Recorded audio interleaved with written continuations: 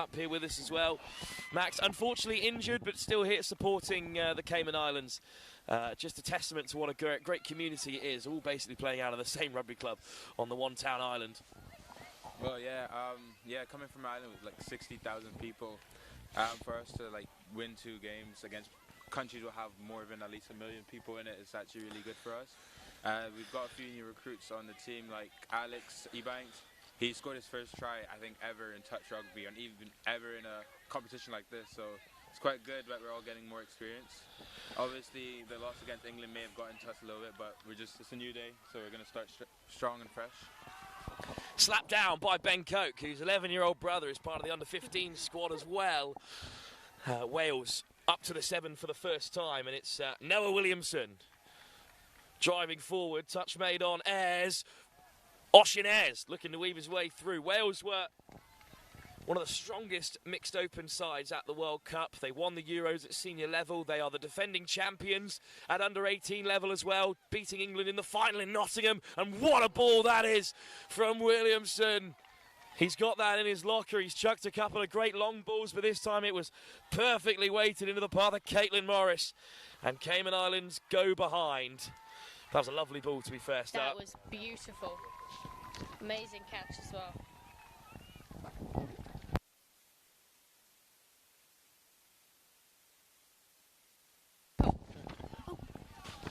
Well, here we go then.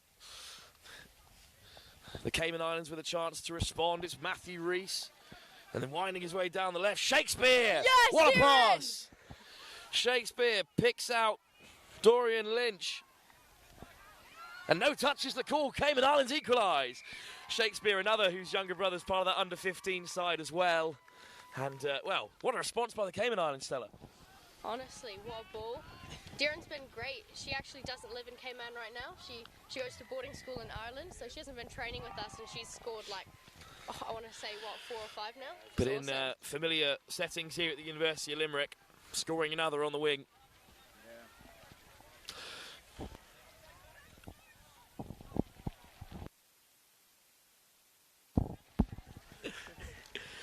Wales looking to respond. Jan Davis gets it on the return. Davis, soft ball into the path of that try scorer Caitlin Morris, but this time kept out. Davis sides through, needs support, finds it in Fred Deneen. And Wales, awaiting the referee's call, go 2-1 up. Oh, what a game we've got on our hands here. See, one thing about Cayman, we're resilient. No matter our try, it doesn't stop us. We'll still try to come back.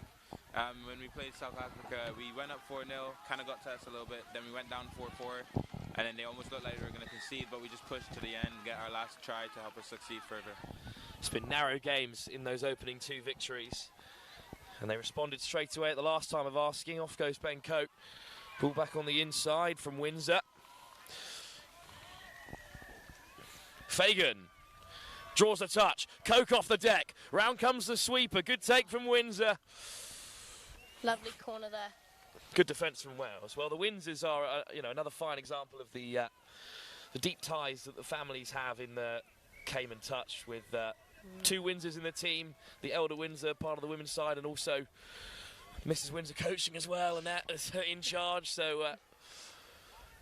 Fun fact, this is actually one of the Windsor's last tournament for Atlantic U18. She turns 19 at the end of this tournament. Have to be moving on to the senior levels. I know, quite a few of our players are actually aging out. So Max is aging out. Oh! Oh, last tournament unavailable, that is a shame. What a touch by Luke Chestnut. But great work from Chestnut to deny Wales. Reece Clarkson almost over. But still 2-1 it remains to touch Cymru. Good clean transition from the Cayman Islands off the deck by Marley Thompson. Thompson again plays half. Here goes Shakespeare. Rees gets it on the return. Windsor. Oh, the pass is just put down by Marley Thompson. But a penalty for the Cayman Islands. They'll maintain possession. Out goes the arm from the referee. Great support just behind that try line there. The under-15s lined up, watching on in the turquoise blue that we've become so familiar with here at the Youth Atlantic Cup. Shakespeare. Windsor. Shakespeare again. To the short side. Shakespeare over the top. Nice footwork inside and out from Alexander Diaz-Eubanks. But crossing is the call, and it's going to be a penalty in Wales' favour this time. Excellent early drive, no touch. Wales are going to go all the way. It's Jack Parrott who gets his head down. Diaz-Eubanks in pursuit, but he won't catch him. It's Jack Parrott who scores Wales' third. I'm not sure what went on in the defensive line there, but unfortunately, I think an offside call just allowed Parrott to get his skates on and score Wales' third. 0-3. 3-1. 3-1. Can't write off Dorian Lynch's score for the Cayman Islands. But unfortunately there, no chance for the Cayman Islands to respond. They've given it up with a roll ball. Ewan Davis heads off the field. Good drive from him.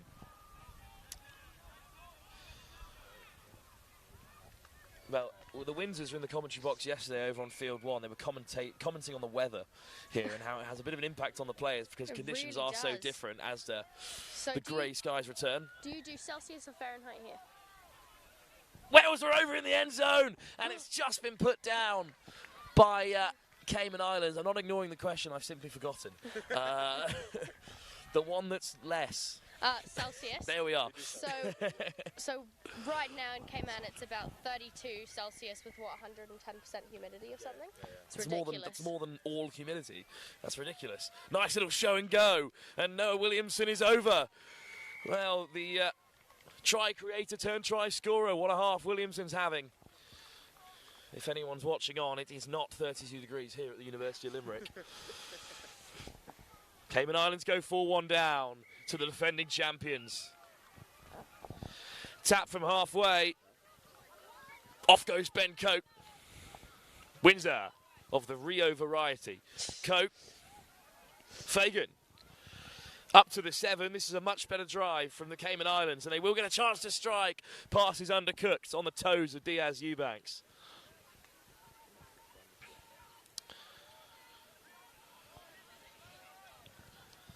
Nice show and go. Wales transitioning well up the field. Whipped off the floor by Rhys Clarkson, who leaves the field. Weaving carry by the opening try scorer. Caitlin Morris has done great work. Harries. Show and go. Harries almost away. Kept out by Jake Fagan. Gabriano. Or in fact, it was Ewan Davis of Wales. Lovely.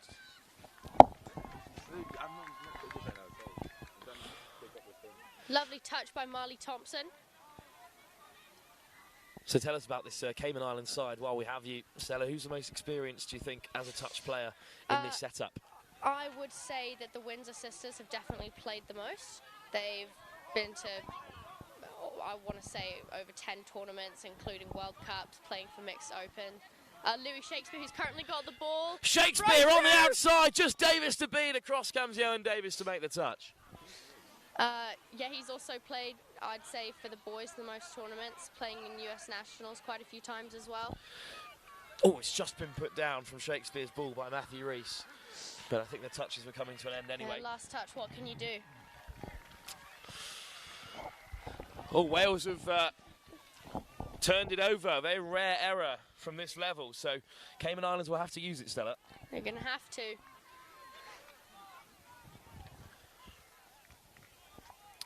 Taking their time here. Here is Louis Shakespeare. Oh, that's a hard touch from Matthew Rees. It's rare for the player with the ball in hand to get called for hard touch, so I think Rees will get away with it. Up to the 7. Shakespeare and Rees operating out in the middle.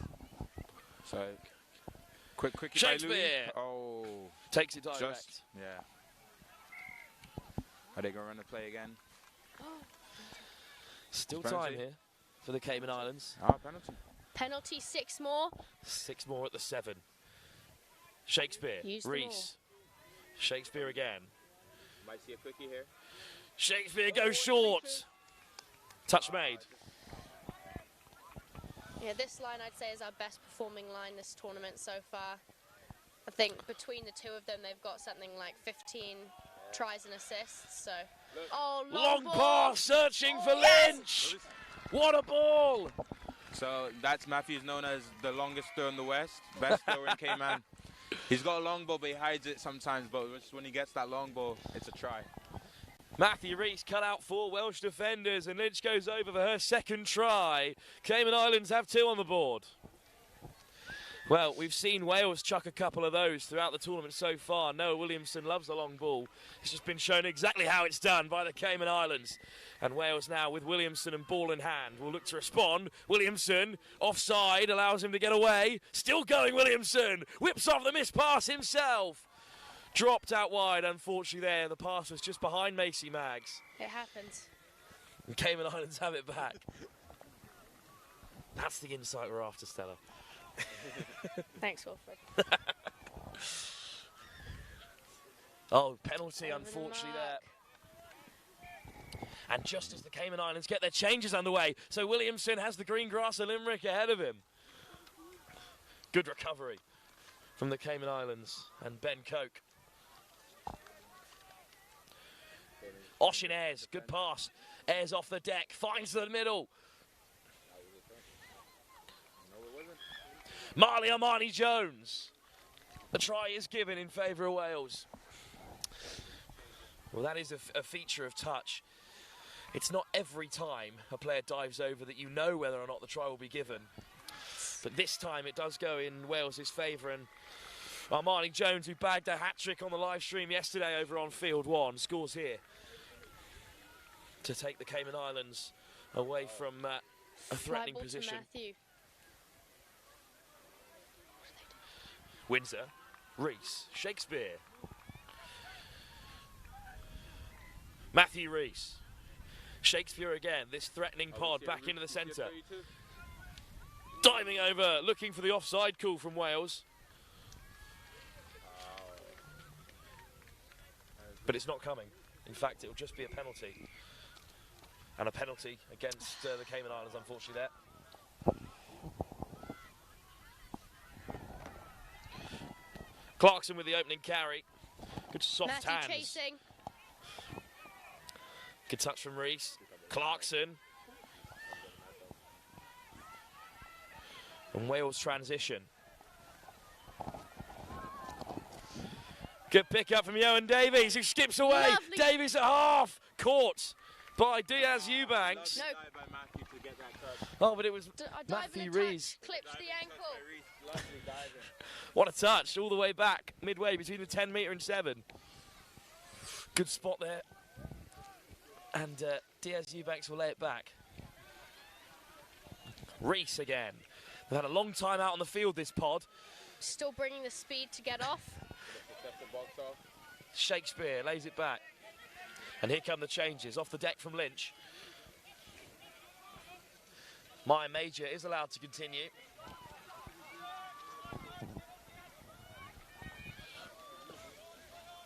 Garbarino at half.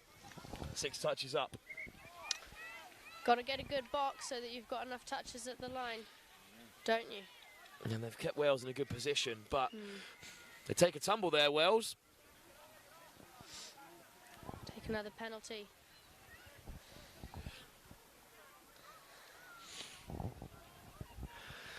First touch on halfway, so practically a restart for Wales. Williamson had a great half, given the freedom to roam out in the middle. Williamson again. Looking to take on Garbarino and Allen. Williamson, switch on the 7. Oh, what a ball! Flashed straight into the path of Armani Jones, who scores another for Wales.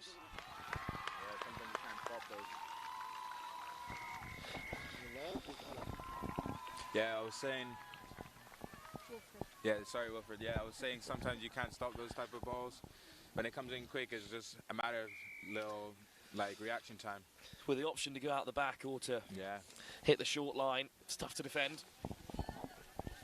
Here's Windsor. Carried on by Ben Coke. Cayman Islands not out of this one just yet. Fagan slides in, unopposed. I'm not sure Wales knew exactly where they were defending in that last phase because Fagan had far too much space. And a good response by the Cayman Islands. Very.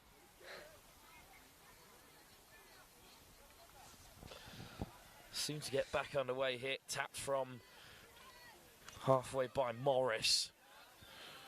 Davis. Lovely shutdown. Deneen. Morris.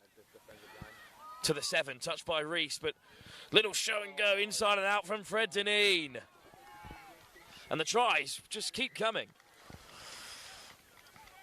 Well, the Cayman Islands have been involved with a number of pretty high-scoring games, but this might top that.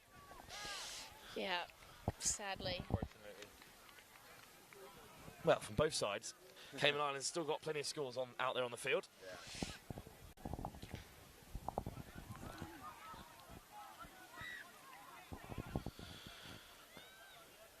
Good delay on the pass, and it gives Maya Major a bit of space to move into here.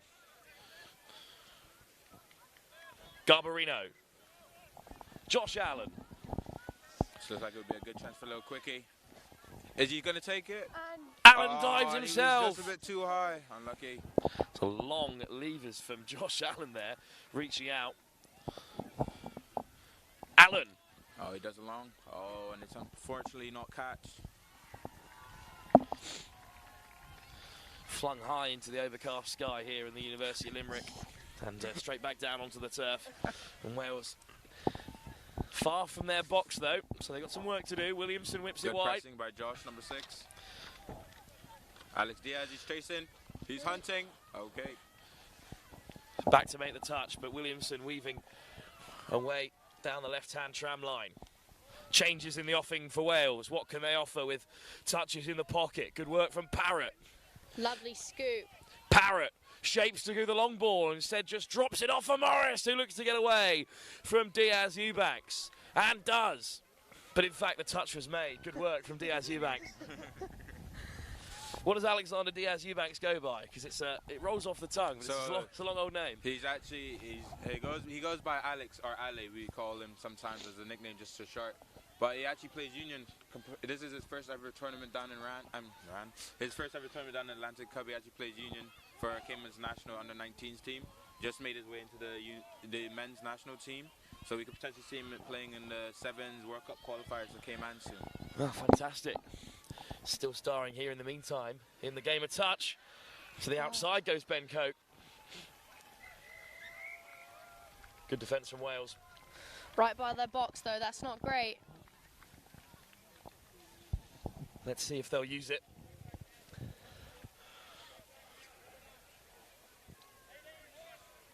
And they do head towards the box, Wales. Clarkson. Matty Welpton. Lovely hands. Good line from Harries. He's got to head all the way back there. Touch made by Ben Coke.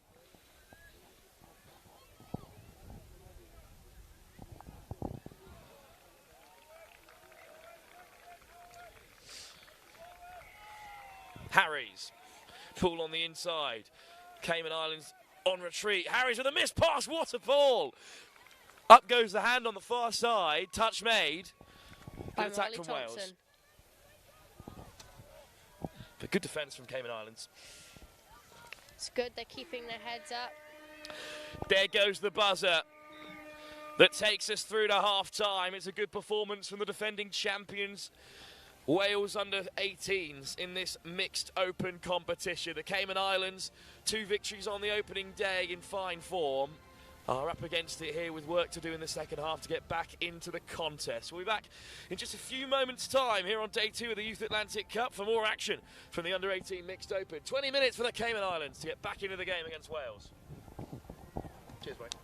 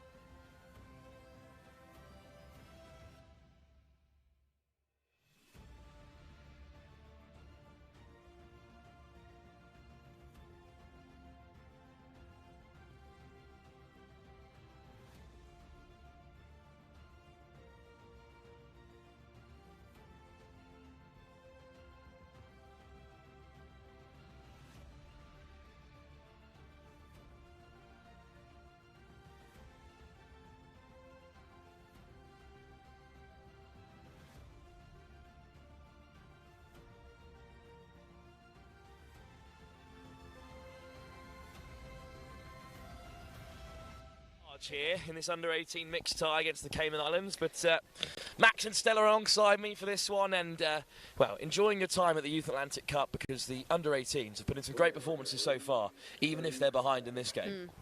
You're starting on defence. We've got Matthew, Louis and Coco's lineup with Alex at link, hoping to shut this down quickly. Yeah, I would say this is probably one of our strongest defensive lines. Kept us in the Lebanon game. It was the Lebanon we played? Yeah, it kept us in the Lebanon game. This line was the one who kind of protected us from that last scoring try to keep us winning.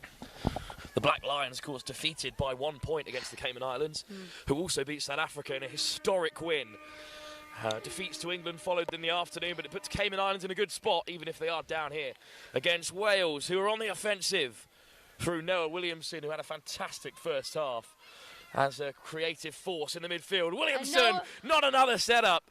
He's put in Oshin airs. Perfect start. Williamson. Lovely. Lovely play by Wales, to be honest. What a half he's having. No, Williamson took a back seat in the last time I saw Wales on the under-18s mixed competition. He was more of a rotation option, but he's starring in the midfield today. Staying on for defence. Obviously quite confident. Let's see if the Cayman Islands can punish them for that with a fresh set of 6 touches and players on the field. Garbarino. Allen. Carried on by Major. Plenty of conversation. Setting this up. Myers under Josh Dice. Allen.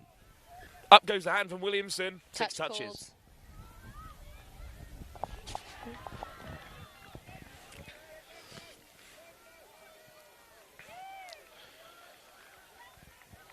Wales looking to head towards the box. Good touch made by Luke Chestnut. Luke Chestnut, actually our newest player. He was, after Max got injured a couple weeks ago, he got brought in. Actually didn't have a massive training time with us. He only trained within the time of being in Ireland. Oh, it's just come off the referee. Ball on the inside from Ioan Davis. And the precedent for that is just a reset at a roll ball, unlike in any other forms of the game where they would have stopped it for longer. So Davis off the deck. He's a shame there because that ball on the inside was perfectly weighted. And he's been caught and it's a turnover. Lovely defence by Josh. Pressing up. Not a bad assist from the ref either for the Cayman Islands, who lovely. have it back. Lovely speed by Maya, bringing it in. Oh, that's a hard touch if I've ever seen one. I'm not sure if it's going to be given. Turnover. That was a pretty physical contact. I agree. See, that's the problem with mixed. There's not really much you can do. If you're having guys that are 6 foot tall going against girls who are 5 foot, is going to get pushed. Davis. Deneen. Davis again. Harries. Fortunately, Alex Diaz was offside there. Got the penalty awarded. Deeren was yelling for him to get back. Didn't hear. Lovely communication by Deeren Lynch. She knows what she's talking about. Deneen. Forced back a few yards by the ref. Here's Ioan Davis. Harries. Deneen. Over he goes. Lovely touch by Ben Coke. Nice touch. Davis. Deneen again. Alex has learned from his mistake. He's getting back and moving up.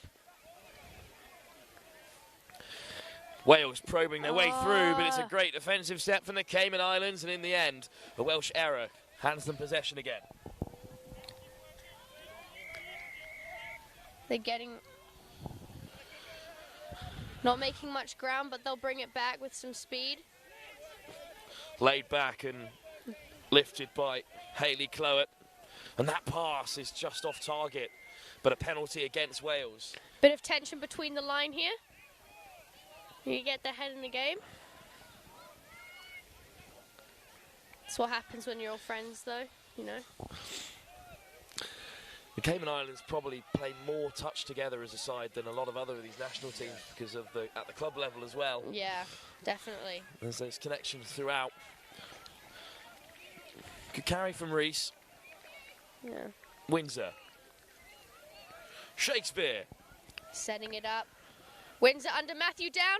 Oh, coming together of some physicality there, and it's another penalty. Hard touch the call. 6 touches at the 7 for the Cayman Islands. Shakespeare, over he goes. A little bit physical. Real physicality. Heated there, don't you think, Wilfred? We'll see Shakespeare and Ioan Davis. Yeah, now the good. touch is made. Reese to Lovely the open side. Can Lynch finish in the corner? Oh dear, and another beautiful catch. Like I said before, longest long ball in the West. It's a hidden weapon Cayman has from him. Yeah, Matthew and Deeren have had a few of those going this tournament. It's lovely, love to see it. Deeren Lynch. Hidden weapon. Has a hat-trick in this game, I believe. Honestly. What a performance by the winger. She scored 2 against England, actually, and then she's now scored 2 against Wales. Clarkson looking to respond for Wales. Oh, wait, am I bad? She scored 3? Morris looks to set it up. She scored 3 for Wales. Clarkson off the right boot. Oh, She scored 3 against Wales. That's my apology. Sorry. sorry, Darren. Can't rob a hat-trick off Lynch. Parrott. Dummy Parrott looks switch. to run. Parrott on the And outside of Diaz does Eubanks. Alex Has he make made it? it? All clear. Scored by Jack Parrott. What a finish. Dummy switch with Clarkson. And he just about got away from Alexander Diaz Eubanks. Yeah, we've got to get it to Wales. They may have a lot of skills over Cayman, but I've got to give Cayman's resilience, because no matter the skills, we're still fighting against them. Wales in 2023 under-18 mixed opens champions, set them up for their European Third touch close senior to the win 7. as well. Oh, good line speed from Wales. And now here looking for another title in this mixed open category that they've really made their own in recent years. Well, off goes Fagan. Fagan sliding in. Try given. Cayman Islands have another. Try by Jake. He Jake loves- Fagan, whose parents are behind the try line there, cheering him on as he scores. He's got a lovely step out, step back in. Great calling mid as well. Yeah, well, without Miss Christine, the team manager, Cayman wouldn't really be playing in a lot of these competitions, so we got to thank her as well. Big shout out to Kristen. Here Morris come carries the ball. She looks to dump. She looks to dump. Caitlin Morris lays it back. Will Deneen make it? back Oh, on the back inside. in. Yoan Davis goes over. Quick response from Some Wales. holes in the defense. Hopefully they can work that out before next time they get on. Good work from Fred Deneen.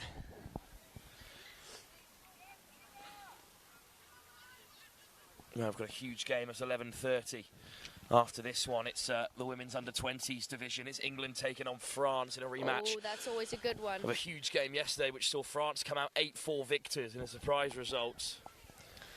Josh looks to take it in, passes it off to Major. Major dumps. And here come the Cayman Islands. They win a penalty as well from Wales. Maya stays on her feet though. Great footwork. Luke takes it back. Garbarino from the 10. Takes on Clarkson. Allen. No, they need to start looking to take the touch a bit lower so that they're not getting shoved around. Garbarino. Allen. Forcing Wales to drive towards the line. Allen, big miss pass over the top. It's a great take by Hayley Clowett, but caught by Wales at the 7. Clowett back on the inside. Play on is the call. Final touch. Wales have defended that well. Lovely shooting. Oh, what a line. Almost through. Allen has to rush back and deny Parrott the yard. Soft hands has Wales on the outside. And Deeren makes the touch. Lovely speed. Fionn May Edgell couldn't get away. And the call is... It's going to be Cayman Off Islands the mark. possession, just shy of that 10 metre. And a big chance for them to get another on the board before the end of this fixture. It will be a second defeat of the tournament for the Cayman Islands, but they have fallen to England and Wales, so no shame in those results. Big wins against South Africa and Lebanon These have guys set are them up well tired. before the semi-finals, but they'd love another score here. Rio Windsor, good line speed from Wales to shut down Jake Fagan. It's good we've got new legs on. I think the last line was getting a bit tired. Coke gets away from his opposite Does he number, make it? steps on the outside, looking Oh, to draw and he in the makes winger. it. Lovely dive, lovely run. And another try for Cayman. Ben Coke on the board. Nice footwork to get away from Oshin Ayres. Easier said than done. And the Cayman Islands have another score in the latter stages of this contest. That should boost the morale of the Cayman team, showing us that we can still score despite this Wales team. It's a more than respectable result against a really talented Welsh side. I agree. And still time for that result to change. It's just popped up in the air and eventually fallen for Yoan Davis.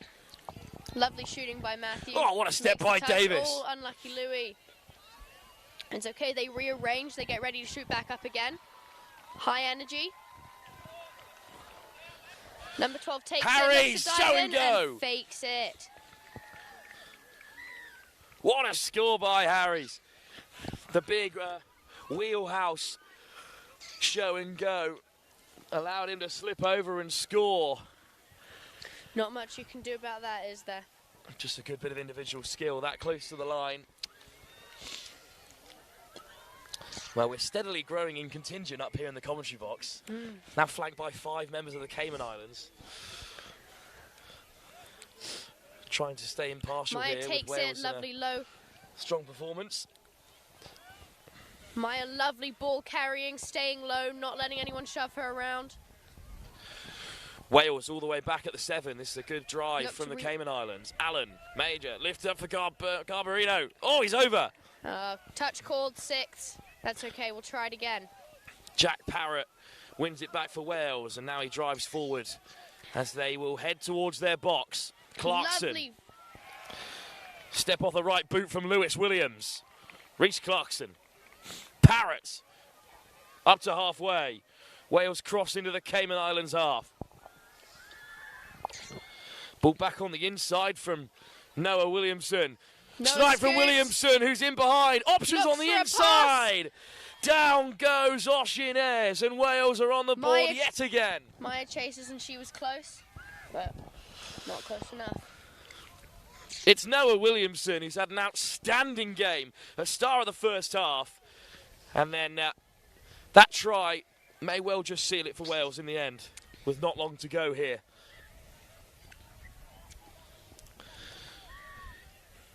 Carried on by Fagan. Fagan, Coke. Flying out comes Fred Dineen to make the touch. Wales back to their 7-metre line. Sweeping round the corner, but they go to the short side instead. And Jake makes it back in. It's Jake Fagan. 2 tries in quick succession. Well, conversation to be had with the referee. The try not confirmed just yet. Oh, and I think Fagan has been denied. Touch and pass, I believe, is the call. So Fagan won't have his second score in this second half. And instead it will be his opposite number, Fred Dineen, who carries out. Cayman looks to defend in their half. They look like they're going to box. Great line. Lovely up-down time with the ball from Wales. It's barely on the floor. And that speed is what's getting them everywhere. Clarkson, big miss pass, put down by Maddie Welpton. It was floating forward, I think, from Clarkson, regardless. But good work from Welpton to find herself in that much space. Great speed from the box off here. Windsor takes it in. Lovely pass back into Shakespeare. Just about 2 minutes or so to go Matthew here. scoops, chucks it back into Coco. Coco back into Louis, lovely hands. Oh, it's a shame that Reese has just tripped there. But they are at the 7 here with a chance to create something. Off the deck from Windsor. You can see another long ball. And Deeren with another one! Lynch has 4. Deeren, that is beautiful. Aaron Evans raced across but couldn't get there. 4th try for Lynch, another long ball from the Cayman Islands. You think they would have learned from the first 2 long balls that they would have stopped it? 3. First 3 long balls. Great Still work. Stopped it. Matthew and Deeren are loving this. Let's see another before the game's over. Caitlin Morris gets Wales back underway. Ayres. Williamson. Eventually caught by Allen. Morris. At the 7. Wales looking to finish this game with a flurry. And Williamson caught. by Joshua Allen.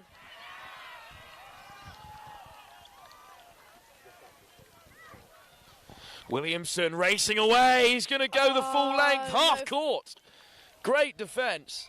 I think it was the new man, Luke Chestnut, who got across to make the touch. Lovely Luke. A suitable replacement for Max then.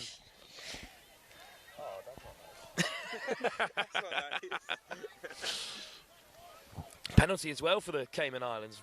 One more chance for them to have an impact on this fixture. Oh, and they have lots of players off the pitch, need to get some more on. Josh takes it lovely to the box. Marley checks it to Rio, Rio to Jake. First Ben touch scoops, taken on the looks to 10. make through back to Jake. Off goes Jake Off to Fagan. Deering, Good can she ball. make it? Lynch just with Williamson to beat. Steps on his outside, but is caught.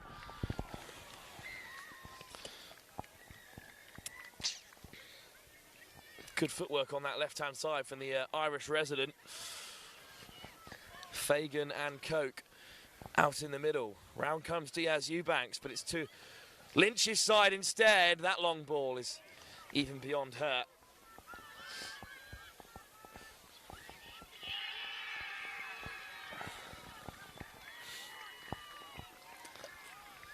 She's got her hand up on the far side, Lynch, asking to be substituted, I believe, after that long ball attempt. She's been there for a while. I don't think Absolutely. Deeran's subbed off.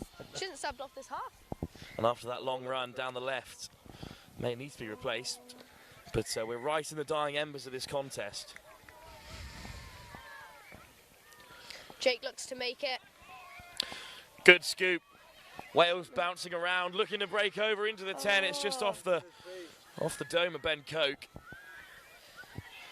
Anything for the touch? I think it's been given as a penalty for Wales. No penalty, 6 more. He's worn that well, and I think he's going to leave the field. I don't think so. I think he's staying on. You see Deering going for a change as her time's coming up to an end. She's getting very tired. Big performance by Deering. Great endurance. She could stay out there for a whole match. It's a long way for Hayley Cloet to go, and at the moment there's no winger on the far side. But Harries But goes she to the gets other there. side, and And Deneen Rio is makes caught. the touch.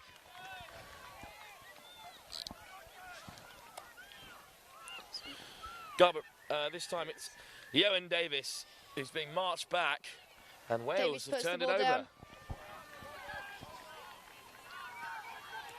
Looking to box after that hard defense.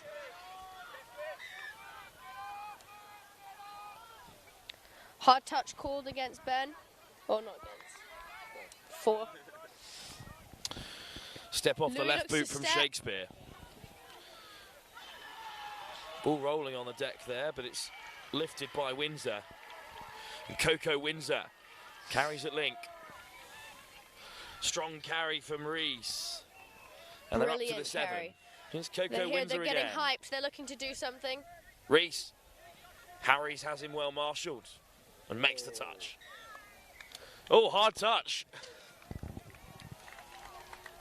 It's a needless Thank penalty you, for ref. Wales. Might not change the outcome of the fixture, but one last go at it for the Cayman Islands.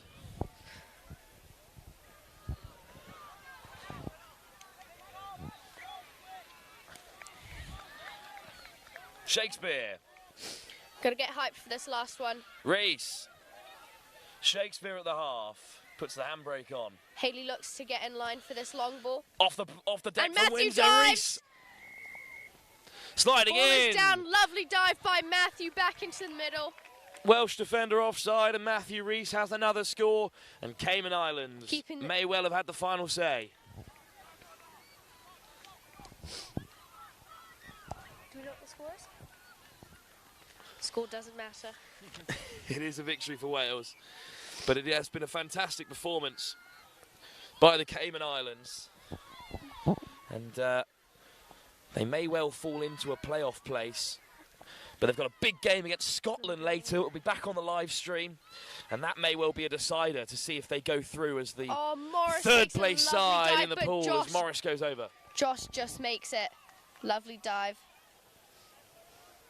Well, right at the end of this game as Wales go hunting for it again. Clarkson, Morris, touch made by Lynch. We can look ahead to that Scotland game. It's a huge fixture. After this defeat to Wales and defeats to England, basically a shootout for the third best side in the under-18 mixed category, which may well see you through to a semi-final. Yeah, I think That'll be a first for Cayman. Definitely will be a first. Well, hopefully we'll have you both back for that game as well. hopefully. You're very welcome. So if you want to trek back up the hill as Clarkson carries on the 7 for Wales. Parrott. There goes the buzzer. Clarkson's ball hits the deck. Wales taste victory here. But as you can see on field, it's the Cayman Islands who looking happier with the result because it's a fantastic performance. 2 wins in their opening 2 games, followed by 2 defeats to the home nations, England and Wales, but they can be proud of how they've performed here, and they've got a huge game against Scotland later on. Looking forward to that one, Stella. Oh, I'm looking forward to it as well. It's lovely being able to come here and play all these like massive nations compared to us. It's lovely commentating with you, Wilfred. Very funny guy. Thanks Thank very you. much. Max and Stella, we'll hear from you both later. For now, though, we move on to the under-20s category. It's a huge game between France and England. Up next, live here on day 2 of the Youth Atlantic Cup. Hey, man. Thank you. How you going?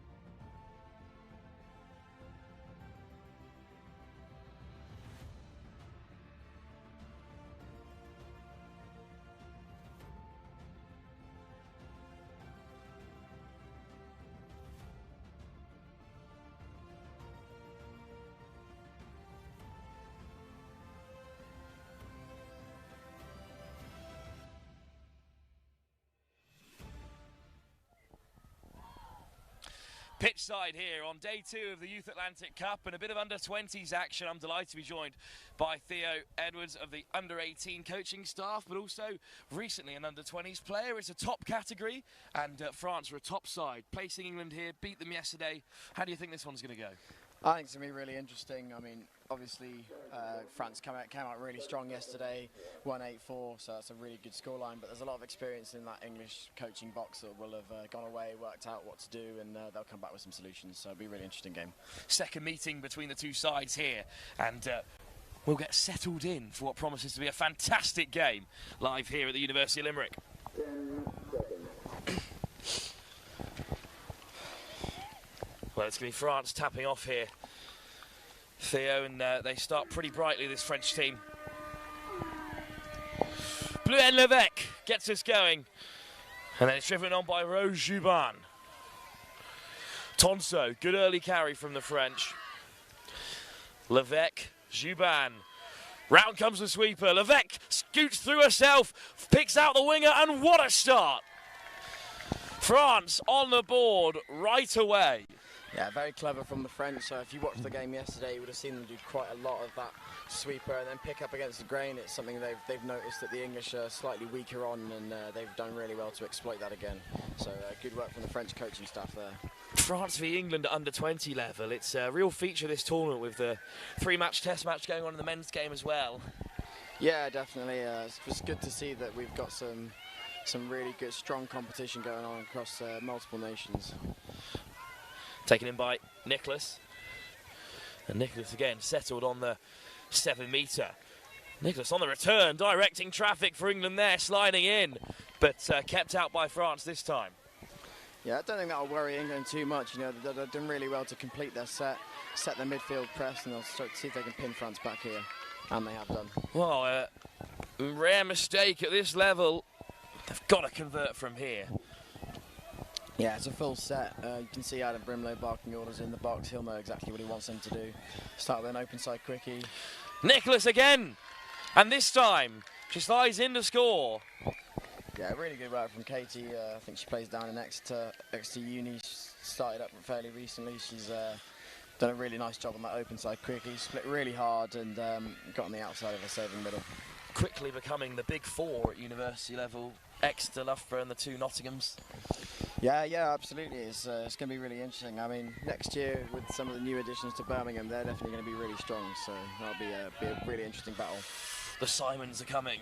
Yes, over they to are. Birmingham and coach the programme. Yeah, well, we know that Ollie and Em are both off to Trent as well, so they're going to be a tough one to crack come September. And for now, it's France labouring to get back ahead. Maya Ladebert takes a few yards back. Marie Lafitte to the left, but goes to the right-hand side, taken on by France here. Ladebert. Leg back for Inez Bartolin. Ladebert, just a bit of a misfield on the floor there, so England do have it back, and a little bit cagey from France after such a great opening score. And well, England took a tumble there, but I think the penalty is going to go to the French. Yeah, so I think it was rolled off the mark initially. The French did interfere with the ruck, but the first offence was definitely off the mark there. It's a good, kind of a little bit of an escape for the English. They seem to almost kind of open up that sweeper pickup option again from the French, so it's going to be interesting to see how they defend this out here. There's plenty of French parents and supporters behind this English line. It's a nice ball to open up a bit of space for Juban. Forced to retreat. Levesque. Juban. Levesque at half. Slows it down. Patient play by the French. Juban. Oh, somehow is keeping a hold of that. Great hands. Caught behind and now sliding in. Goodness, what a score. Rose Juban made that look pretty simple after that ridiculous take. Yeah, it's just a little quickie step back, dive underneath. It's really nice work from the French, moving the English middles around. You can see what the English shape's trying to look like, and they've obviously worked out how to get around that. Another strong drive from Katie Nicholas, who started this game like a house on fire in attack for England. Hill. Nicholas again. All the way to the 7. Keris Rowlands. Nicholas! Yeah, that's really good work from Katie there. So she's run really hard on the outside. She's pulled her middle across as well, so she's ended up with 2 players up at the point of the touch. She's really, really difficult to defend, and she's ended up winning a penalty there. Penalty for England, tapped by Nicholas. It's got Rowlands there to play half. Back to Nicholas again. This time they spread the play. Good defence by the French. Right up in the face of Chloe Hill. Yeah, I'd like to see England maybe holding their width a little bit more, trying to get around this defence. Oh, that's a missed opportunity, Theo. Yeah, just an incorrect roll ball. Some would say a harsh call, but I think you've got no excuse when there's no contest to not get your foot over that. Good drive as well in response from the French. And we'll get away with one that roll ball. Not that I'm biased in any way. Lalibert with a good carry. Soft hands from Jolivet. But called back in the end. Good recovery from the English middles and links there, just to work back on side and get the pressure on the French. And they'll take their time getting started here as they'll head towards the box. Nicholas. Rowlands wants it early and does lay it back. And now here come the changes. Oh dear. Looks like they're just trying to force it a little bit on their exits. Probably just want to see them establish a bit more momentum.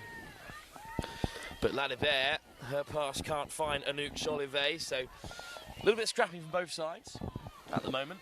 Yeah, I think both sides just kind of finding their feet. You know, like it is the second day of the tournament. There's going to be some fatigue in the legs, but people's systems starting to come into play a bit more. So it's going to be more of a tactical battle than who starts quicker, I think. Up over halfway, off goes Madeline Miles Kingston. He finds the pass and a little break for Hannah Lee. Lee going the full length. Lee puts it back on the inside. Just a touch and pass there. It's really good chasing from the French defence, but it's a really good platform set by Izzy, number 13. I've got to shout out our next year's Love for Touch chair. And unfortunately, I think you might have said Maddie, but she's injured in the box, unfortunately, at the moment. So she'll be, but hopefully she'll be back ready to run in Italy in a few weeks' time.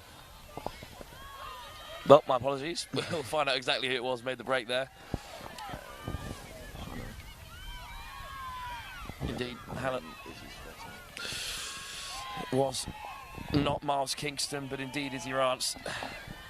But France, in response, looking to go further ahead. Ball over the top. Good pressure. Flying across came Katie Keys. Yeah, another Loughborough player there. She's only just started kind of playing touch properly at this level back in October, so really good to see her representing here. Good height and a good release on the wing to shut down that skill. Lee. Caught by Levesque.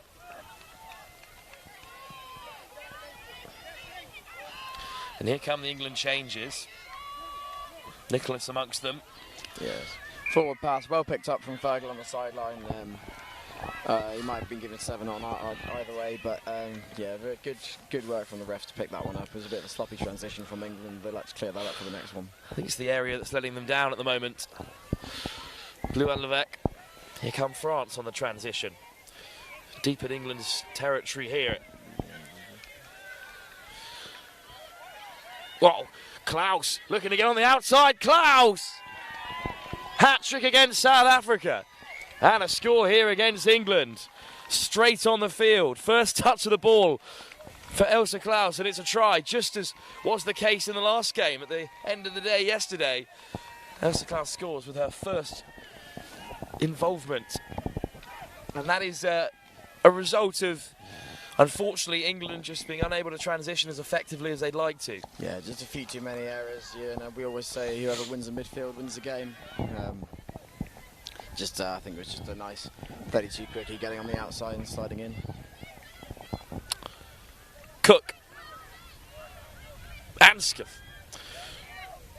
Graham. B. Graham stepping away from one defender.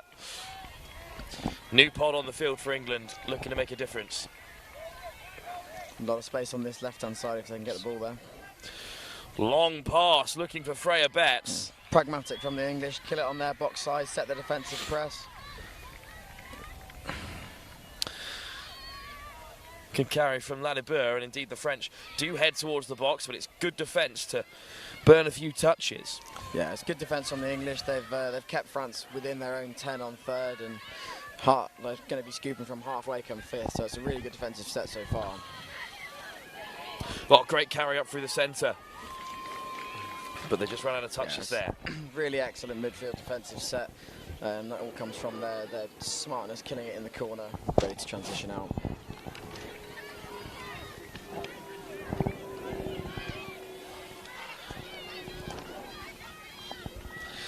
England in response, looking to get back into this contest. Lee, Rance, Lee again, Rance on the inside. These two have worked well so far, and sniffing for the penalty. I think England are going to get it, Theo. Yeah, no. So that's a really interesting call there. So I think Vogel's probably done the right thing there. So he scored a player offside. He's attempted to retreat to get onside, and in doing so, the attacker's made he's initiated the touch on that French defender, which just counts as a touch.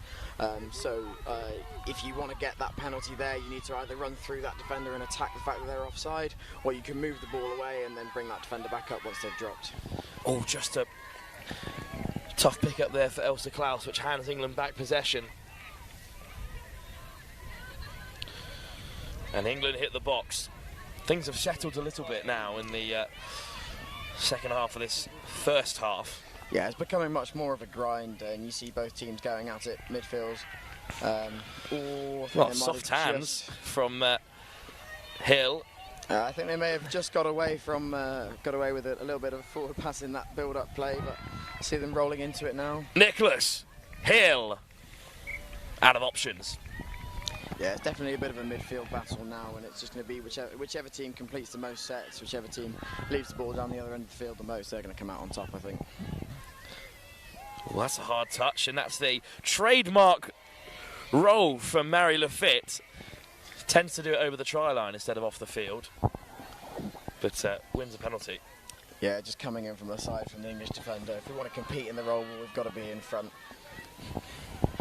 It's another powerful shove from the French, and a carry from the French of some retort. Ladebert almost in behind. Quick pick-up as well. Over the top.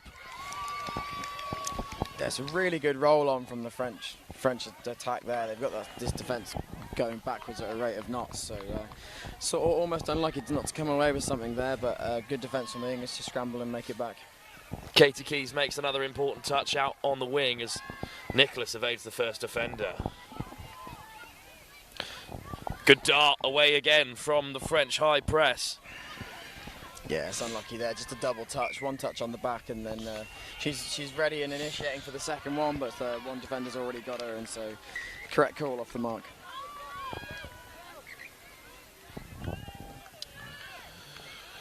Ladebert takes it and leaves the field. It's a bit of a disjointed box set from the French. Levesque. Now they'll start to roll here. Lafitte. Switch back on the inside for Juban. Levesque.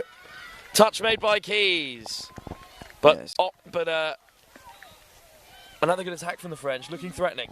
Yeah, definitely. A really good read from Katie to come shut that play down, but it's nice identification from the French that that saver from the English is chasing over, so they can switch back to the other side and open up a 3-on-2. Off goes Izzy Rance, up to halfway. Lee crosses over into French country. Rance, good line.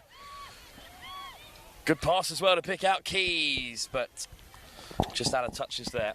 Ooh, I'm not sure about that one. Oh, it's a penalty for England. No, I think they're going back to fourth touch here. It's a very, very short 7 in my opinion, but you know, we'll let it play on. Oh, and that pass off target. All these things tend to balance out in the end here. Yeah, so the touch gods will obviously make it even in the end, as we've seen many, many times. Guittard lays it back. Prune Fulton. Levesque. Juban. Round comes Fulton all the way towards the box. Good defence from England though, forcing France to burn a few touches. Oh, it's nice work from the French there. They've obviously identified what the English press is doing. Just unlucky not to stay alive on that right-hand side. Rose Juban looking to pick out Blouin Levesque, who was already off the field, unfortunately. Yeah, I imagine the French coaching staff have had a look at what the English pressing pattern is, and they've told their players how they need to get around it. Lloyd. Betts. Nicholas. One of the changes. Like Chloe Hill. And Nicholas and Hill working back in the middle again together. Teasing the French there. Good pick up from Katie Nicholas. Hill. Nicholas. Options left and right. Heads to the far side. Missed pass over the top is beyond Keys. It's a little bit of indecision there from England. They're just kind of wandering around, wondering what they should do. And I feel like they'd get a lot more success if they just ploughed in with a bit more speed into the strike. Indeed, the scoring has certainly slowed in the latter stages of this first half. It's exactly the kind of game we're expecting, though, Theo. A close one. Yeah, absolutely. I mean, and Adam Brimlow in the box will be watching everything this French team's doing and working out on the fly exactly how he needs his team to get around it. So we trust him.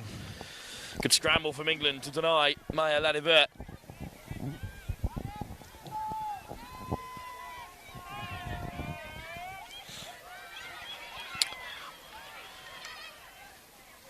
Attempting to get away, but the touch made by the French as England head to this short side, to their box.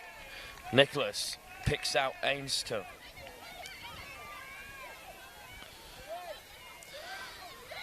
Again, those little balls over the top, looking to deceive the French, and it's led to the good pick-up and a bit of space down the left for Anna Cook. Yeah, Anna Cook, just another Exeter player. I'm not sure which team she's in, but she's definitely one to watch in the upcoming UTCs. Penalty, though.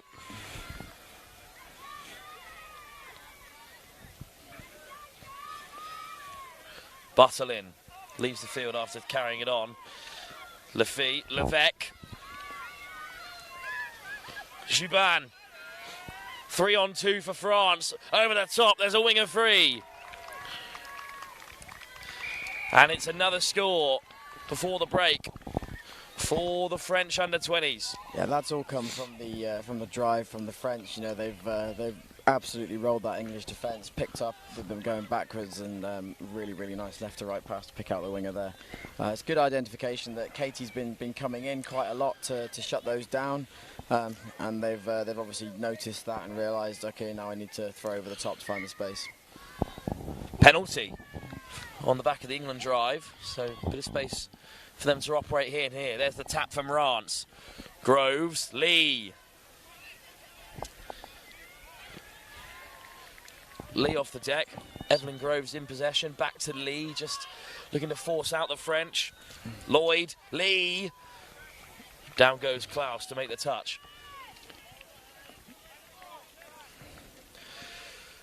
Izzy Rance again, looking to set the attack. Groves at half. Rance steps on the inside, but is caught. Yeah, it's good defence from the French, keeping nice and tight. Obviously, they haven't really seen England throw over the top yet, so they're waiting to see when that happens, so that they can adjust their defensive behaviours. But right now, they're pretty solid in the middle. Great carry by Josephine Dessau in playing her last junior tournament for France. Butterlin. Ladibert. There's a bit of space on the left if Ladibert can use it. Scoots through herself and down goes Sarah Guittard. There's another try for France and the tide of this game is turning. Yeah, it's pretty in favour of the French at the moment. They've definitely got the momentum, and like we say, they're absolutely winning that midfield battle. You know, they've England got down to that 7, won a penalty, and then the French just rolled them right the way up.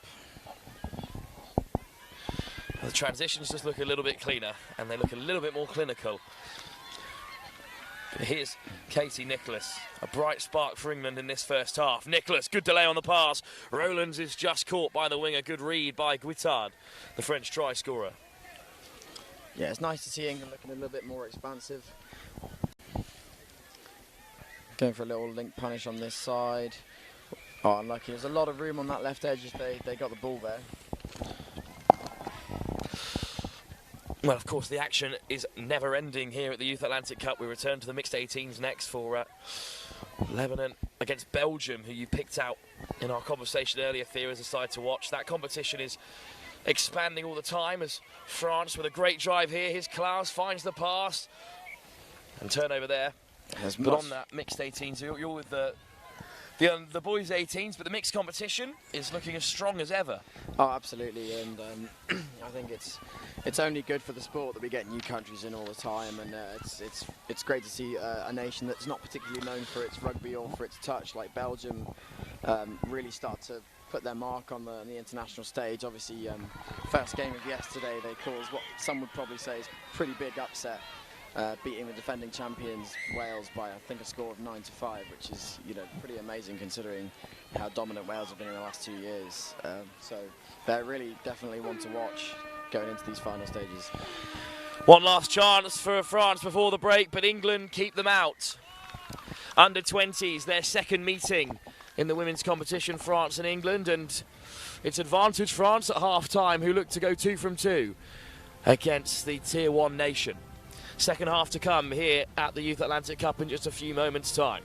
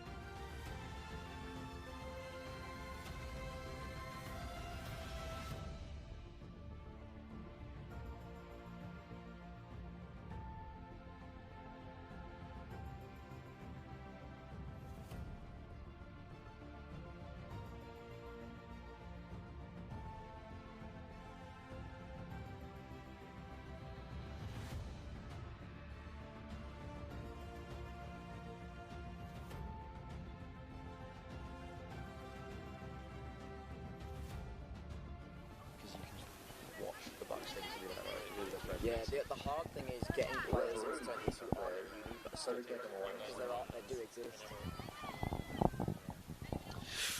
Second half to come. France lead by 5-1. But Theo, we were just discussing the English selection process, because it's gotten to the stage now where it's incredibly difficult to do. Oh yeah, absolutely. I mean, it's a massive program, and I think so. Our initial player pool to select from for the male players for the mixed 18s and the boys 18s was 63. So that's 63 kids from which you have to pick 26 places. And it's 63 players who get invited to an England camp outside of all of the other players who have got to pick who don't make it. Here go England, under 20 women's down by 5-1 after losing to France 8-4 in their opener. Looking to turn things around after victories against South Africa yesterday for both these teams. Hard touch on Nicholas. And that's going to offer a penalty for England. Good start to the second half for them, Theo. So I think what the actual call was that one of the middles on this side was not moving forwards. The touch itself I thought was probably fine. Unlucky just a forward pass off the ruck there. Yeah, I think the touch was a good compete from the French, and that was nullified the advantage that the ref was playing. After working hard to win the penalty, it's a shame that England couldn't convert, and it remains 5-1 in favour of the French. Levesque to the touchline, and the changes are being made. Desaul. Oh, good hands from Lefy. Klaus wants to call in France's favour, and I think she's going to get it. Yeah, I think that's quite unlucky. I'm not sure she played at that ball. It was just a straight hand that got it, but obviously we're up here, refs are down there. They got a different picture, so I'm trusting Will on that one. He knows what he's doing. Josephine Desaul. Sliding in goes Elsa Klaus. It's really good height from Tilly on that right link, getting up really nice and high and cutting off the space for that French attack.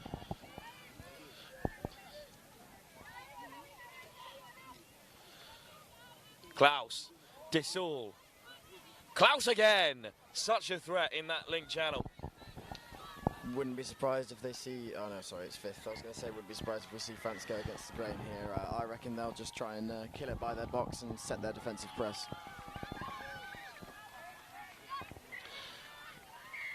Attempting to make something happen on one touch, and England have it back instead.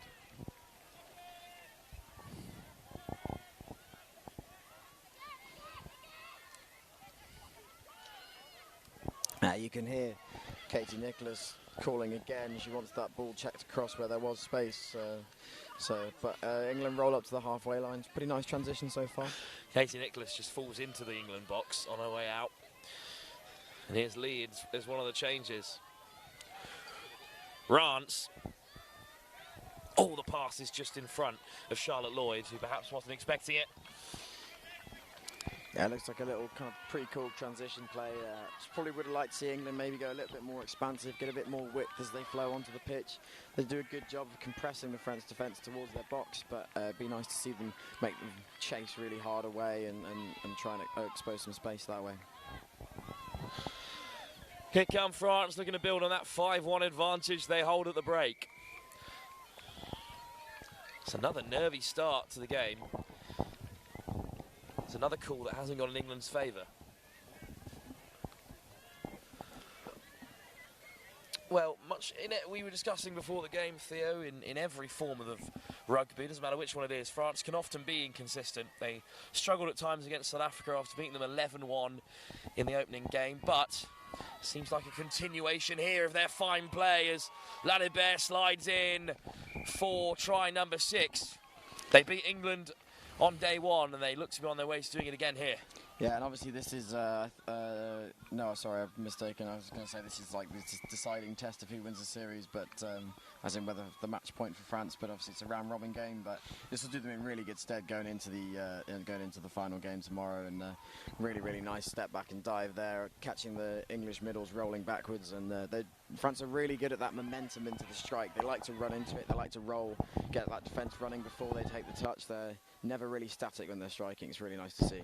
Good work from England in response. Reaching out is Freya Betts. Jessica Wright swung the ball around, a little slow to pick her out, but what a finish by Betts, and it's 6-2. 4 tries, even in a game as close as this, is more than doable, Theo. Oh, absolutely. We've seen stranger things happen, and that's a really nice finish from Freya. Got a shout out, another Nottingham player. There's quite a few of them around in England, juniors especially at the moment. But yeah, really great hands and really great to get that down before the touch comes across. We can't bring up that Japan game again from the World Cup, can we? Well, the textbook comeback in all of touch. We can't, but we must, I fear, because every time a team is down, it starts creeping into our minds. Cayman Islands against South Africa. South Africa came from 4 down in that game to level it up before losing by a point. Klaus wide to Lafitte. Good read by England. Yeah, excellent read from Freya. She's waited till the ball's in the air before she makes that crucial jam in to shut down the link. Gives her the opportunity to either chase out to the wing if the pass is thrown there or to come in. Rance, good carry over halfway. Off the deck from Betts, here's Lee. Back to Rance on the inside. Beyond the 10 metre, Lee with a good scoop. And again, Hannah Lee looking to cause problems for France, looking for an offside call. But Josephine Dessau makes the touch. Yeah, it seems to be quite a compressed game at the moment. Neither team seems to have a lot of space to run around in. So, maybe with my refereeing hat on, I might be saying to all 3 of them, let's try and open it up a bit, make sure that the teams stay apart, allow them space to run around. Flying out of the line is Katie Keys to make the touch. But France still lead by 6-2. Little bit of space for Ines Buttelin. Good scoop from Maya Lalibert. Finds a pass, but I think she was caught before. Touch and pass in the end. England have it back. Yeah, it's good defensive. Obviously plugged up that middle hole and starting to force France to go right over the top when they're transitioning. Rance. Cook. Betts. Into the path of B. Graham. Ball back on the inside. Graham. Wants it on the return. Just about caught by the scrambling Maya Lalibert. And England. It's good momentum from England. I just think it's slightly unfortunate they're not getting a very clean strike off the end of it. I think Anna Cook may have stepped the wrong way for B there if they're on the 33 platform. Just want to be making sure that we can attack that offside player directly as a half. It's a second half scant of opportunities. But Jubin trying to change that for France. Levesque, ball wide. Again, a good defensive touch. It needed to be on Maud Lepihan. Yeah, once again, Freya's really working hard on this wing. She's producing some really good defensive efforts. Very popular score over on pitch 1 against England, who have just conceded, I believe, against Wales. Yeah, I think it might be girls 15s maybe. Yeah, I think it is. It's a great touch being played everywhere here at the Youth Atlantic Cup. Yeah, it's a very, very nice facility you got here. 7 pitches, really close proximity to each other. Obviously, a nice little bank from which we can sit up and have a look at all the games. You can watch every game from here. Yeah, it's a brilliant view. For now, though, all eyes on England in the under-20s women's competition as they trail to France by 6-2. Maybe a chance to strike for Nicholas.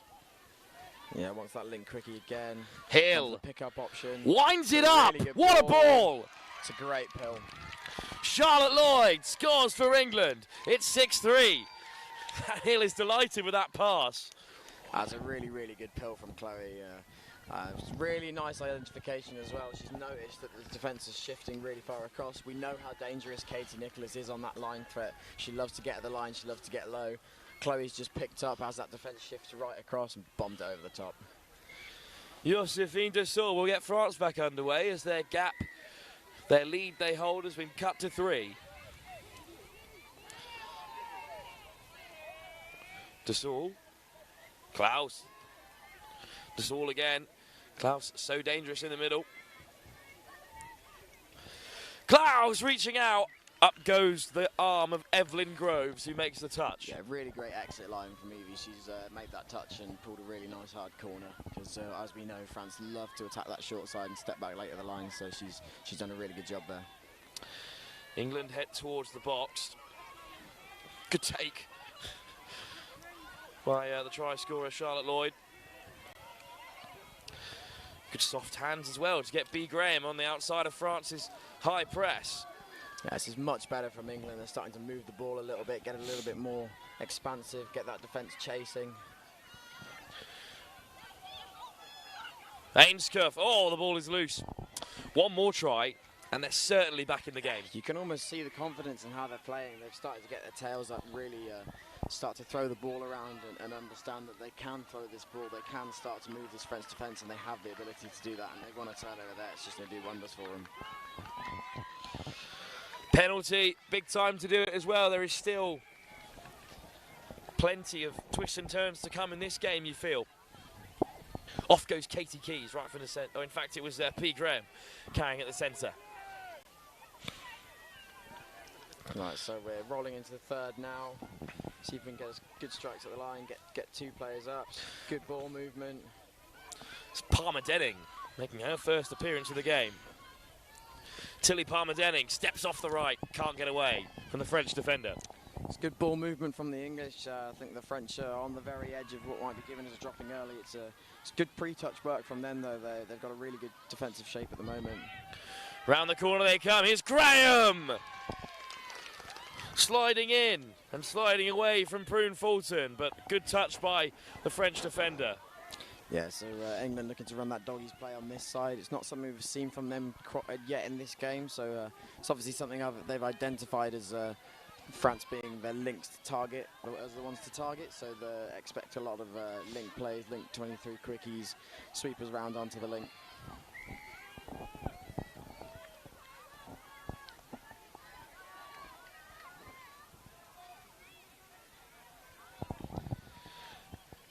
Here come France, looking to re-establish some order and score their 7th try. 8 they managed the last time these two sides met.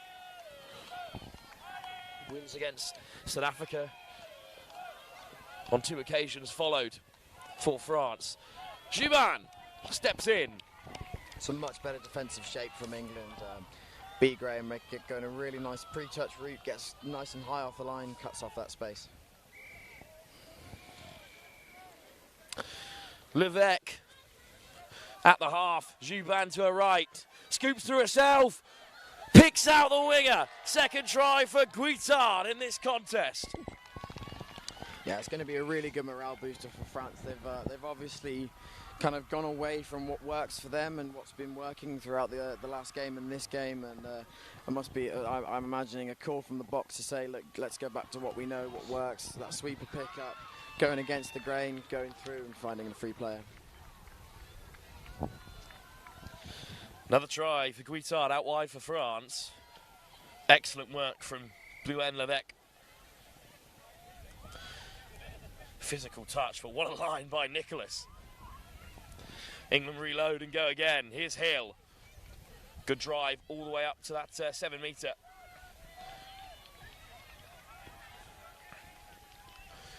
Sliding from miles out, Casey Nicholas.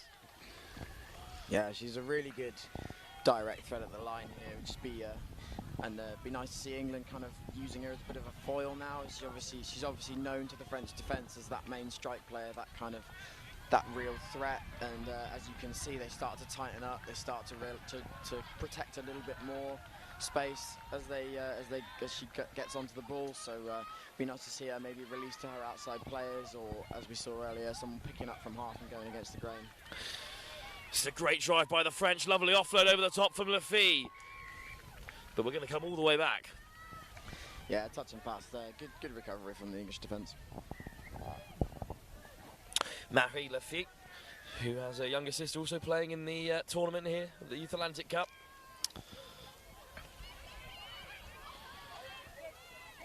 We always love to highlight how much touch is a family affair. Yeah, absolutely. I mean, most of my family's involved at the moment. My sister's playing, captaining the mixed 18s, and my dad's refereeing somewhere at the moment, I'm sure. Somewhere in the field. Yeah, well, I'm sure we'll hear him. He's not a quiet man. Here come England, desperate to get back into the contest, down by 7-3. As the sun is finally broken through the overcast conditions here at the University of Limerick, but it's shining down on a 4th French victory as things stand in the under-20s category. Yeah, it's a really good roll on from the French so far, and they've earned a play through and managed to get on the back of that English press.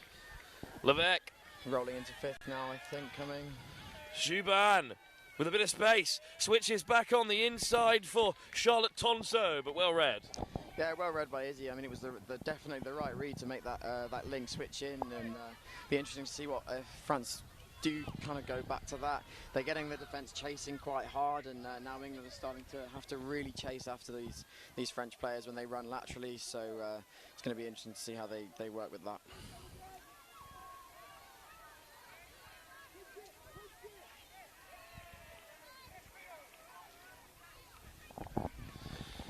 Well, another attack, unfortunately, dispelled by France, from an English perspective at least, which we're both definitely not. Yeah, we have to remain neutral. I mean, to be honest, it's just good for the sport to see this level of competition happening, and you know, if from an English perspective, there's nothing better than having another nation close to you, really pushing you all the time, because, like, obviously we know how good Australia and New Zealand are, but if we're ever going to compete with them, we need to be able to have that regular competition is at a high standard that they do with their Trans-Tasman series and their domestic competitions. And if France improves the way they keep doing, it's only going to be good for us. Who do you think may become the next Tier 1 nation? It's hard to say. I mean, France are definitely pushing themselves up there. I think South Africa, in terms of their strength and depth, the amount of squads they put in, they're certainly one to look out for. I mean, Ireland have obviously built massively in the last couple of years, so it'll be interesting to see where they go next. Obviously, their men's open team's been a bit of a stalwart of the Euros finals, but seems like their other divisions have been slightly lacking in what the men's brings. So if they can expand that professionalism, who knows what we'll see. But yeah, it'd be interesting to see. I mean, sorry, I haven't mentioned, you've mentioned Japan, who are obviously kings and queens of the Opens divisions for a long, long time. Good scoop from Ladabert, great interception. Just can't cling on to it, but yes. France denied.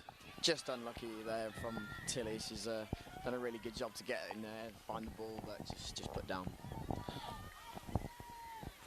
Ladabert lays it back, working in the middle with Battelin.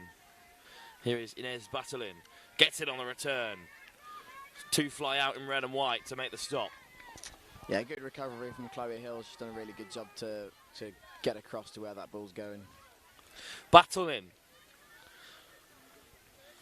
Now at half. Ladabert, great delay on the pass.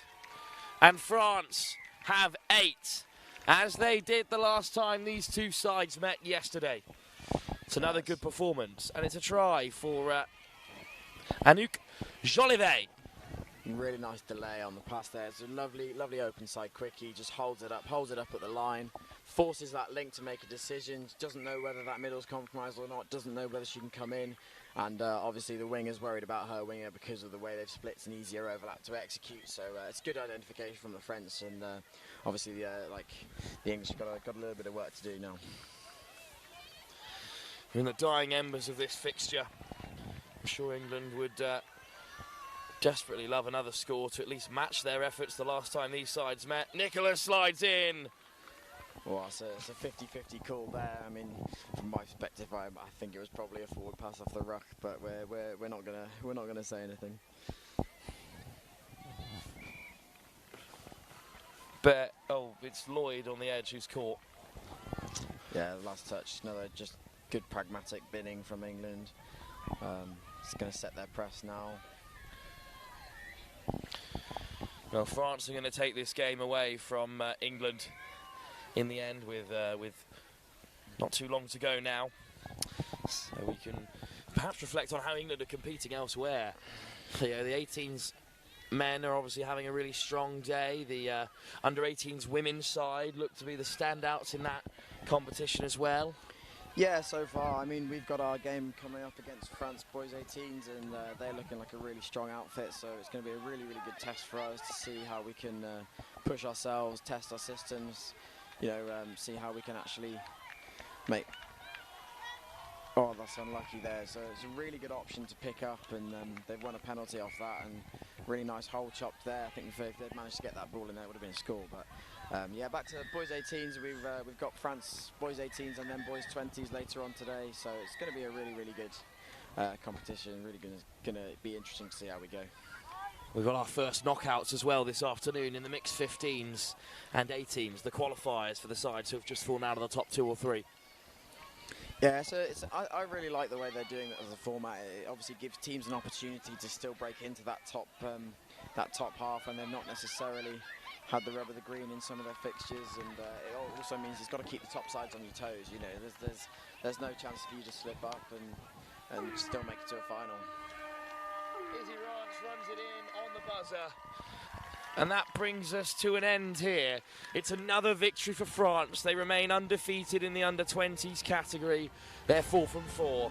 England have South Africa on the horizon looking for their second victory. Well, Theo, thanks very much for joining us for that one. We're straight on to the mixed 18s up next, where Belgium are taking on Lebanon. We've talked about Belgium a little bit already, but it's really exciting to see how they go in that mixed 18s.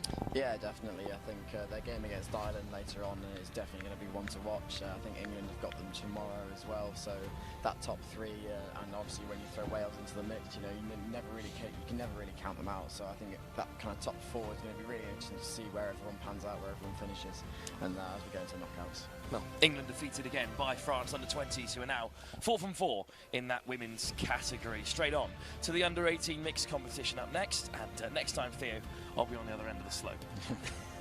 Fair enough.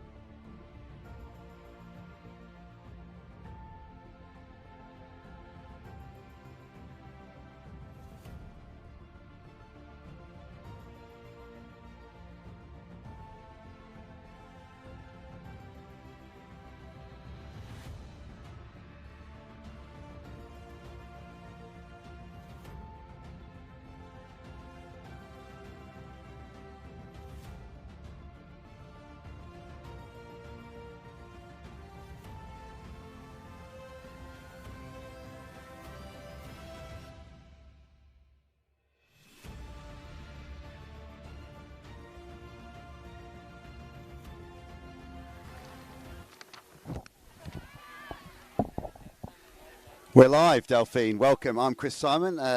Joining you here on Field 2. Delighted to be joined by Delphine Dessau, who I've convinced to come and help me do some co-commentating. Hello, Delphine. And I've just run up the hill, up here on the bank. I'm out of breath. I thought we'd try this in my poor English and your good French.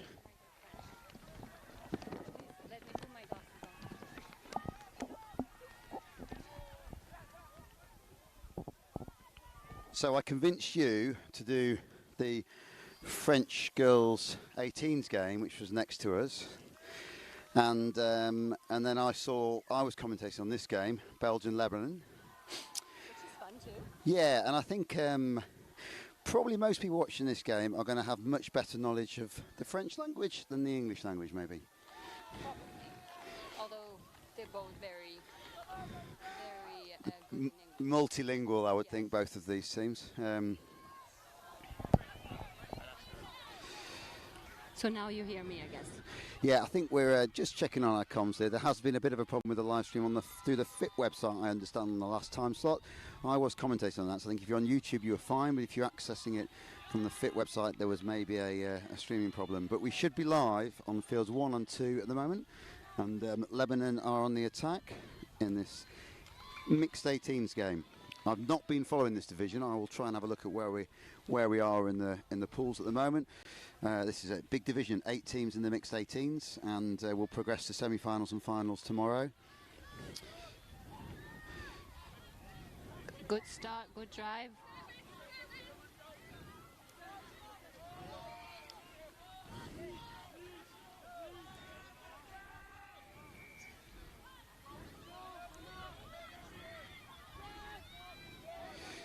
And I'm just having a look who I know, if any of these. Oh, that's a good offload and a good line. Number 7. Ziad. Ojan. So I think on here we've got the Chantrain brothers, Louis and Henri. We have Louis number 15, Henri number 4 for Belgium. And I am thinking in the Lebanese team, Sami. So George Aoun, the lead at Lebanon. I'll give his shout out to Sami. I think he's his eldest. He was telling me about this yesterday, number 9. So we'll just keep an eye on those players. Sami is on the field at the moment for Lebanon, wanting the ball. It's a good 32. And I will just mention that this, I know a bit about this Lebanese setup. They are all from Lebanon. And this Lebanese game is good interception there by Belgium. Oh, and he's made as well. So that will be, for those new to the game watching us back home, that will be touch 0. But actually it's in the ruck anyway, so it's going to be a tap-off, effectively a tap-off for Belgium here. Good drive. Ooh.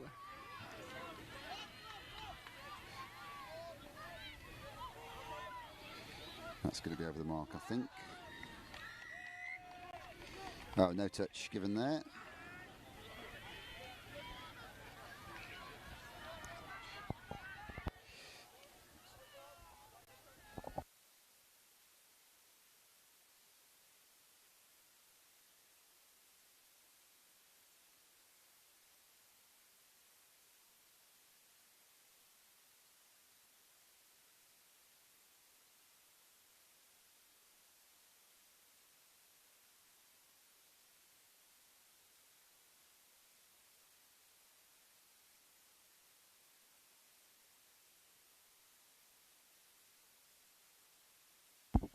So again, just for those who have managed to get the YouTube feed going on this field too, I think we have had the odd problem from the FIT website this morning. We're not quite sure whether that's connection issues here on site at the university or whether it's some of the bug, but we are looking at that at the moment. I am told you can still access it directly through YouTube. That's a good little play from Lebanon.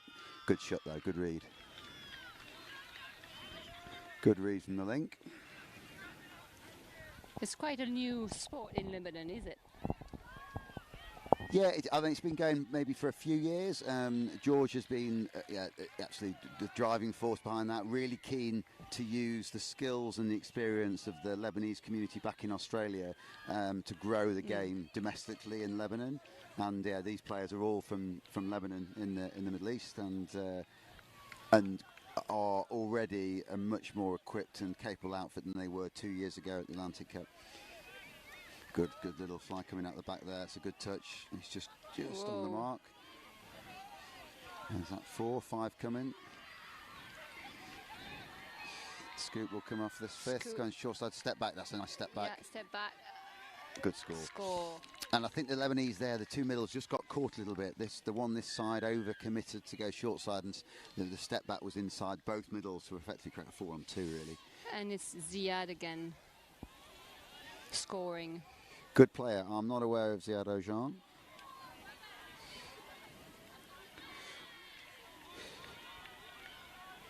You can tell who Louis is because Louis will have the little bucket hat on down here. He has got that. Australian style. Yeah, we'll joke with him afterwards, but he probably thinks he should be in the Australian team, to be fair.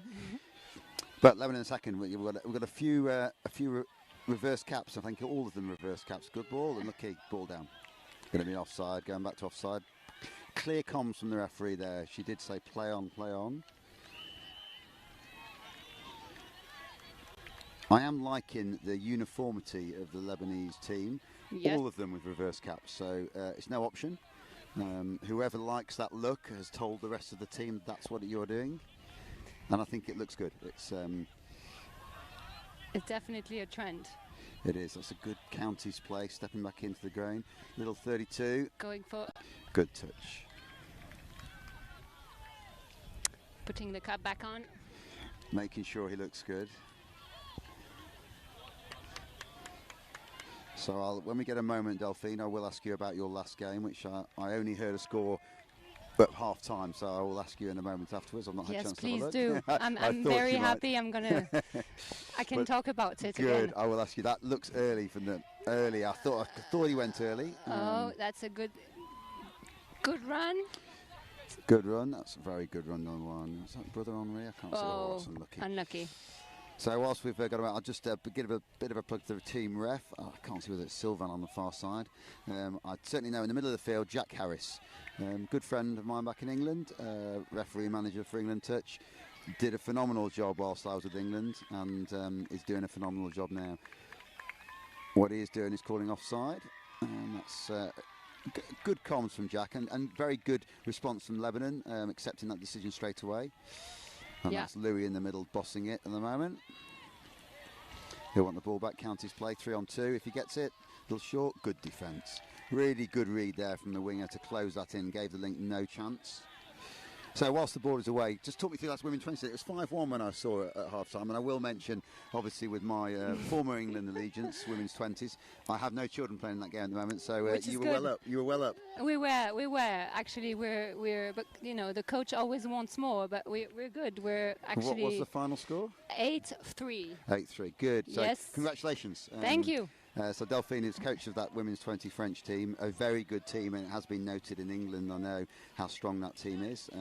How many of those women's 20s will play opens? 3 or 4. 3 or 4. Yeah. Good. So it's good prospects for the next generation as well coming through. Yes, good prospect. I think that it's a good for them to lead their team too, and find what they like, what they want, and how to improve their the pressure holding. Yeah, but I think you said dealing with the pressure, and England normally put out 20 teams that are always strong, and I know the coaching team. I don't know the girls so many in that team this year, but certainly the coaching team, very strong coaching team. Adam Brimelow, who coached assistant coach for England Women's Open at World Cup, he's got working with him.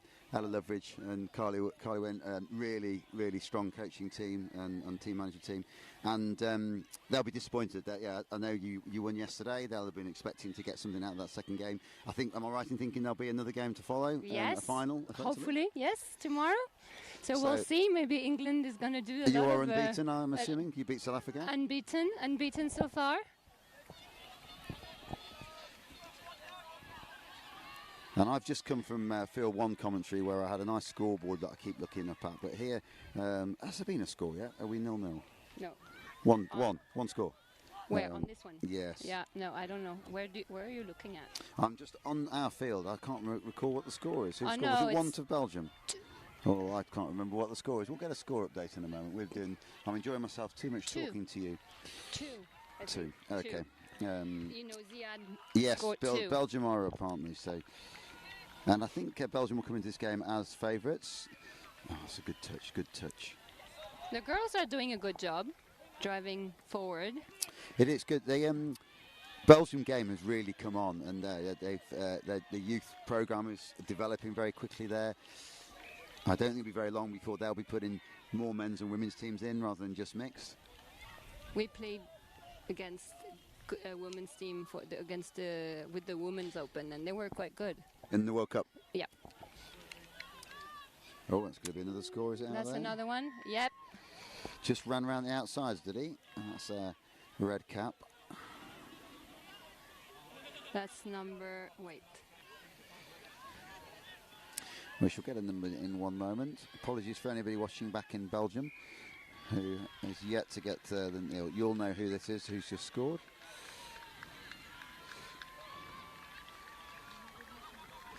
He's not going to turn around for us, is he? We shall try and get in a minute. As Lebanon come back, they're 3-0 down.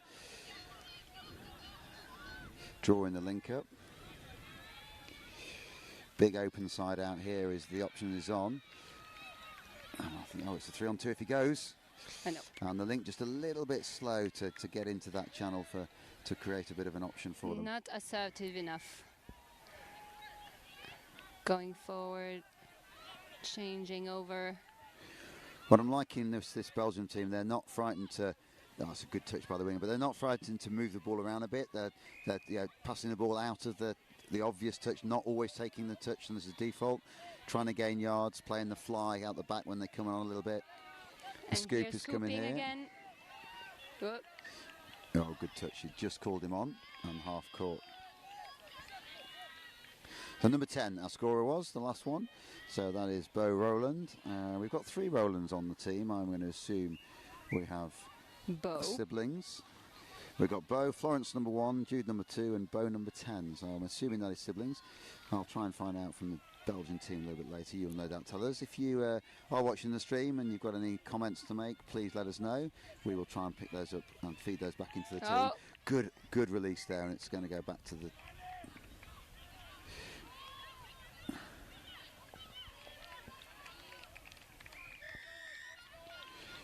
So he's given a hard touch. Yeah.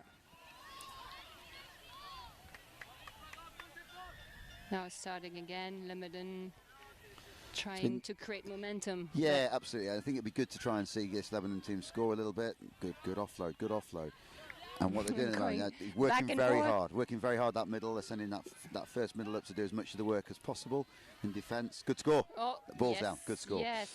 And what they did really well there was they ran the 32, but the middle, this side of Belgium, didn't cover for his mate quite close enough. So it's Kareem Abu Jamra. Good score, Kareem. Well done. Hopefully our viewers back in Lebanon are catching this. If you are not catching this, we will get the live stream updated online afterwards, so you will be able to see it. It is being recorded. It just might be a little bit of an issue with sending it out live. Bo is holding the ball now, trying to set up something. Here comes Louis on the sweep, getting back into middle with Bo. So Bo and Louis are bossing this at the moment, pulling the strings, going back. That's going to be a long ball. Is that going to be back to forward? Looked a little bit forward off the ruck, didn't it? But unlucky. Yeah, I'm just going to have to change my position a little bit for our commentary sheet.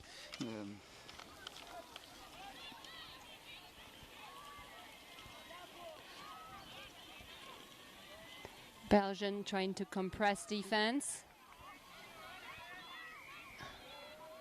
I remember during the World Cup, the Lebanon, they love stepping. Love step, yeah. And I think they like it very free-flowing, like the game to be very much like that. That's half court, isn't it, on 6. Ball going back to Belgium. Probably going to switch, yep. Good defence, good up there from the, I think it's the other middle. It's going to be over the mark. That's good. Really good defence. He read that really well.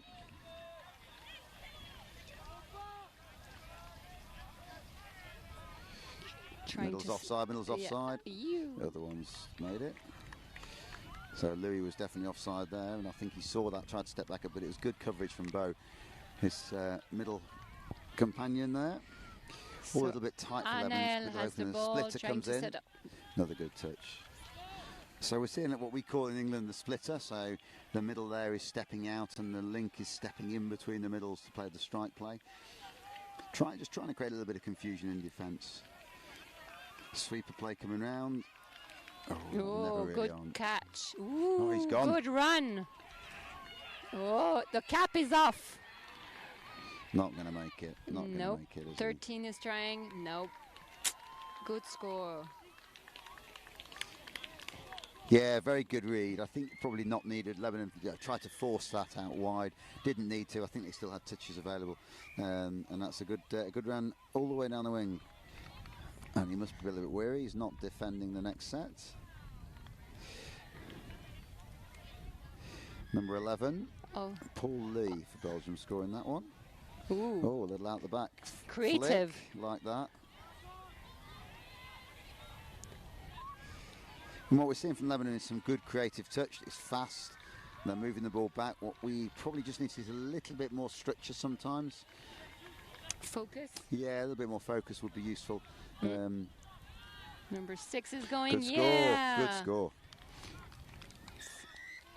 Kareem again. I think we won't get to the benefit of seeing a replay, but I think sort of what we call an ML play, so a middle dump, and the link coming in. What the line, the linked attack was very much at the back of the heels of the middle who was offside, which caused the link to try and step in, but he stepped into the hole and scored. A very, very, very good option. Yep, creates a big hole. Belgium is running fast.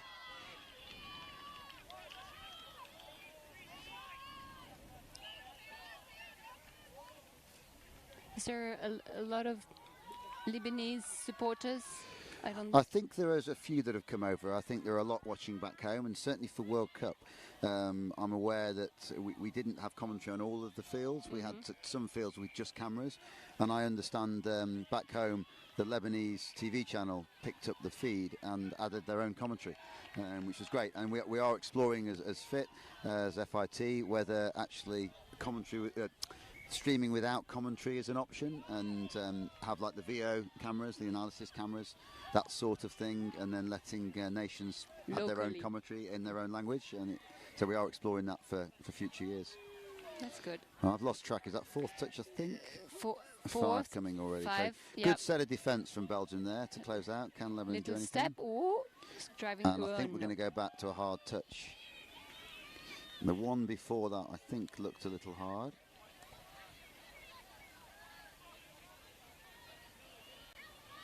Yeah, good call by Jack Harris there. The one before that with just the one before where he just offloaded as the defender came in, and I think the defender was late and a little bit forceful on the touch. So Jack's just calmed the game down, and Lebanon will effectively get a tap off.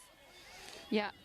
It's a very thin balance between hot touch and good touch. Absolutely, and we just had that on the other field before, where we had the girls 15s. Great to see the girls 15s teams playing, and I know France, Arnaud was really keen to try and get French team into there. Not quite this year, but I think we're hopeful of getting a girls 15 category growing next year. But great to see them going.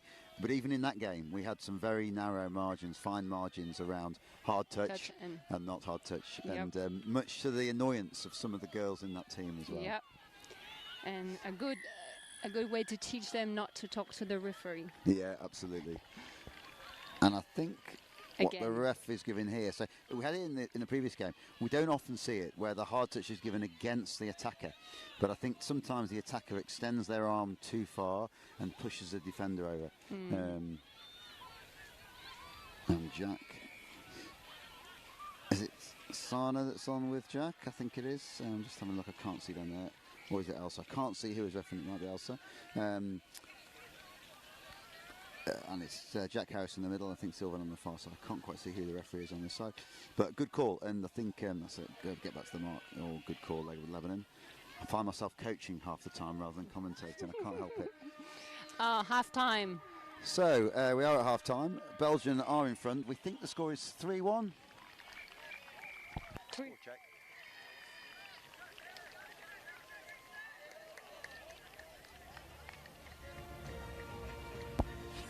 It shows how much fun we've been having.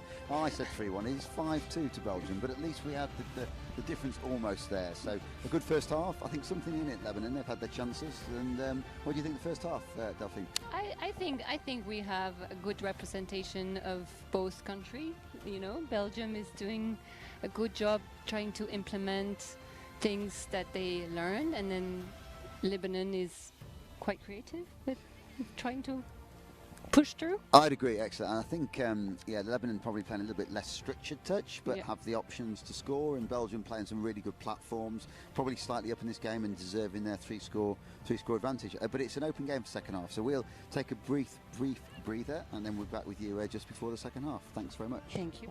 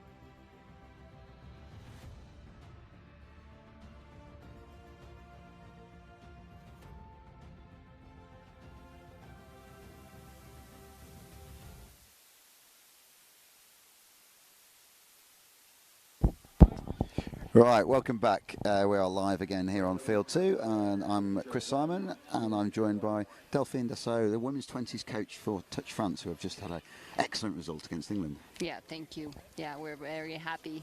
But the big game is tomorrow. As we said, yeah, big game. Worried a little bit England have got something up the sleeve, or maybe a secret player. I'm not aware of that. So certainly the ones I know are too old to be secret these days. So so we're 5-2 at half time. I'm going to try my hardest to keep score this second half. We don't have the benefit on Field field 2 of the screen. We are looking live at the field from what I think I'm going to call the Western Terrace. I'm not sure it is west or east, working out where the sun is, but it's a terrace, a grass terrace up here at the bank. Belgium are going to get us underway. Lebanon are going to get us underway in the second half. They're 2-5 down.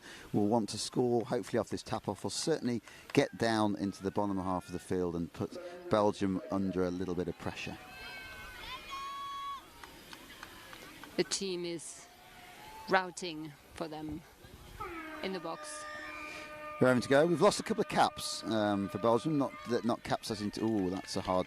No, and that's Now what he's going to give there is the shoulder, and yeah, they're not ready yet. So they're giving the hard touch. Sylvan's just going to calm it down.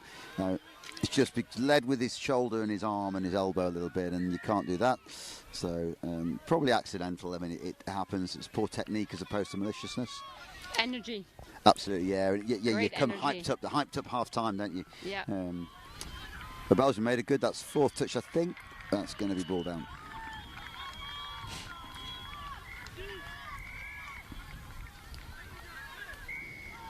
Just lost the control in the ruck, I think the referees have given. Yeah, so now they're trying to Good drive, that's 1.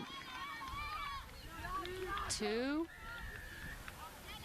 Oh, little step 3. 4. But they're losing a little bit of speed. Yeah, just a loss a bit in the ruck then. He's not played the ball, that's good. I think that is Sammy, isn't it? Yeah, that is Sammy Owen there, number 9 for Lebanon. I think a tricky little play. I think he's got a good step on it. Is he onside? He is on. Good hands, great hands by the link. And that's as a coach, sort of the ball is played perfectly in front of her, or he's going all the way. Space created. So then that came from that great hands, and they gained the momentum and got behind the defence. And here's Louis on the field with Bo. Louis with the bucket hat and Bo with the red cap. These two look danger for Belgium. Good strike. Nice. Great to see them bringing the girl link in on the ML. And I think sometimes, yeah, it's great to play all the players, and often the boys do dominate in the mixed game, and it's something I'm quite keen to try and change if we can, and try and change a bit of the strategy that gets the girls, the female players, more involved in the game. Certainly on strike, but what's good from Belgium there, they use their female link on strike, and sometimes it's a surprise and can take nations just not really used to it. Yeah, it was unfortunate that she lost control of the ball. Yeah. Good touch by Louis. He's just moaning about the ball being thrown away, but I think it's one of those things. We'll go into the link nice channel. Little steps from number 1 again. Oh, I stepped inside again. And that's second touch. So what they have, Bo there's on a good thing. Step around 2 touches, gets halfway, but unfortunately no halves. Again, just lost a little bit of momentum. Yeah, it's very important to go in teams, right? Yeah. Have someone behind you to be ready. Trying to find. Yeah, that's nice scoop. I think she's going to go back. So I think the touch was made, but going to go back to the offside. Oh. Just going to have a word with Henri, just to say, I'm the referee. You don't need to yell and shout at me.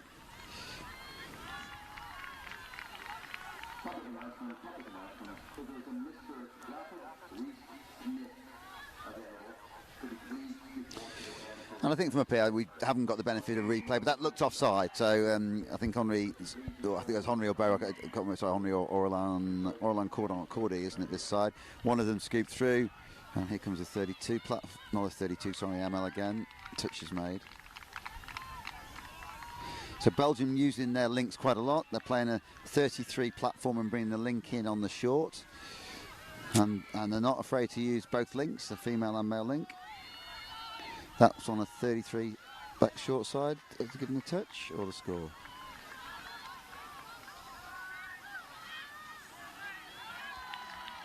Just explaining what had happened. Offside, I think. Yeah. A lot of talk going on. Yeah. And I think what the ref is saying, you've not made the line, you're just short of the line. It might be 1 foot, but as a defender, you need to get both feet to the line. It's nice that she's taking the time to explain, I guess. Yeah, I think so, and it's I think most of this Lebanese team, I think, have a grasp of the English language. I'm not totally sure. Certainly the Belgians have, so they will be. Most of this game will be in English. Sylvain can speak French, but I guess he was not there. I don't think. Oh, good. On score. Oh, almost could fall over the line there. I'm not sure she was aware she was on the line, or maybe she was, but didn't fancy a dive. Or maybe the winger touched her. Yeah, could be. Could be good call. And that is 6 touches. The question that we're trying to spend a lot more time teaching the younger girls in England, particularly younger girls, boys as well, but girls, to dive at a young age to get them used to it. Do you spend time in France? Yes, we do. We do, and it's a lot of little games to try to teach them not to be afraid of jumping, like if they were jumping in the water. Yep. And the more you grow, the less you want to try. So you need to start at a young age. It becomes harder, I guess, like anything. If you're slightly uncertain of something, the more you don't do it, the more uncertain you become. So I did something. I bought a slip and slide. Oh, you know, the waters. Yep. And it's actually quite nice. That's good. Sorry, we've got slightly distracted. It's going to be a score. Oh, they're so happy. And what's good? One of the girl players, Lebanon, and that'd be great. Yeah, number 12. We'll look down our team sheet. Natalie Dubois. Dubois. Your eyesight is better than mine, Delphine. It's okay. But it's so nice to see them all cheering for each really other. good, and it is a team sport, but the mixed game, I think I was saying earlier, and then I know in the Lebanon team, the boys probably do take most of the ball. Yes. And it's great that the girls are getting more involved, getting the opportunity to strike and to score off it. And both teams, Belgium were doing as well, which is good. And sometimes it's better to leave the girls in charge. They're more structured. Yeah. So we, I think, are at 6-3. Oh, it's 1-1 this half, I think. That's a nice touch. Good touch. Got nice and low, got the body back on the line or close to the line. County step back infield, missed ball to the wing. And she didn't play it, did she? That's a good read by the wing there, the Lebanese winger. Got good. Looked at the ball, didn't play it, went towards the defender just in case she got it, and I think that was a good defensive option. Lebanon getting 2 boys on quickly. They've done that second touch almost at the 10. They want to gain some momentum here. 3rd touch, and we're on 4th is coming. He's half, he's got to get rid. Oh. Touched. Touch and half. I think I'm just seeing, a couple of the Belgian players moaning a little bit about the ball not being returned to them, getting a bit frustrated with maybe one or 2 calls, and they've got to be careful that they focus on their game rather than focusing on what the refs and the Belgian team, the Lebanese team are doing. Yeah. Because they've got this game there to win. They look the better of the 2 teams, more structured, playing more touch. But it can go against you when you start to get upset and you lose the game. You lose your heads too easily. Yeah, you probably need 1 or 2 players like that. Yeah, absolutely. Yeah, if everyone is trying to... if you have the leaders can step in and just calm it down, focus on your game, finish your sets. Yeah. I think that's going to be another hard touch. I'm not sure which way. Yeah. And that's what happens sometimes. You get frustrated and then you put in a hard touch because you're a little bit angrier, a little bit more intense, and just need to calm down, relax. Yeah, and also in the speed of the game, sometimes it's unfortunate, but you put more energy than you wanted. Yeah.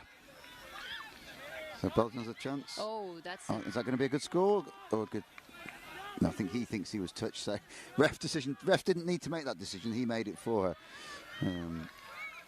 Good, that's on. Good read.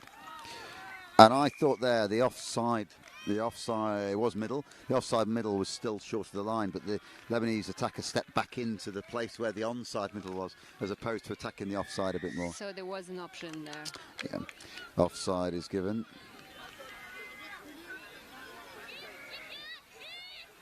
And I think the Lebanese defender there is a little bit unfortunate. I think he was waiting for the cue from the other referee. That's a good touch, first one. Nice little dummy from Louis. Yeah. dummy and a step. Second, so I will mention Louis Chantran, unfortunate, missed out on last year's World Cup for most of it. I think most of it he was injured. Back to fitness now. Good to see him. Very talented player. I followed him for 2 or 3 years. Got to know my lad Ollie quite well. Sorry, I interrupted you there, Delphine. You were going to say? No, I think it's a little less fluid than first half. I agree. I think both teams. Belgium have lost a little bit of their structure. Yeah. Maybe getting a little bit frustrated with some of the calls. Lebanon maybe trying to do a little bit too much, away from the half a little bit. Good first. That second touch needs a player. No one's on the field and running across, which is not something that you recommend, right? No, it's not. But gain some territory there. That's good. Gained to halfway. Yeah. That's third touch. Fourth is coming. Ref is saying play on, so always listen to the ref. Fourth, absolutely. Fifth, is that fifth, I think. You need to start thinking about something now.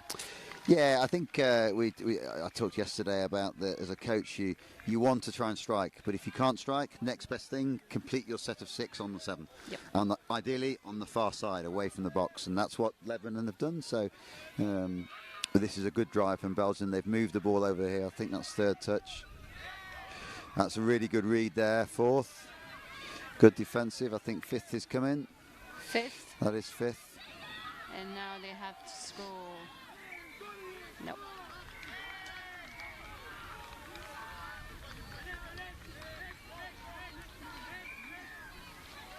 The Lebanese team is starting to look at the clock, I guess. Yes. Trying to understand. We are three scores in it, I think it was it.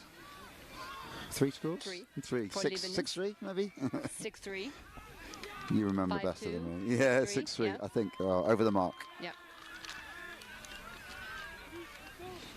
Good call by Sylvain. Good referee call there.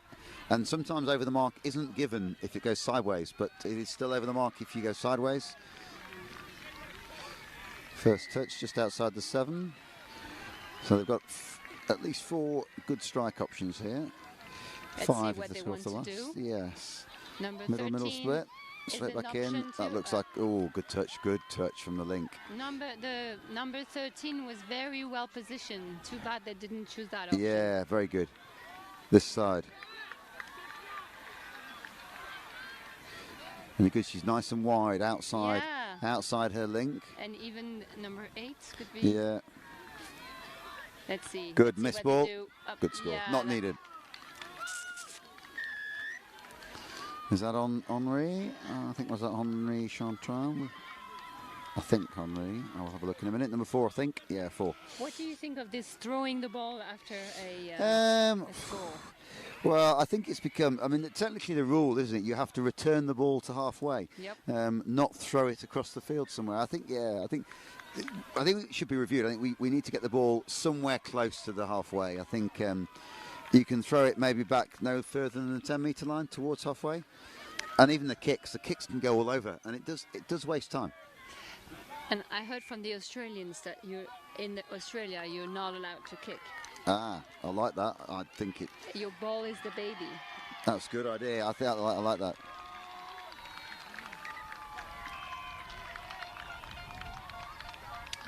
Nice. Yeah, and that's good to see them. Yeah. Make up rather than attack each other. Yeah. And sometimes, the heat of the moment. Yeah, the Belgian player was trying to make the touch, lost control a little bit as he went in, but the ball had already been given for, I think, an over the mark or a touch from a later pass. I think it was. Good transition here. Very good. Close to the box. Keeps the momentum. Ooh, that's nice. And you see some good things, but it's needs more fluidity. Yeah, I think what we don't want to see Belgium do is play too much freestyle. Yep. Probably maybe playing a little bit this half and not being quite as structured as the coaches might like it, although they may have told them to go and play freestyle. I doubt it. Good line from the link. Good That's touch, a good though. dive. This is number 13, isn't it? Zoe Quinn? Again. Yeah, Zoe Quinn. Ran 2 or 3 really good lines on these ML plays. Unlucky not to score, I think, yet. Yep. Queen might be a bit English. I think so, yeah. I don't know the name. There's a few names on this team sheet that are more Anglo-English, probably. Spreading the good words. Ooh. 6 touches. A lot of snaking around. Yes, absolutely. Try again, trying to be. Oh, unlucky. Lucky Louis. So this is what happens at the end of games, you know. You want to rush things a bit too much. And Belgium don't really need to do there. We've still got a bit of time left. They're 3 up. They should close out this game. You know, just percentages. Keep your area count low. Complete your sets of 6. Play the game down the Lebanese end. Good strike. Misses on there. Oh no man on there. No real option. So let's see. A lot of talking. Sweeper play coming round. Got 3 on 2 if they want it. Ooh, 2. Ooh, good touch. Good touch. Passing sometimes is not the best option. Without drawing the player. Yeah. And I think, sometimes straighten the line. Need to straighten them. Yeah.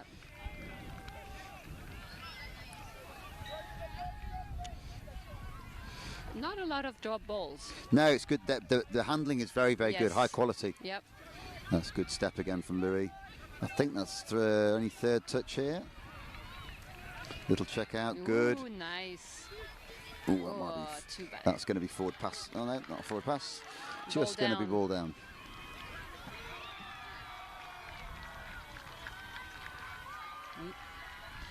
Bit of a cheer for the French girls 18s we can watch on the field over, which is where you thought you were commentating, so I apologise for that. No, it's fine. A lot of French people would have listened to me, which is probably not a good idea. They could have ridiculed you, given you a bit of stick back home. Yeah, exactly. And whereabouts is home, Delphine? Is Paris? Yeah, Paris. I was born in Lyon. Okay. Yeah. But, travelled around. Lived in the UK for a year. Yeah, whereabouts? London. London, of course. Of course. And so I'll disclose on the live stream. I've coached actually your elder daughter Juliet. Yep. At Bathurst Midlands in England. Didn't get the joy of coaching her for England because she's playing for France now in the setup. But how are they? How are Juliet and Josephine doing? Josephine is playing here. And Josephine is playing in the U20, so she's very happy. She's captain of the team and enjoying Ireland. I mean the venue is amazing. Oh, we love it. I think we're just a big good plug there. Big shout out to the University of Limerick. We are delighted, and the only thing they've not got right this minute is we should do with some sunshine instead of the clouds. But we're looking out. No rain. No rain. We're looking out across field 2. Field 1 is to our right, and then we've got 3, 4, 5, 6 behind these 2 fields. So all you can see is touch players enjoying themselves with referees. That is a great run. Great run. Yes! Nice run. And that is Zoe Quinn, who I'm going to find out who she is. So she has impressed us throughout this game. Yes, really. Has been super in defence and attack, has run some really good transition, run some really good lines on line attack, and then in this one here, just ran around the wing with sheer pace. She deserved her try. Now she's deserving her rest. Yes. So that's 7-3. 7-3. Hopefully the Lebanese team can score 1 for the end. I hope so. It'd be good to get 1 back for Lebanon. They've played well. They've been part of this game. It's not been as one-sided. Possibly as the score suggests. Step back. Oh, it's going to be ball down, loss of control. But the Belgium team is there to defend. Levin early, good shout from Jack Harris, referee there, and Louis has got round.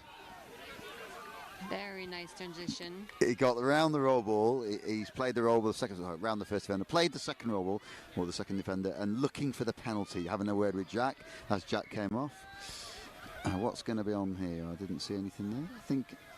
Always explaining very silent. Oh, discussing. Yeah.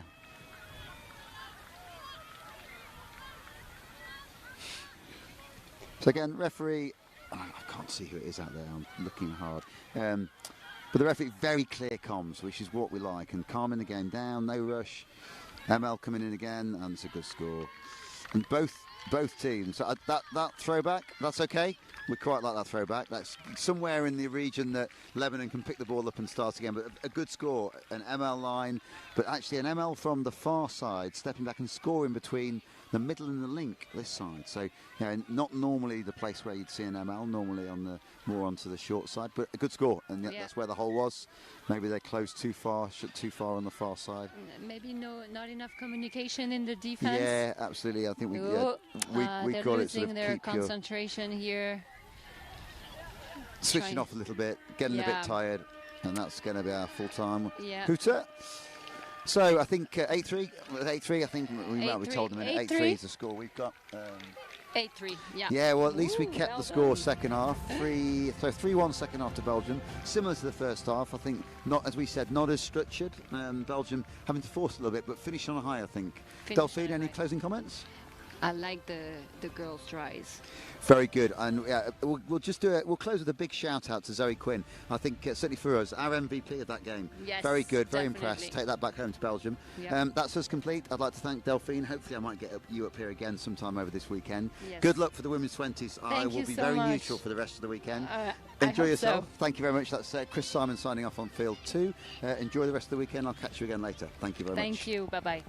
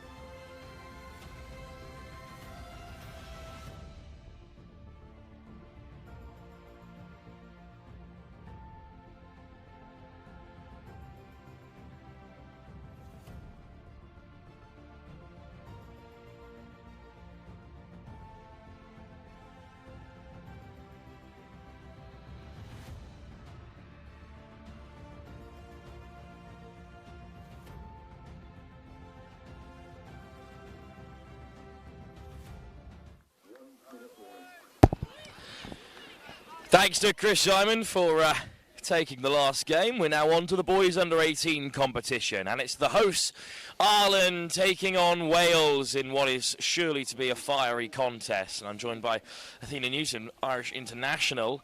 Your allegiances do lie with the Irish, but you've seen plenty of good rugby from across the home nations and beyond so far this week. Yeah, no, it's been great to be able to see so many countries contributing here and showcasing the touch skills they've been developing. England have been strong, but I think the Wales team, we played them the other day in one of their warm-up games with the South West Saxon boys, and they were looking quite tasty, so I'm looking forward to seeing this. Wales, of course, have been superior in the recent years in the mixed category. Well, they've really made it their own, but it's in the men's open under 18 here that they challenge Ireland, taken straight in for the first time by Shea Delaney. And again, laid back by his middle partner, Matthew Darcy. Good uniform as well, the Irish in green and white. And it's an early chance for Tig Scott. The ball is loose, but it's a penalty straight away. And this is a bit of a gift for Ireland in the opening phase. Yeah, you always want to try and get another six on the line. Give yourself an opportunity to manipulate the defence. Nguini on the wraparound, but ignored this time by Darcy. Scott. And Darcy drifts off to the right-hand side, draws the touch, Wales on the back foot. Scott looking to step back against the grain, but caught by Wales again. Couple more touches in the chamber for them. Nguini a half. Darcy finds the pass again. Wales seem to have Ireland well marshalled here. Sliding over goes Delaney, but again forced back, and this time Wales win it back. A great defensive set from Touch Cymru. Yeah, really nice to see there. Ireland had lots of options, but Wales shut them down. Unfortunately, though, on their box move there, they didn't quite manage to keep the ball in hand. They'll be disappointed with that. That's a shame. You can't gift any of these under 18 sides opportunities like this. They're all of such high quality. Tig Scott sliding under. Touch made by Rhys Rutley. Laid back for Scott again. Scott, Nguini. Delaney this time. Well, in fact, it's Matt Darcy who came close.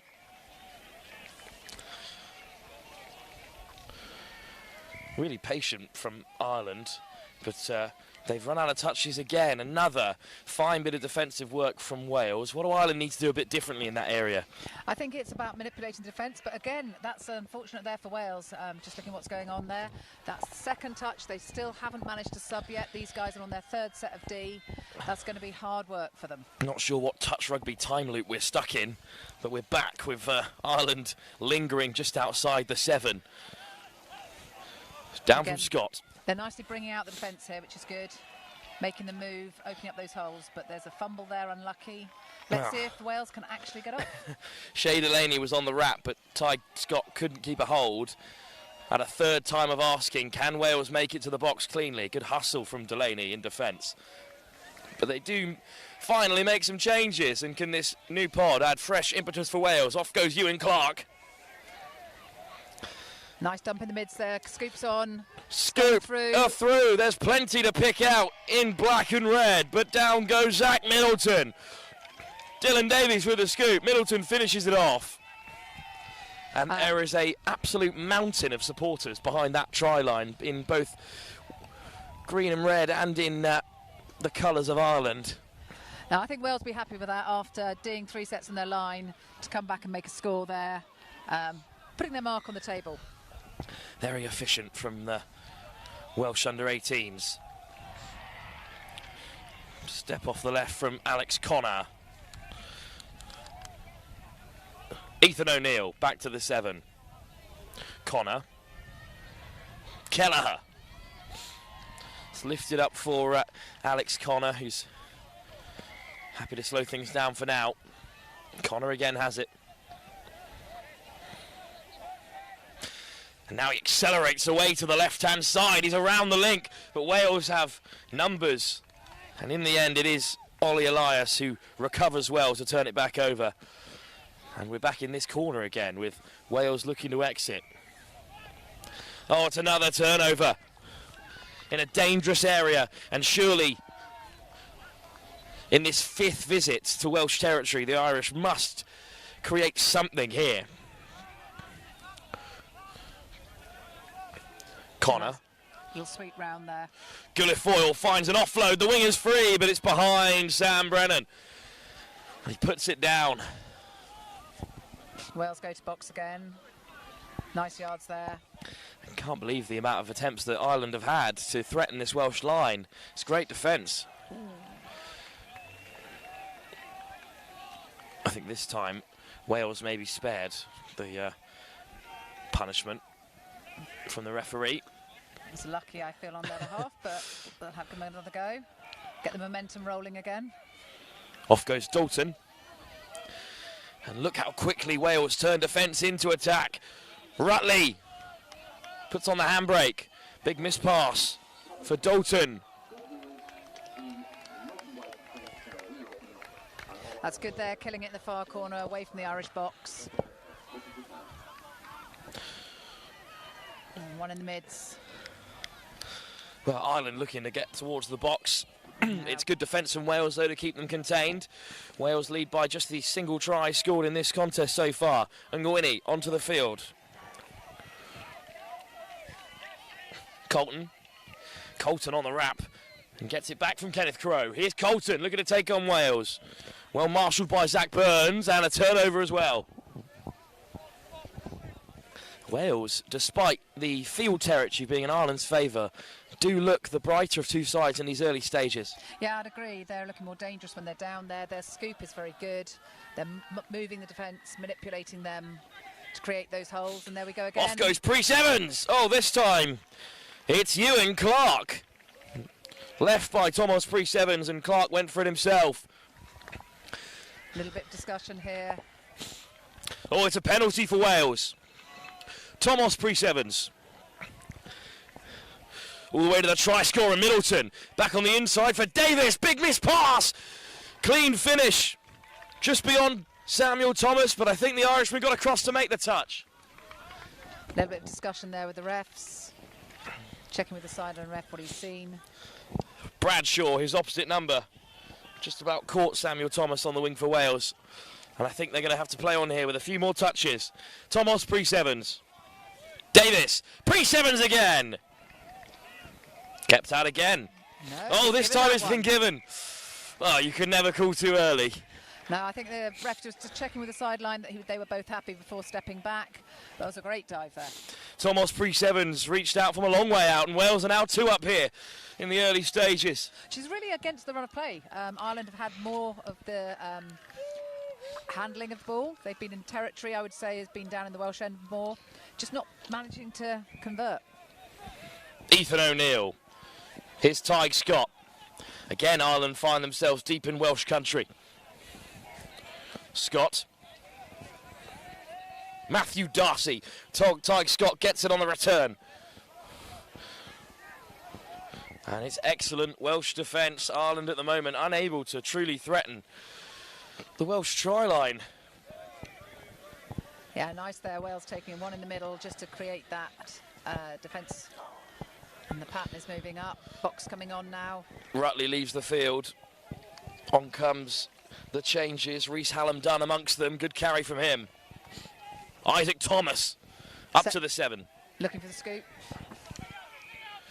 Burns, Thomas changes the direction, drops it on the inside, soft pass into the path of Jacob Dalton, and Wales have 3.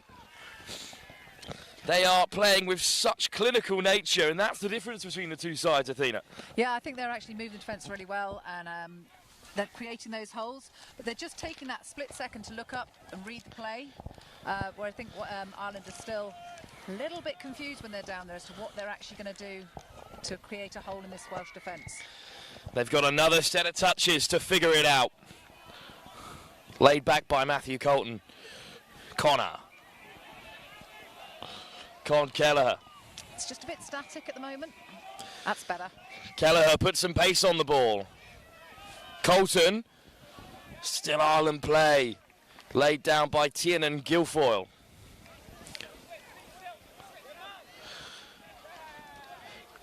That's 6th touch again. Cheer goes up from Dylan Davis as his Welsh backline have held out the Irish again, keeping that clean sheet alive. It's a lovely ball out the back as well for Middleton, who heads towards the box.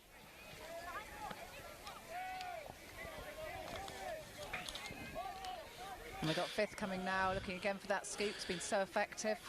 Oh, no touch that time, and it's a little bit loose, so they won't have the momentum they're after. Rutley still going after it. One more should do it, but instead the link went for it and was caught by Ethan Bradshaw. But it's very well worked there, Wales. They did have options outside as well. It's the first real Irish shutout of the game. It's a good improvement. Hint of a roll ball there, but twice they've got away with it. That's 4th touch, and they're still short of the halfway line. I think Ireland would hope that their box pattern will be stronger than that. Last strike at the line, but they don't even make the Welsh 10.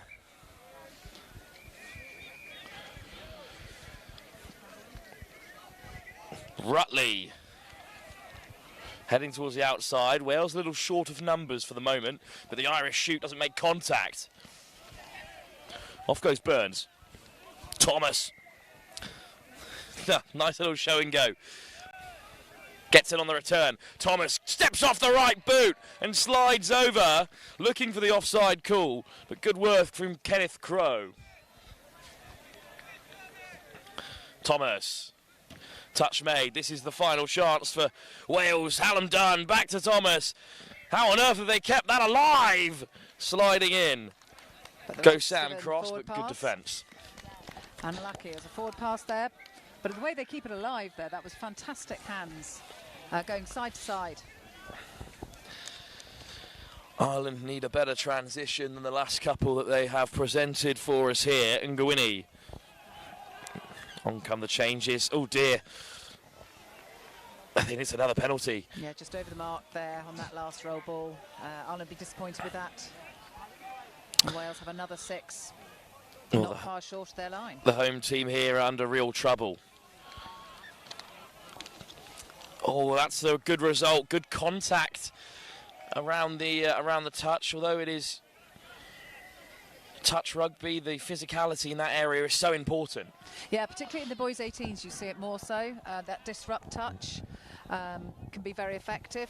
Holding the player up, not letting them ground the ball cleanly. Ireland with another chance to transition. Kelleher. And now Connor leaves it for Kelleher again. Guilfoyle. Alex Connor looks to get on the outside of the link, but he's ushered out of play by the Welsh winger. Yeah, I was thinking hoping the Irish winger would cut with him there. So he ran out of space, but the Welsh holding out still. Kane takes the touch, and pragmatic play by Ireland to keep Wales in that corner. Yeah, but it doesn't seem to make a difference. Wales found their mojo now and getting out well. Those stutters are the first couple of 6s. Zach Burns making good yards, and Isaac Thomas doing the same as the changes are made.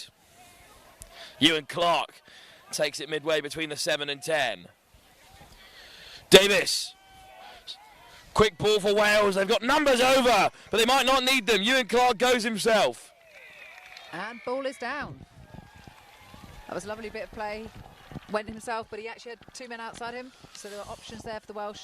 It's the difference in the teams at the moment. They have the options to choose from, whereas Ireland is struggling to find one at the moment. It's one-sided for Wales. We've seen a good scoop lead to a score. We've seen a long ball to try and pick out the winger, and there we've just seen simple hands and the overlap exploited by the link.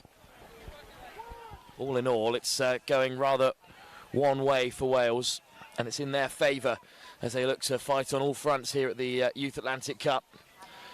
They've got strong sides across boys 18s and all of the mixed competitions. Fantastic pass out wide, but Sam Brennan just runs out of space and takes the touch.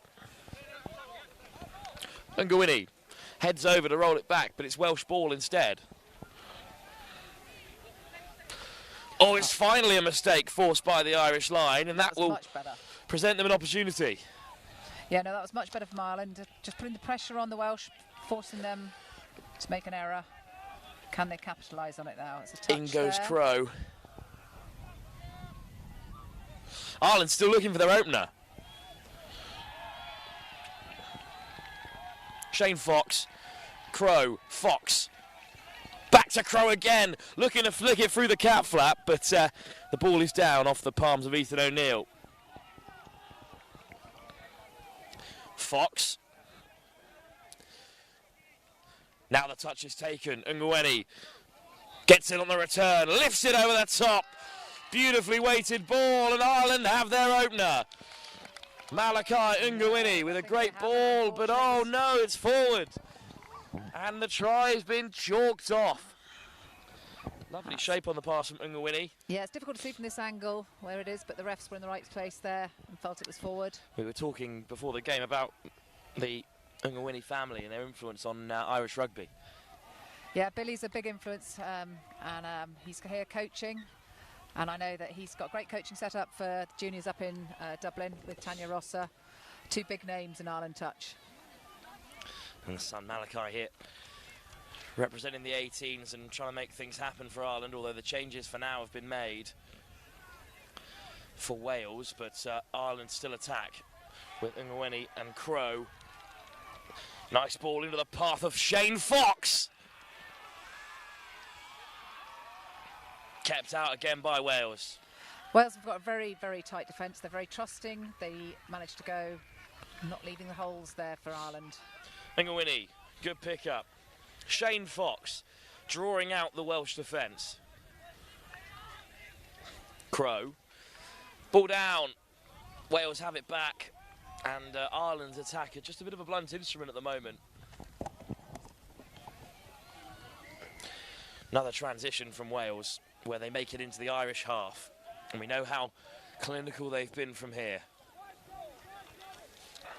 They're just so fluid as they come on the pitch. Seems to be they know what they're doing, and we go again. Good scoop from Dylan Davies, who picks out Ewan Clark for his second score. Yeah, I think that this is the difference we're seeing now is the momentum when Wales come on. They flow into their next move. Ireland get to the line a little hesitant at the moment. I'd like to see that fluidity coming back to the Irish game that we saw in some of the games yesterday. And still no scores on the board for Ireland. They came close, but Malachi Ngwini's pass was deemed forward by the referee. Still they have a set of 7 from halfway, looking to make an impact here. Ty Scott back onto the field alongside Matthew Darcy. Round the corner comes Colton, but caught again by Wales. Right in the centre of the field. Scott looking to weave his way through. It's another turnover, another defensive shutout from Wales.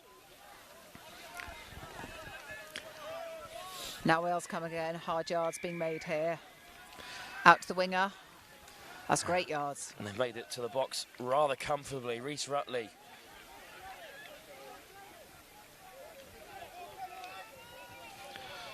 Davis. Pre-sevens. Picks out lovely Clark sweep. on a hat-trick. Sliding in instead goes Davis. And he step back. He's It's given another score. Dylan Davis. Nice.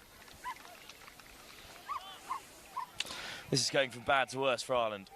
Yeah, but I think the Welsh will be very happy with it. That their moves are coming off. Sometimes yesterday there was a few stutters in those, and I think it's nice to see that they are picking the right options. I think Ireland are working hard in defence, but the holes are just being opened by the Welsh play. Certainly not been an easy ride for the boys' 18s. They played England this morning and were beaten in that game as well. Yeah, boys 18s category is very fierce. They're quite physical. Connor, lovely ball. Tiernan Guilfoyle over the line, but sent back to the 7. And 1 touch to go now. Keller finds an offload. Round the outside they go, but it's awfully difficult to create on your 6th and final touch. Ref's not happy about something. He's just having a quiet word. Wales going back to reset.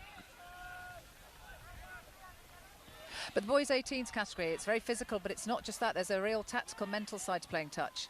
And I think that's something that we're seeing the stronger teams here thinking through what they want to achieve, thinking 2 moves ahead, a bit like chess. And it's another hard line with the ball out the back.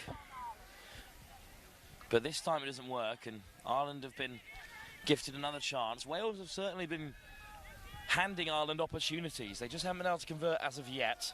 Here's another chance for Alex Connor. Malachi Ngawini. Touch made. And this time the buzzer comes to Wales's aid. Touch Cymru have a commanding lead at half-time over Ireland, who, despite plenty of territory, have been unable to get on the board. And it's Wales in the driver's seat ahead of the second half. 20 minutes still to play here in the boys under-18 clash between Ireland and Wales on day 2 of the Atlantic Youth Touch Cup 2025 here at the University of Limerick. We'll be back in just a few moments' time.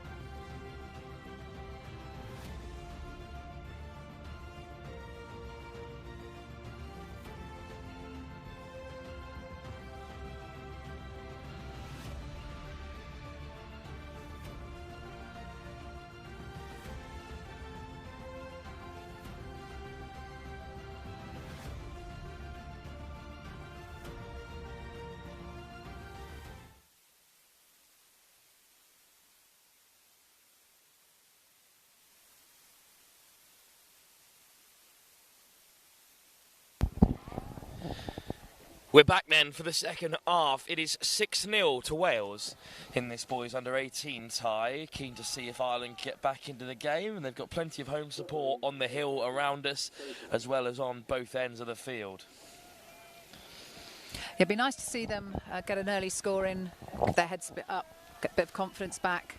They're playing some lovely touch yesterday, and I'd love to see that coming back into their game today. But I think Wales are feeling quite confident here. Still 30 seconds to go. It's an odd hush that's fallen over the ground around us. Everyone seems pretty ready to go. And now we have it. And it's Wales off and running. Rutley with the ball out wide to get things started. And Ireland have defied them at the start. A good start to the second half, and they're going to need an outstanding half to get back into this game, Athena. Yeah, that was great there. Nice, strong touch there. Keeps them back in possession. Changes made right at the start of this second half. Brennan off the deck for Tig Scott. Good scoop from Delaney, but a penalty goes Ireland's way. That's nice to see. Another 6 here. Let's see what they can do with them. See if they can move that defence and create those holes. Tig Scott. Step off the right boot, but down he goes. Delaney, Darcy. On the return. Delaney. Scott keeps a hold of it. Slides in, looking to get underneath. Town Nurse, but back to the 7 they go. Scott lays it back. Numbers down the right for Darcy. Looking to go back on the inside for Tiernan Guilfoyle, but off target with the pass. And it's another trip to the 7 metre that bears no fruit for Ireland. Sean Balance, of course, men's open captain in charge down on the touchline. That's some serious experience to have. Oh, phenomenal experience. I mean, a real legend of touch over here in Ireland. He was excellent on comms as well yesterday over on field 1 early in the morning. Yeah, no, he knows his stuff, definitely. Good win over Portugal on day 1 for Ireland. Today beaten by England, as we've said, but currently 6 down to Wales, who are looking to secure that spot towards the top end of the round robin and skip out a qualifier, make it straight through to the semi-finals come Sunday. Yeah, I think that's looking a little bit more challenging now, but we'll see. You never write it off in touch. Can change very easily. If Wales score first, it's certainly going to darken the skies here in Limerick a touch for the home team. This is a good flow here from Wales. They're flooding on the pitch now. Rhys Hallam-Dunn. Ball back on the inside from Dalton. Hallam-Dunn again. Thomas, Dalton. Jacob Dalton throws the big dummy, but it's not bought by Shea Delaney.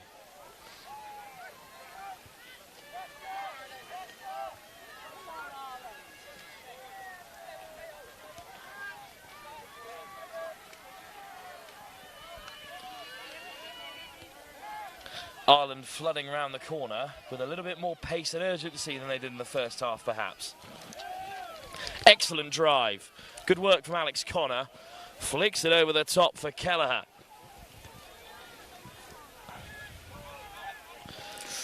Just trying to be a bit too clever with it.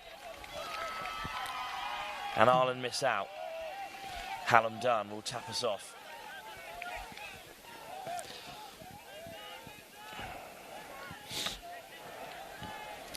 Again, Wales getting players on nice and fluidly, running into it. No hesitation there, but loss of control in that dump there. Quite ground it the way he wanted. It's a second half that started similar to the first, with neither side able to make real inroads as of yet. Wales have been sent back a long way there for a penalty. 10. Yeah, they threw the ball away, and so taken an extra 10 for that by the ref there. So Ireland with a big chance. Colton takes it on. Oh dear, neither side able to finish off their set of 6. Yeah, frustration there on the Irish players' behalf. Well, this game is remaining a touch one-sided, even if things have settled a bit into the midfield. But Wales are making inroads again. Davis. Priest Evans off the deck. Against it on the return. Thomas Priest Evans flashes it across. Down goes Sam Cross, but he couldn't get a hold of it. So Wales miss out. That was a great opportunity. The cleanest and clear cut of the second half so far. Yeah, I think I'll be disappointed not to have actually got that one to hand. Earlier on, those balls were looking quite good. Well, a chance to reflect on Ireland's tournament throughout the various categories.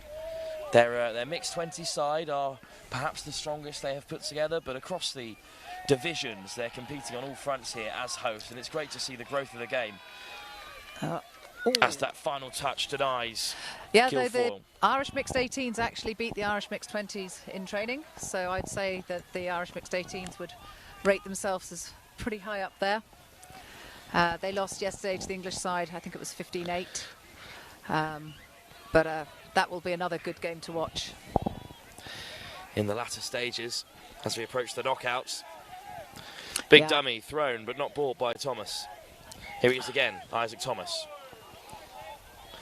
Good scoop from Dalton, who's in behind. Diving touch from Kenneth Crowe. That's a great diving touch there. Wales thought they were through. And we have another chance to get up the pitch.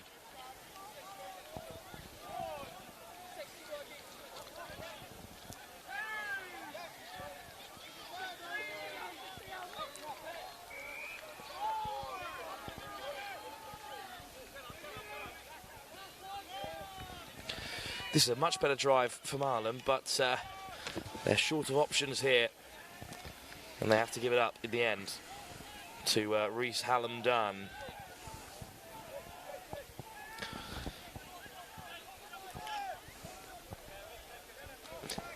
Hallam-Dunn heads towards the box.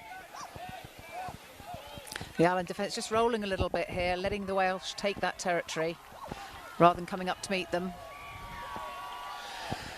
And Wales have made good yards. Rutley at the 7. They'll have a strike. Heading towards the open side. Floated over the top. Lovely ball from Townurse. Sets up another. And Wales have the first score of the second half. No, they don't. Unfortunately, you're looking at the sideline ref there. There was a forward pass. Chalked off again. Just like Ireland's try was in that corner in the first half. Another forward pass spotted. And instead it's a penalty against Wales. So we remain at 6-0.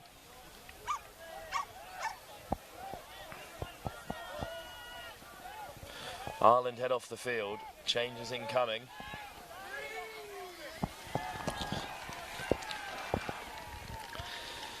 But again, a mistake, unfortunately, this time has off the mark that turned time. it over. But they were already on their fourth touch on the 10-metre.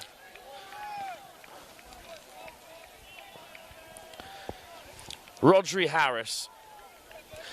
Harris, Rutley, steps on the inside, but it's put down. Lovely ball from Rhys Rutley, but Rodri Harris couldn't keep a hold, and a jeer goes up from the Irish side, currently watching on behind the try line there.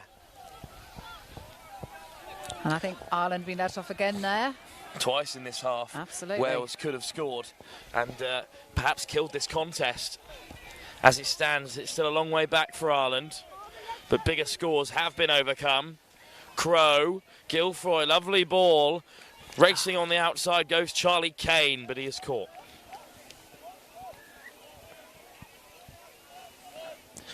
Good carry. Trying to catch Kane unawares, but he makes the touch for Ireland. But Wales up to halfway on second touch for Ewan Clark.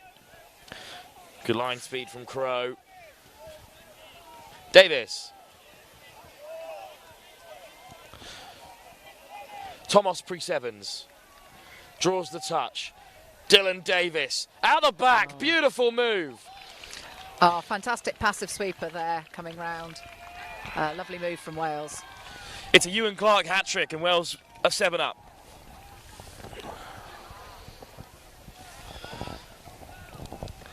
That was a fantastic ball out the back. It's a the kind of shape that's run across rugby. It Yeah, worked a treat there. And I think that's something that Wales are utilising, is all the different moves. Testing out their arsenal, ready to play other teams later on today. Here come Ireland. Still looking for their opening score. They've came close at stages in this second half. This is a nice chance for them here. The dummy by Darcy. Tig Scott just flicks it wide, hopefully towards Brennan, but nothing created. Now what's the balance between Ireland perhaps lacking a little bit of creativity in attack and Wales defending excellently well? Yeah, I think that is the problem for the moment, is that the Welsh defence is very good, and I think the Irish are struggling to find a way around it at the moment. Another great touch there, nice strong touch. And Wales are again on the attack. Great touch there by the link. Important And that's touch six as well. touched, yeah. That's number 9, great touch. Shea Delaney with good work in defence for Ireland, and now he heads off the field. Wales win the penalty, or concede the penalty, sorry. Yeah, just going early there. The ref was calling to come back. They didn't. And Ireland back in possession.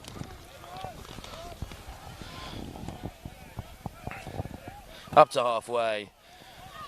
Ireland still driving forward. Kelleher. Tiernan Guilfoyle. Kelleher. Options left and right now, and a great scoop from Connor. But the touch is made. That's the closest Ireland have come. Yeah, that was looking quite nice then, but it just didn't find that gap. That is a bit of a coach killer. A penalty right on the 7, and Kelleher dives over himself. Good defence, good reactions from Wales. Yeah, real scramble there, but they made the touch was made. Kelleher. Colton. Oh, going aerially there, but Rutley gets a touch. Be nice if Ireland just brought the defence up a little bit. Some of those wings are still sitting on their lines. Makes it a little bit easier to defend. Connor looking to jinx his way through.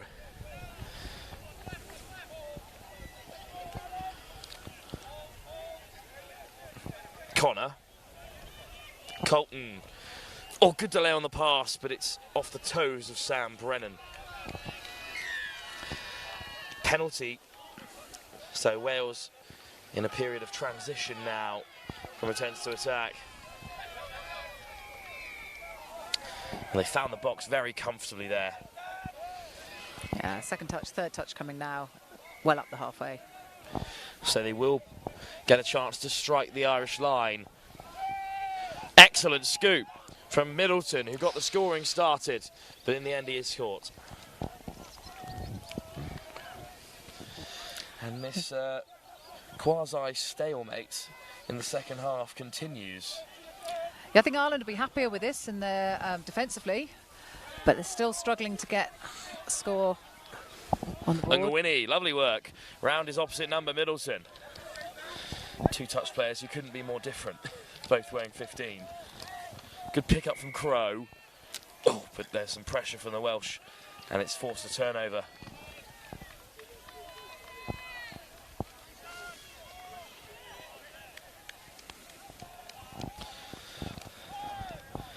Wales transition again, and I fear that this game may have reached its conclusion a touch early. Which does give us a chance to look ahead while the fixtures rumble on, and it is Ireland back in action in this next game in the mixed 15s taking on Lebanon. A chance for the hosts to put in a more complete performance perhaps. You know, I watched the Ireland mixed 15s earlier, and they've got some tidy players in there. I actually played with Carl, who's coaching them, and his son's playing, Alex. There's some very nice play going on there. What a ball over the top, balance!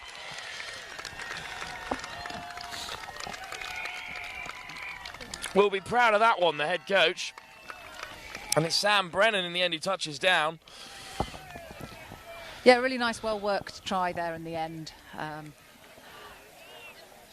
Maybe a little too late for the comeback, but regardless, it was a very popular great score. Try. As I'm sure you heard from the surrounding area here. Sam Brennan finally given a bit of time and space, and he dots down to score Ireland's opener. Wales could respond straight away. Good defence as well. Ireland are level now in the second half. Yep, and much stronger in their attack. Driving forward, momentum, and away set here, not looking to box. Well, there may not be time for Ireland to turn this around, but a few more scores would put a brighter shine on things here. Good scoop from Delaney. Ball over the top is loose and forward towards Bradshaw. Good attempt, though, from Ireland. Good ideas coming from them in attack now. As you said, though, perhaps a little too late.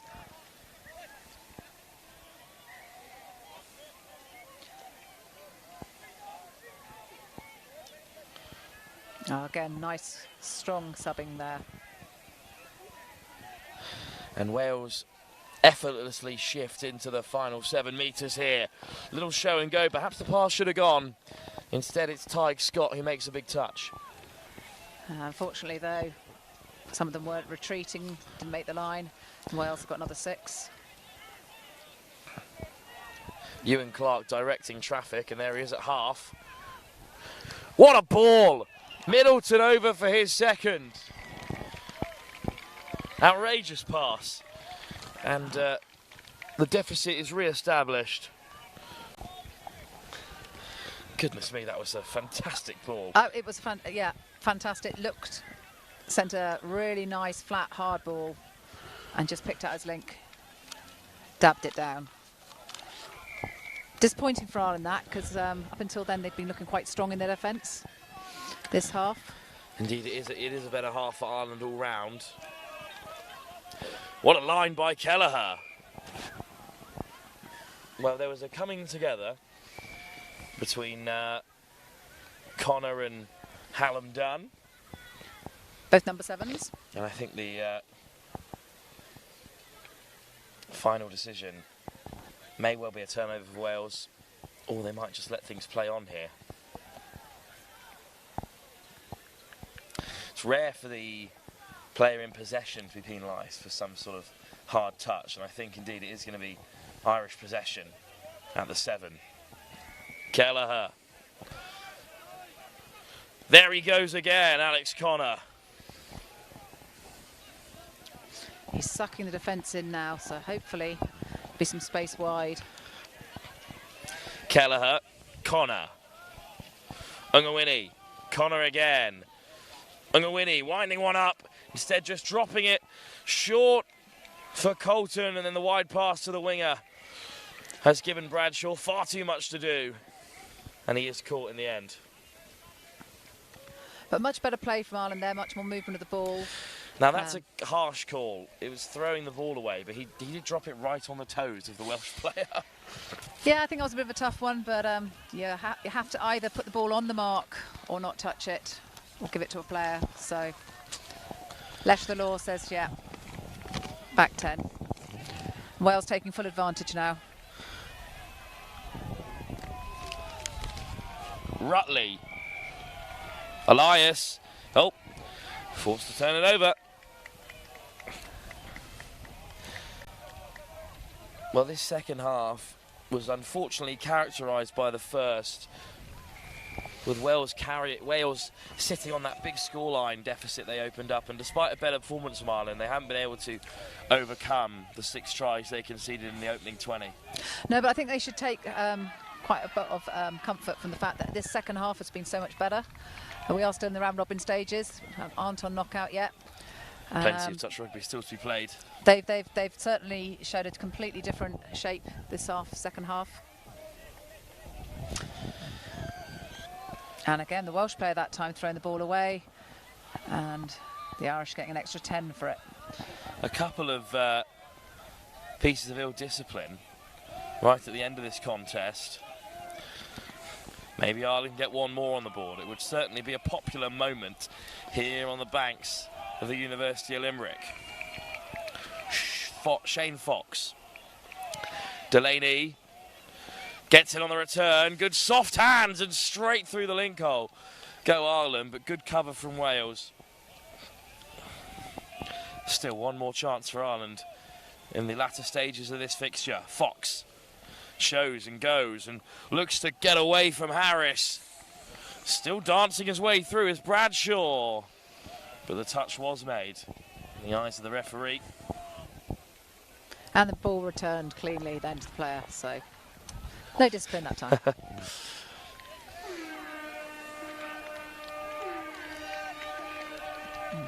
The buzzer sounds and Wales are caught on their way through, so there will be no last gasp score. In the end, the result was never in doubt after a first half performance of some repute by Wales. They went 6-0 up and carried that form over into the second half, even if the margin was significantly narrower. Athena, and Ireland can take some comfort in their second half performance, as you said earlier. Yeah, great game out there, and I'm pleased to see that Ireland were in it to the last. Sometimes it's too easy to let your heads go down, but I thought they kept their heads there well. And even on that last play there, those diving touches that left players on the ground, shows how much they wanted it. Ireland are back in action. We return to the under-15 mixed competition where we started the day, and they take on Lebanon. That's our next game, live here from the University of Limerick in the second ever Youth Atlantic Touch Cup.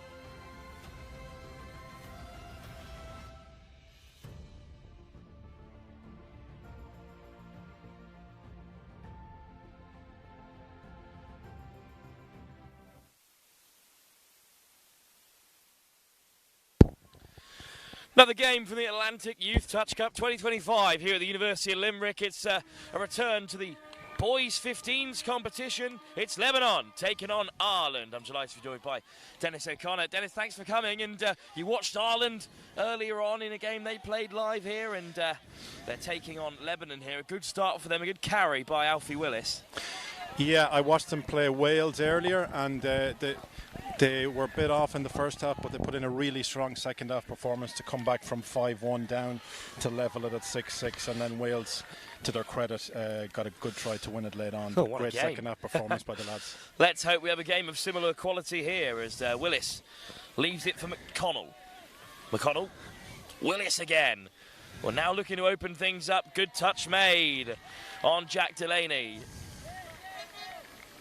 And Lebanon have it back. Yeah, Jack has only been playing a very short time, but he's picked up the game really well. He's from Rossgray, and he plays with Rossgray. He's from County Laois, but very good, hard-working player. Here come Lebanon for the first time. Their transition a little bit dysfunctional there, and a flying touch comes in from Charlie McConnell. Yeah. Now Lebanon can get rolling, full of flair and passion. His Lebanese players. Good defence by Ireland, though. Touch taken by Gio Maroon, and that's all 6 of them. So Ireland have won it back in a dangerous area. They could create something from here if they transition with real impetus. Yeah, that's great offside call, which allows Ireland to slip the net. Charlie McConnell goes over for the opening score. Yeah, great score there by Ireland, and well done to Charlie McConnell. That was good heads-up play. Ireland drove the ball really well, but Charlie noticed that the defenders were caught offside, and he was able to go right through and score. Clear instructions from the referee. You could hear them up here on the mountain of no 7. Unfortunately, it was Gio Maroon who was offside, and the 2 nearest players for Lebanon couldn't get across. Opening score, Ireland lead. Yeah, it's good to see the lads playing so well. They're quite an inexperienced team. A lot of these guys haven't been playing a long time, so you get that at under 15s level, I guess. There'd be a lot of very new players, even though it's international, but good to see the confidence that Ireland played with there. And here is Maroon at the link, caught on the 7. I think just a miscount there. Lebanon miss out. Ireland have another chance to get upfield here. That's good driving. Good carry by Samuel Morgan. Yeah, and I think a penalty for off the mark there against Ireland. Well, that is a shame because it was a really good transition. Yeah, that's something you would see in the game. These younger guys, you know, they probably get a bit excited, when they're faced one-on-one with a defender. They think, I'm going to beat this guy. But no, of course, in touch, you have to be 100% sure. Harb. Jean Krillios. Ray Harb again. Lebanon look a little bit stationary at the moment, but touch is taken by Jose Bustani, but the pass is a little bit loose, and yeah, that's just back in possession. Just unfortunate for Lebanon there. They had a good opportunity to set up with Ireland turning it over, but just weren't able to do anything with it.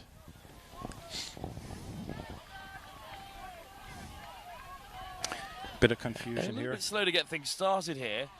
Ireland still with that 1 try advantage, but that's a much better drive. Some real power in the carry by Charlie Mose. Yeah, good drive, but I'm not sure about the dump there, Wilf. It didn't look to be entirely legal, and but indeed, good drive. The touch taken on the Lebanese player was a little strong, and unfortunately one of their players has gone down. Let's hope he's okay.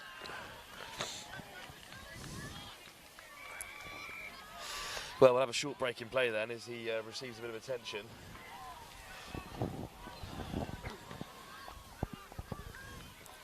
Yeah, I'm kind of, I have a good interest in this team, Wilf, because I actually coach 4 of the lads with my club, Buccaneers, and at loan, so very keen to see how they get on. Yep.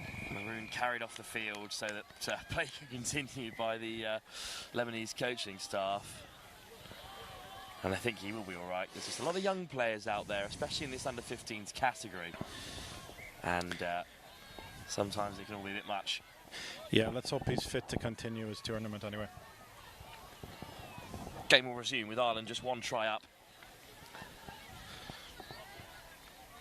Matteo Alam will take the first tap and drive over the 10-metre.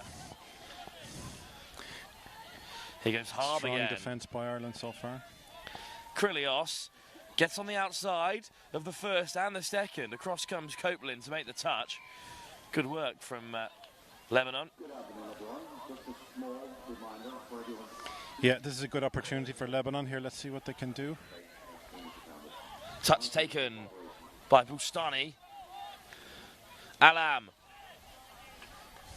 Good defence from Ireland, but a penalty goes Lebanon's way.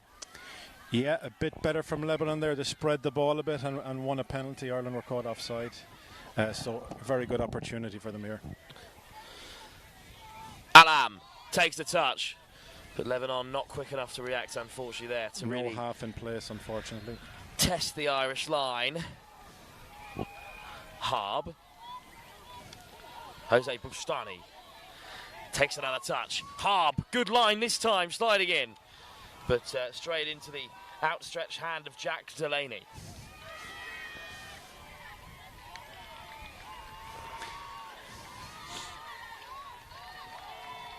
I think a sweep would be a good move for Lebanon here if they could execute that. Ball back towards the outside channel, and Lebanon caught. Good touch by Copeland, and that's the end to that most recent attack. Solid defence by Ireland there.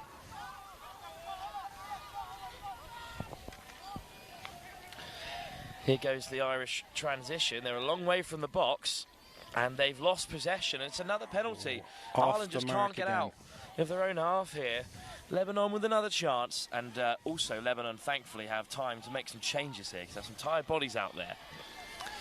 Off goes Matteo Alam. Something Ireland are going to have to be careful about. That's the second penalty for off the mark inside their own half. And another good opportunity for Lebanon here. Alex El Khoury, whose brother Chris is part of the 18 side. And here he is again, El Khoury. Good delay on the pass, down on his knees to draw in the last defender. But Finn Copeland, pretty confident he made the touch there. Yeah, it looked good from here. Lebanon, that wasn't a bad execution by Lebanon, but they were doing it in such a confined space that it was probably never going to succeed. Nice bit of deception by El Khoury, something you see at senior level. The player dropping to his knees or even half diving in and then releasing the ball late. And the try is given.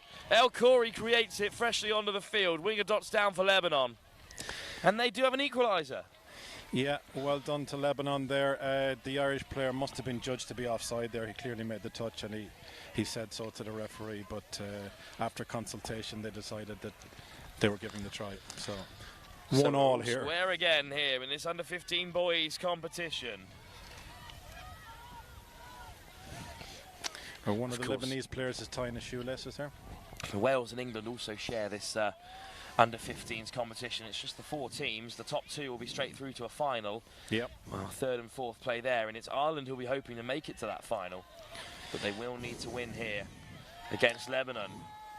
Yeah, I think this is possibly a game which could go a long way towards deciding the bronze medal at least. Ireland will be looking to take it. I think they bet Lebanon comfortably yesterday. So far they're not getting the better of them, but we'll see how it goes. Laid back by El Khoury. Out there with Mark Corey. So Lebanon injecting a bit of pace there, but ball to ground. Corey and El Khoury both out there at the moment in 9 and 99, which feels apt. Yeah. Let's see if Ireland can get out of their half this time. The last 2 times they haven't done so. They spent an awful lot of time in this area of the field as Ben Willis makes a half break, which becomes a full break. Ben Willis will score. A try out of nowhere, really, for this Irish 15 side. It caught Lebanon certainly unawares. Well, there's a lot to be said, Will, for just direct running, and that was certainly very direct there from Ben. He just ran straight at the defender, stepped him, and then the space kind of opened up, and he just took it, and it was an extremely clinical finish. Ben Willis playing alongside Alfie Willis as well in this team, which is great to see. We love a family occasion at the game of touch rugby. Yeah, just about that.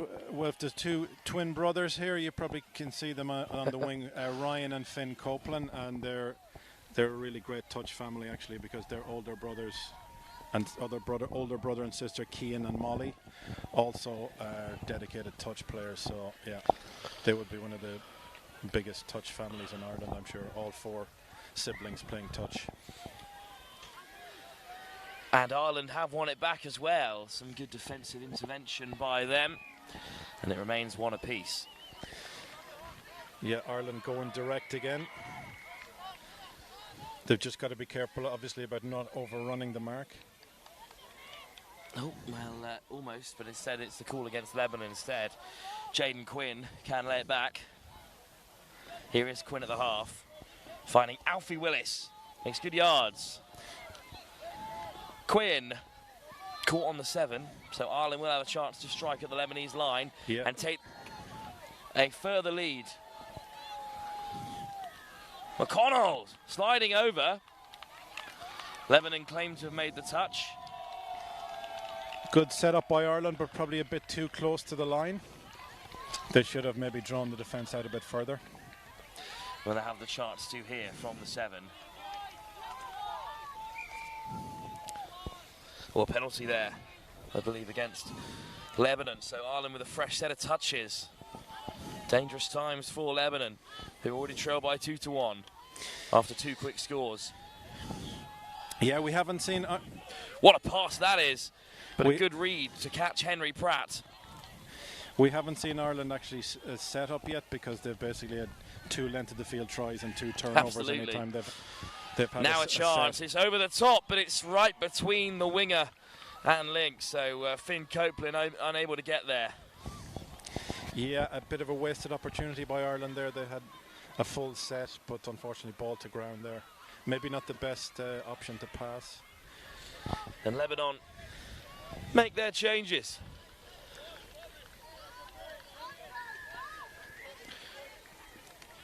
Nice drive from Krillios. Up to halfway. And now Lebanon up to the 10. Krillios looks to the right-hand side. Looking for the late pass there was Ray Harb, but it's just gone forward out of the hand. And Ireland have it back again. Yeah, good to see Lebanon injecting a little bit of pace into the attack there. That's what they really need to do that if they can. Let's see what Ireland can do here.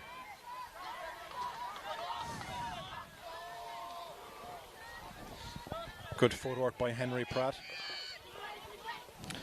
Great footwork from Alfie Willis as well to make some extra yards. Short line, straight through, goes Charlie Mose, but he is caught by Lebanon. Good defence from them. Yeah, Charlie Mose, one of the bigger players on the Ireland team. You can see at this level there can be a huge difference in size between some of the smaller guys and the guys who have already grown quite a bit. Mose, another tight line. Over the top Brilliant. It goes for Heath Hewlin, who will score Ireland's third. 3-1, the under-15s lead as they strive for a place in the top 2 and a spot in that gold medal match. Yeah, lovely score by Ireland there. Nice hands, actually. They look like they're going to set up, and then they went wide. And it's great to see that kind of skill level with players this age. And not a forward pass either. So, well done, Ireland. Charlie Mose, the provider. Heath Hewlin, the scorer. And touch taken by Michelle Chakor. Off goes Corey. Mark Corey looks wide. Touched by Jack Delaney. Corey. Chakor, oh, Corey back to the open side instead. What a ball. And Malek Goshen scores for Lebanon. 3-2, they're still very much in the game. Yeah, a nice score by Lebanon there. Very simple, just dump and split out move, which caught the defence out. So well done, Lebanon. I also thought they would come to the open side and try and spread Ireland, but a lovely ball back on the inside from Alex L. Corey. Yeah, they obviously tried to get the winger to come in off his wing, which he did, and left the opportunity for them to score on the outside. Alec Clever Goshen play. on the board for Lebanon. Ireland with a chance to respond before the break. Another penalty for off the mark. I think the guys need to initiate the touch more rather than trying to beat people and then making the touch after the fact. Ivan Shaheen now on the field there at 44 and playing half, picking out Carl Aoun. Shaheen. Good take from behind it by Matteo Alam. Shaheen. Poised at half again. Back to Aoun on the outside. Touch taken. But, a miscount unfortunately there. Thought they had one more in the chamber. Yeah, a complete set there for Lebanon, so that was a good opportunity for the missed on the line as well. Now Ireland need to try and get out of their own half above all else.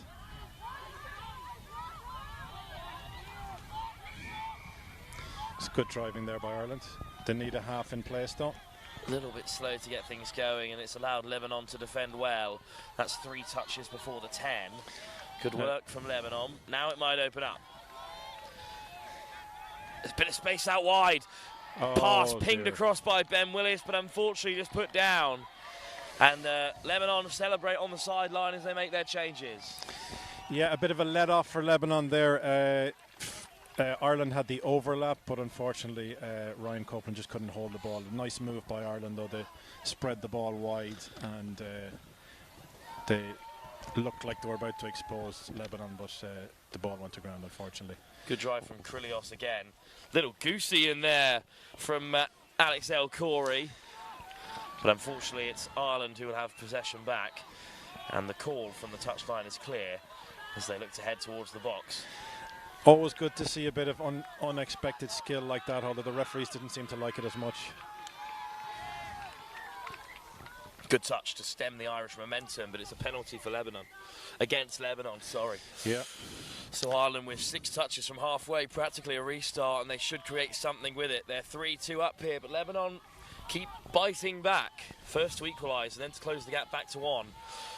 Lovely step from McConnell, but he is caught. Yeah, Ireland have managed to get into the Lebanon half here, so let's see what they can do. Can they set up something? Oh, again, a nice step from I'm sure the Irish coaches would be looking for them to at least complete the set here after the number of turnovers they gave away for off the mark, so he'll be happy Lebanon with this. Forced to encroach, and they've won another penalty, Ireland. Call from the touchline. Good opportunity for Ireland here.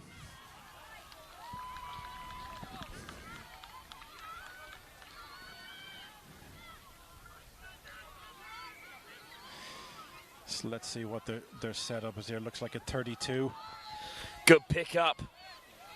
Oh, great delay on the pass from McConnell to pick out Jaden Quinn. Excellent score by Ireland there at a 32 setup. And then the ball went out to the link who was completely unmarked, Jaden Quinn, and he was able to dive in for a nice score. Well done, Ireland. And you think they did have to convert from there. A great opportunity. And indeed, they have scored a 4th try.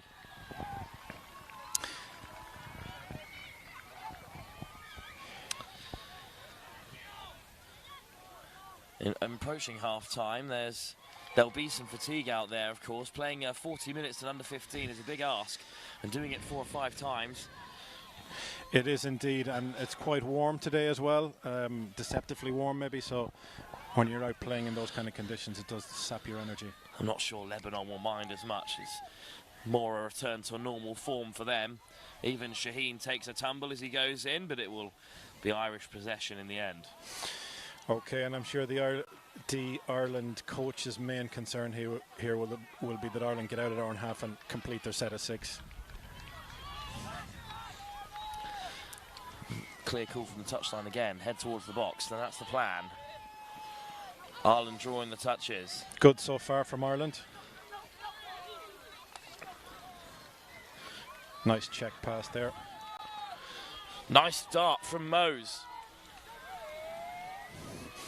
Morahan. Mose straight through as the sweeper. Offside, Lebanon. Oh, great move to free the hands at the very last. But I think Morahan, although in possession, was touched. Yeah, that was a nice scoop and pass by Ireland, but good defence by Lebanon there. The Lebanese link, he had his eye on the runner and he made the touch just as he got the ball. Willis gets it away, but a good touch to end the first half from Malik Goshen, one of the Lebanese try scorers. So at half-time, it's 4-2. Ireland, under 15 boys side, are just ahead and still with a chance of reaching that gold medal match in this 4-team pool competition. Yeah, it's all to play for, Wolf. Second half to come in 20 minutes' time. Both teams very much still in the contest here on day 2 at the Atlantic Youth Cup from the University of Limerick.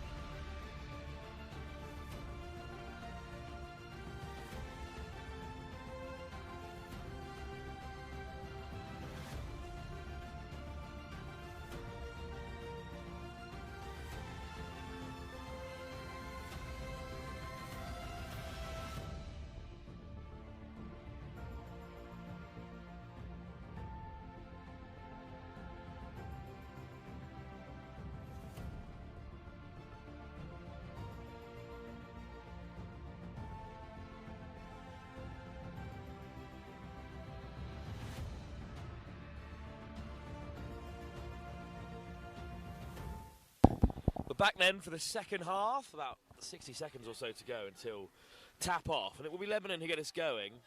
They did score twice in the first half to the excitement of their bench. We were just saying they are an inexperienced team, but there's only so experienced on the 15 side can be. Yeah, I think Ireland are quite inexperienced too, but they looked a little bit better in terms of they were able to set up very effectively and get their fourth try. Was a nice move off of 32. Lebanon had a lot of time, actually, in fairness, down on the line, and they did score 2 tries, but they couldn't execute a proper 32 or roost or any of your kind of standard touch moves at all. So let's see if they can in this half. They have got the likes of Alex El Khoury, who is a fine young touch player, but for now, though, it's lifted off the deck by Mark Khoury. And Lebanon with a decent start to this drive. Yeah, they've got up to the 7 already, Wilf, so laid back by Shakur.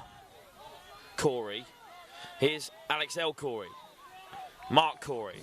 Alex El Khoury, nice footwork. Looking for an offside call, but I'm not sure he's going to get it. Oh, indeed, the try is given. Yeah. That's well deserved, actually, because that was a nice quickie move, and he stepped back inside and caught the Ireland defender offside, so well done, Lebanon. Great footwork from Alex El Khoury. Certainly the standout player in this Lebanon under-15 side. Yeah, Ireland will be looking to hit straight back here. They've got an opportunity to go right down to the line, and let's see if they can set up something and retake a 2-point lead.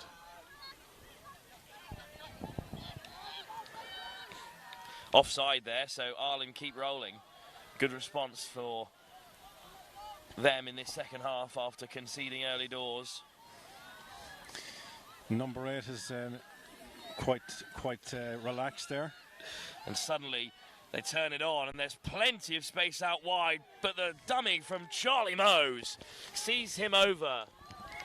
Yeah, nice 32 move again there by Ireland, and they attacked the open side well. Charlie Mose could have given the pass, but he dummied it, caught the link out, and scored a nice try for There Ireland was a lot of space out wide there. Yeah.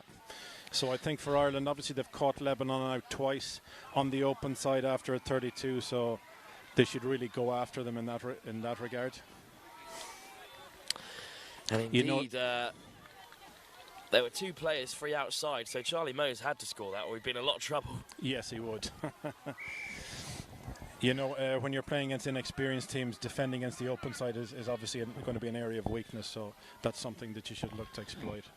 Ireland, of course, is an expanding nation in terms of their involvement in touch rugby. This tournament's a big part of that, but what kind of structures are there already in place at this level? How do you gather an under-15s team? In England, of course, they just post the trial and they've got the communication network to do that, whereas other places like the Cayman Islands, they're all from the same club. Yeah. But how does it work at the ITA? Well, in Ireland, we've been competing in junior competition since 2014. Obviously, there was a gap in 2020 and 2021 for COVID. What's going on there? Something called COVID. The forbidden unfortunately, times, yeah. So we've consistently competed at junior level. There's no major junior touch club competitions. It tends to start off early on in the year with trials. There would be 6 months of training camps, and then the squads are selected. Previously, we've had about 3 squads. This year, we've had 6, probably because it was on home territory, which is great, and that's a growth. But I suppose for the future, what we'll be looking to do would be to expand the number of junior clubs and maybe create competitions at that level. Junior nationals will be in at the end of this month, back in the UK. Yeah, that's a great competition, and maybe that shows why England are one of the leading countries in Europe for junior touch. They've probably got a bigger structure than us, but nevertheless, Ireland touch is very much grown at junior level. There's a huge amount of work done by the likes of Tanya Rosser and Billy Nawini, who lead the junior touch program. They basically prepare all these teams for the various European Championships and Atlantic Cups. That's their second shout out in 2 games. Got one from Anthea as well in the last game. Yeah. Their son Malachi Nwene work is part of that Ireland under-18 boys side today as well. Yeah, and there would be players that I know on every one of these teams because I coach Buccaneers in Athlone, and we've got about 12 players across the 6 squads, which is brilliant for us, Excellent turnout from the Buccaneers. Great defence there by Henry Pratt. Big show and go by Carloon, but Ireland catch him and they have it back as the sun once again rears its head here at the University of Limerick. The weather has been outstanding across the couple of days, considering where we are in the world. Yeah, we're lucky, Wilf. There's actually been no rain so far in the 2 days, not a drop. It's been a very erratic summer weather-wise, so... There better not be any this afternoon as well, while I'm sat up here on the hill. Indeed. Ireland with a chance to go further ahead. They lead by 2. There's plenty over. But in goes Alfie Willis, and I think the ball's just been put down as he stretched out there. Ball to ground there, so a let-off for Lebanon. Lebanon will have it back, and they'll have a chance to head towards their box and make some changes as Lebanon warm up just behind as well. They're under 18 Good pressure side. by Ireland. They're under 18s mixed, just there in the background as Lebanon head towards the touchline. Yeah, that's good defence by Ireland. Lebanon have used 3 touches and they haven't even got past their 10-metre line. So that's 4 now, so 5th coming and they're just going towards halfway. Nice manipulation though from Mark Corey. Yeah, that was a nice sidestep. Krillios. And that's the 6th touch. Just out of time. So we've lost a penalty there as well. I guess that shows the importance of defence in the opposition half there. Ireland really got up hard after the turnover, and the first 2 touches, certainly Lebanon made very little ground, and that basically meant that down the line the 6th touch was made and about it's good 30 metres out. Good to install that level of understanding. Yeah. Even at under 15. I think when you're coaching a team, what you like to see nearly above all else is just that kind of work rate and desire in defence to actually get up and put pressure on the opposition. Interesting to see that the touchline for this under 15 side as they sneak through at the half and score another. Great run by that man again, Charlie Mose, this time picking out Ben Willis for his 2nd try. I think that's a hat-trick of assists from Charlie Mose. Yeah, a nice scoop there. I mean, you don't usually scoop from that far out, but Charlie managed to get right through in behind the defence. The referee called play on, so it was a free play, and he was able to link up with Ben to score. Good score by Ireland. I think is it 5-2 now? I think it might be 4-2. I think it might be 6-3 at this stage. Okay. In fact, or 6-2. That's correct. My apologies. Lebanon did score a 3rd try. Regardless, it's Ireland ahead by 3 scores, and they have to keep out Lebanon here after a penalty has put them in a good position. Driving forward is Mark Corey. El Corey. Good driving play by Lebanon there. They put Ireland under enough pressure to catch them offside and win a penalty. Oh, good step on the inside from Alex El Corey, but sent back to the 7. That was a bit better from Lebanon there. Nice 32 execution. Well, Alex El Corey's out there, and he is one of the more experienced players, of course, with an older brother also playing internationally here. Here is El Corey again, but his pass is uncollected. Yeah, just unfortunate there. There seems to be a bit of confusion, and the ball carried through the ball between the two teammates. But Ireland have turned it over again, so here's another opportunity for Lebanon. They really need to get the ball into the middle. Referee's got some officiating to do here first. I think Lebanon were appealing for a hard touch. I suppose when you're the biggest man on the field, it can be sometimes hard to be gentle in the touch. Mark Corey. It's Alex El Corey sliding in. Very good. That's probably the best setup I've seen from Lebanon in this game so far. They were unfortunate not to score there, but good defence by Ireland to keep them out. Carl Owen, Alex El Corey, Mark Corey, El Corey again. This time unwinding a big missed pass, and it's been collected excellently well by Maroon. Yeah, that's 6 more for Lebanon there. The Irish winger Finn Copeland touched the ball in the air. And Gio Maroon did well to take it, even if he was caught by Copeland. But they are a bit narrow in attack here, Lebanon. Yeah, they really need to get it back into the middle. Much better opportunity to score from the middle. El Khoury, Aoun. Touch taken, Ireland on the retreat. El Khoury again goes to the short side and scores.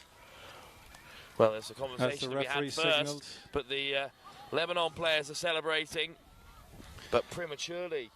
Yeah, I think it's ball to ground there, has been called by the referee. Well, so a bit of a let-off there for Lebanon, for Ireland, sorry, against this young Lebanon side. I think you'd like to see Ireland initiating the touch more. And instead giving it away. They're taking an extra step a lot of the time when they go in to make the touch, which hasn't always been penalised.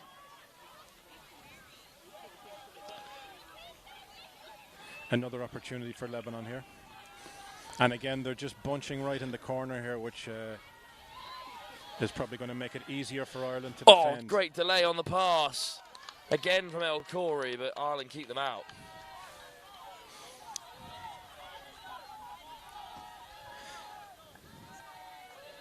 And again, you have 4 Lebanon players crowded into 10 metres.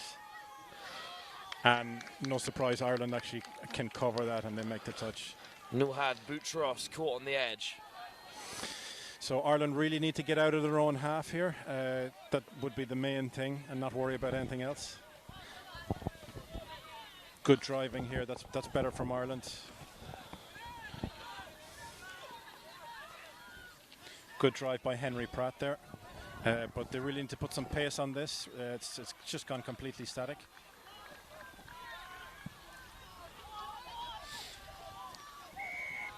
Oh, soft hands.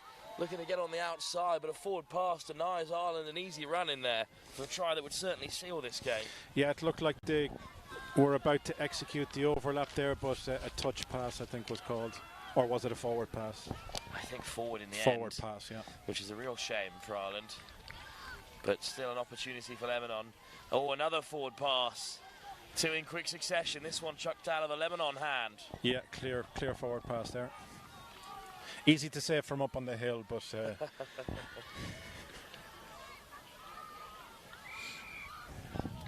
I know I referee a lot of games myself. It's so hard to call a forward pass when you're behind the defence.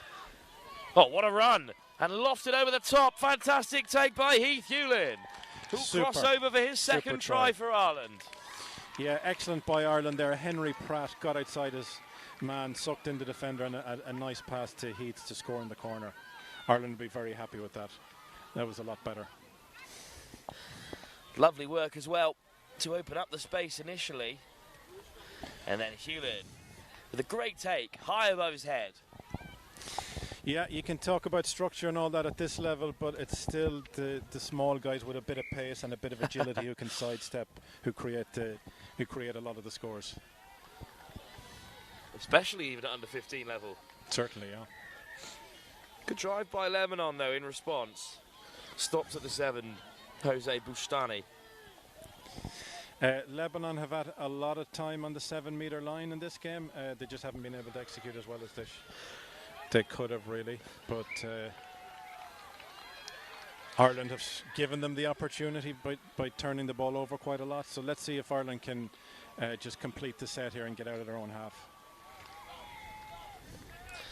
Ireland heads towards the box. Lovely drive there by But instead they cut and go back on the inside. On the spin, Charlie McConnell. Hopkins.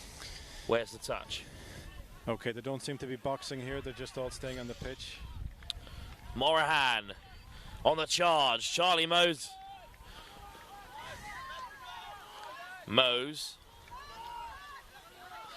Big windmill dummy there. Back for Hopkins, who looks to get away, but is caught by Nuhad Boutros. Yeah, just a fumble there by Ireland, but at least they got out of their own half. Now they have opportunity to show that they can put pressure on Lebanon defence here, like they did the last time.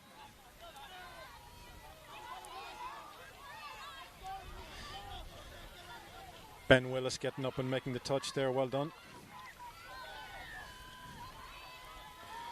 Not much pace on this Lebanon attack. They really need to drive forward a bit better. And Loose then turn it pass over. goes to ground. Ireland can't break away, of course. They'll have to tap and reset.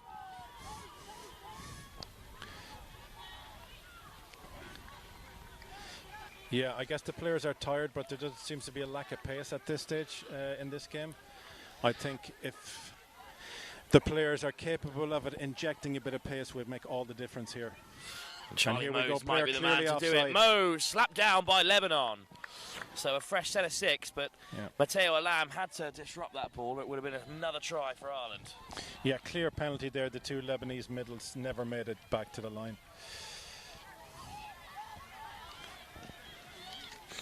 Lovely ball over the top, but just undercooked. And it's down from Aidan Hopkins. Yeah, I was just about to say a good opportunity for Ireland to attack the short side here, but they went to the open side this time and it wasn't the right option. But a penalty.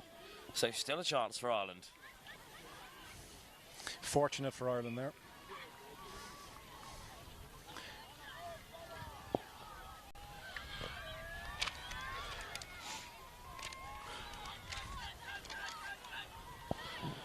Touch taken by O'Connell. Mose wants it on the return. It's over the top. And Lebanon have it back. Yeah, that's unfortunate for Ireland there. They just... I think it was a seemed missed to be- pass, but yeah, the seemed to be- towering Charlie Mose still got a hand onto it, and in the end I think he might have just knocked it a touch forward. Yeah, seemed to be a bit of confusion there among the two players, all right. And the referees brought that forward. Must have been some back chat. Regardless, it's play on, and Lebanon get going through Eric Chaya. Chakor. I think Lebanon are Alam. going a bit lateral here if they were to drive forward. They don't seem to be going to the box either to bring on fresh players, so... Ivan Shaheen drives it on. Nice offload for Alam. Some tired legs out there. Again, as we said, it's a long time to play touch, 40 minutes for anyone, let alone under 15. I think Ireland will certainly be going to the box this time. I'd say the They're players certainly need being a bit of a beckoned breather. towards the box by their teammates on the sideline. Good drive there by Charlie Mose. That's put a Ooh. bit of pace into it. I think Mose is going to be penalised for that. Unfortunately, he's quite physical when he goes into the touch, and his style is slightly unusual. Kind of looks like he could be penalised for hips not square a lot of the time, but he's got away with that. But not Good that to time. see Boutros get back to his feet and run it in for Lebanon. Ireland defence straight off the line there.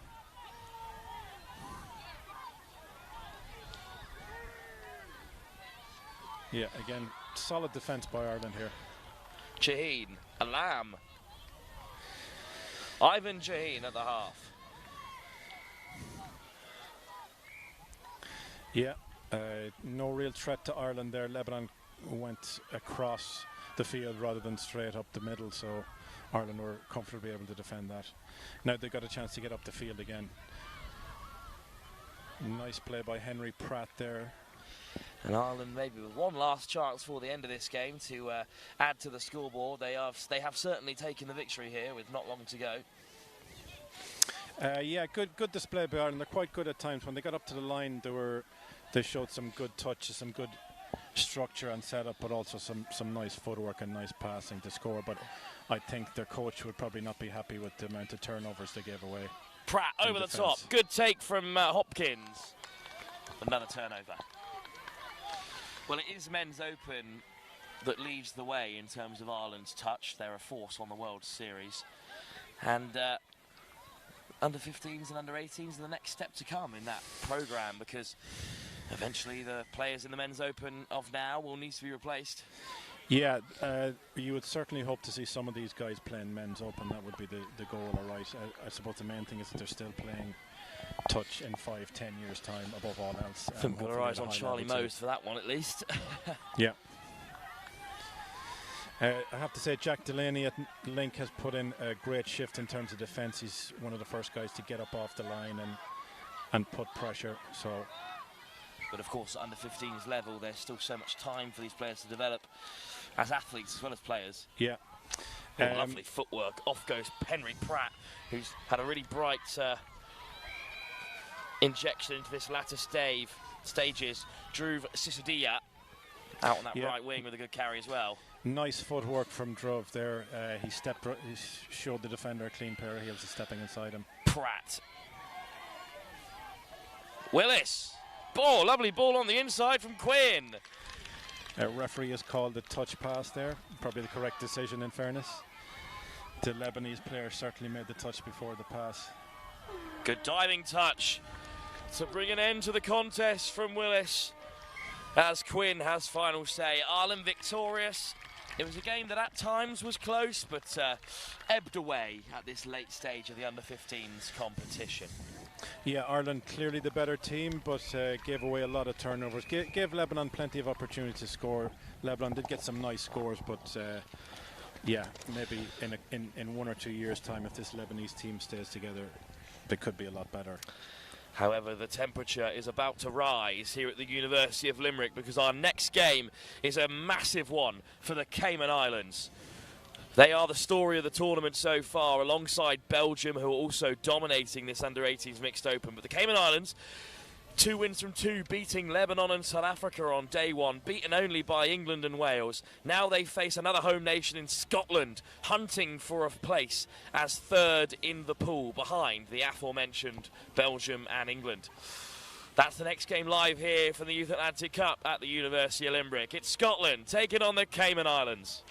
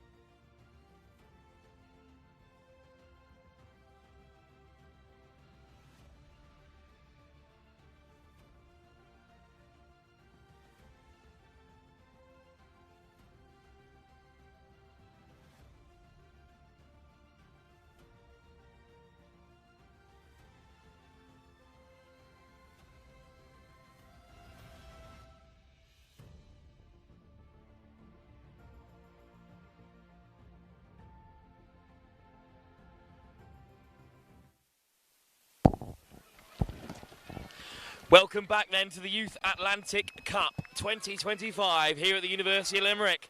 And it's a serious game on our hands here. It's Scotland in the mixed 18 taking on the Cayman Islands. The Cayman Islands need a win after defeats to Wales and England in order to stay amongst the top three, with Belgium, of course, also one of the top sides in this division. Belgium have bought practically half their mixed open side from the World Cup a year ago due to this competition due to their young age. But the Cayman Islands, an emerging nation, are looking to challenge Scotland here, who have been European OGs in the format of touch. I'm joined by Max and Theo, yet another Shakespeare amongst us here. And, well, Scotland are a real challenge. Oh, good touch by Rio. Oh. Well, it was a nice little darting run by Orley Frame. But as I was saying, Max, this will be a tough game, but a winnable one, considering how well the Cayman Islands have done so far. Don't worry, we're pumped, we're ready. We have the mindset, we're ready to go into this. Here comes Frame. Oh, darting by Ben right there. Really quick up in the line there from Ben Coke. That was really nice. Shona White. Williamson. Nice press. Here's Finlay Williamson again, getting on the inside. Nice corner, nice corner. Fantastic drive, and in the end it's Sebastian Pace, who shows plenty of it on his way through. Yeah, sometimes it's just about the hip placements. If they find you... Oh, sometimes it's about the hip placements. If they find you have a bad hip placement, they're going to beat you on the inside. Well, I've got to say, Sebastian Pace is a pretty great name for a touch player to have. And he opens up the scoring for Scotland, who on a similar note have had a good tournament here. But... they're targeting that top three spot, and some nice little arrows by Cayman going through. Off goes Matthew Rees, and Cayman on the front foot here. Rees again.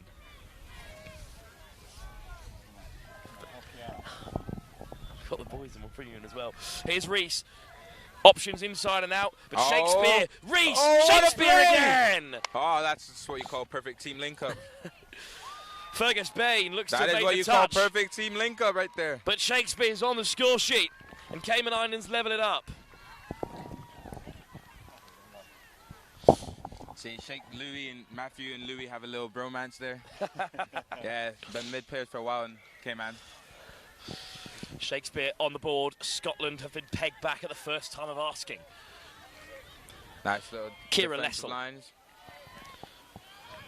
Rattery. Benjamin Aston.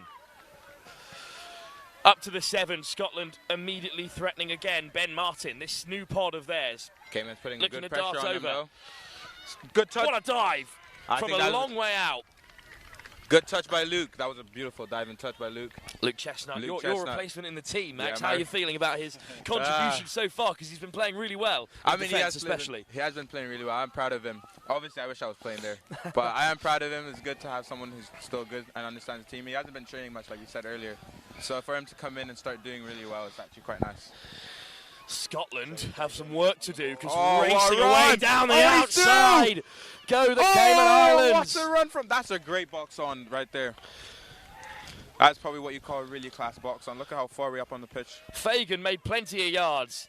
And scything through again here. Unfortunately, there's just a touch on the half. But what a run by Fagan. Yeah. So those are the box ons you really want. You want just to get off the pitch, give you more ground. Because look at Scotland now; they're in their half. I believe the Fagan family are here in Ireland as well,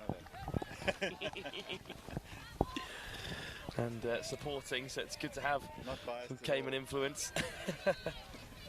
If we can keep their touches under before they get to the pitch. It's a good transition from Scotland. A nice carry from Shona White.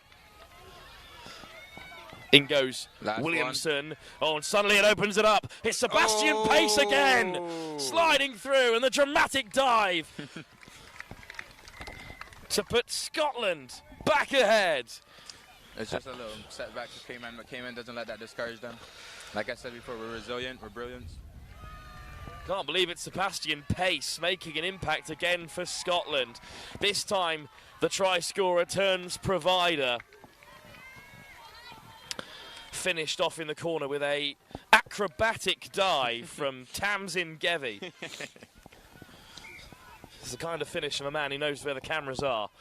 Cayman, though, in response through Windsor, and now a pass on the inside to Matthew Rees. Who has the ball? Shakespeare. Rees again. Shakespeare with a quick scoop, taking it to the open side. Maybe see another. Over the top it goes! Inches away from being clutched by Casey Fagan. Might see another masterclass from Darren Lynch and Matthew's long balls.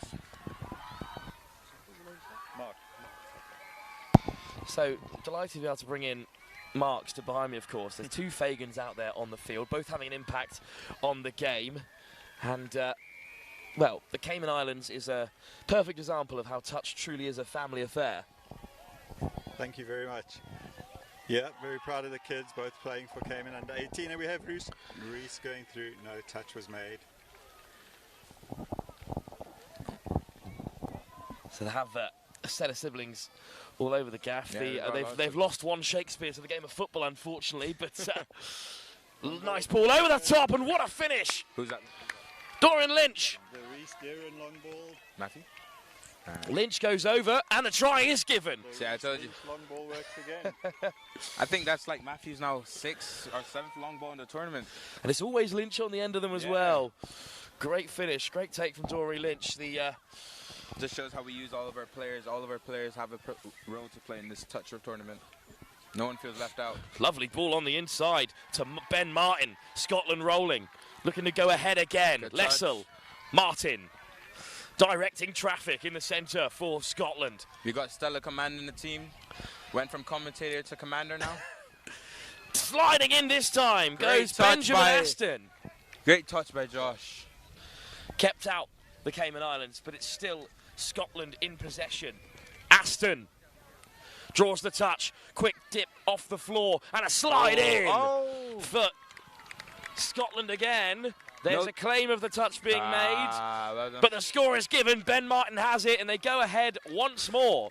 What a game it is. There's Ben Martin straight up to the camera here. But what a game we've got on our hands. Yeah, no, it's a lovely game.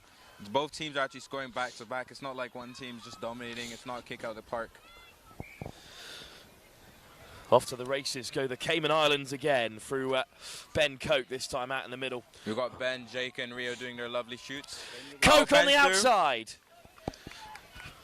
Steps back for support. Cayman centers the ball to get a better position. Coke, Fagan. Coke on the return. Just unlucky. Just thinking about the next stage of his plan instead of keeping a hold of the ball at the first time of asking. But Scotland can transition, and they're right on their box side as well. As long as Cayman can keep their touches up in their box, we'll be good. It's good defence by the Cayman Islands initially, but then Sheriff gets away. Sheriff on the outside. Lewis Forge, new pod on for Scotland. That's fine. Michael Sheriff throws the big dummy, drops it on the inside for Forge, but Ben Coke does enough. It should give Cayman some time to get up and get a little box on if they need to. I think that will be the play, because this pod has been out there for a while. Yeah. Luke Chestnut, a high charge from Sheriff. I think our next pod lining up is Matthew, Louis and Coco. I can see from over there. And they do head towards the right-hand side. Oh, what a break down the right! Cayman Islands have a race on here. No way! All the way! All the way! Oh, it's lovely by Ben. Ben Coke goes over. Cayman Islands turn the game on its head in these early stages. Oh, it's lovely. All the way in our half just to make that run. That's a beautiful play, I would say. Well, it's not the time to switch off. When you think the opposition are boxing, often they can just go the full length. We've seen it a few times today, and another one. And another one there. It's a fantastic finish from Ben Coke. Nice touch by Louis. 3-3. Nice shoot up by Matthew and Coco. Good touch by Louis. Oh, that was perfect. Pressure. See, came in, put pressure, the people fumble. Well, it's one of the first shutouts we've seen of the game so far. Such has been the rate of scoring. And it's Shakespeare taking it to the box. And they're on. Good hands, almost fell loose, but another chance here for Josh Allen. Introduced for the first time in attack alongside Garbarino. Allen. Big touch from Benjamin Aston. Allen, Garbarino. It's OG Luke who's placed the ball down. Josh has done a long ball over the top. Well taken. That's Stella. That's not Darren. That's my fault. Stella Dean. That's Stella. Once the next commentator for the previous game. I can see the mix-up there. Yeah, Long blonde ponytails. Yeah, you see. That's why you got to go by the numbers, Max. Oh, it's spat out there and puts over the touchline on that box off there. So great call. It is in fact foot over in touch. Yep. So we'll be attacking the line. Cayman with a chance perhaps to take the lead for the first time. They're making changes. Oh, we're subbing during the attack. Allen, Garbarino. We're through. Deeran's up. The new team's on. Here's Fagan. Ben and Jake again. Ben off the last try. He's trying to get another one. Oh, it's just unlucky. An unexpected pass from Jake Fagan into the path of Coke. So they are going to reset here for Scotland.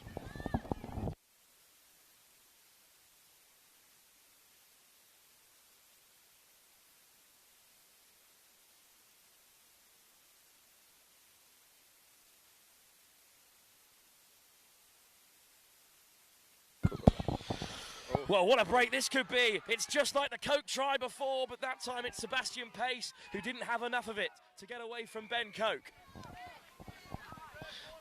Can't switch off at the box. Both sides have almost been stung by it there. Forge. Little Goosey to get away. Big pickup from Sheriff. Sheriff looking to get over. Important touch made. I think we had a little bump between teams.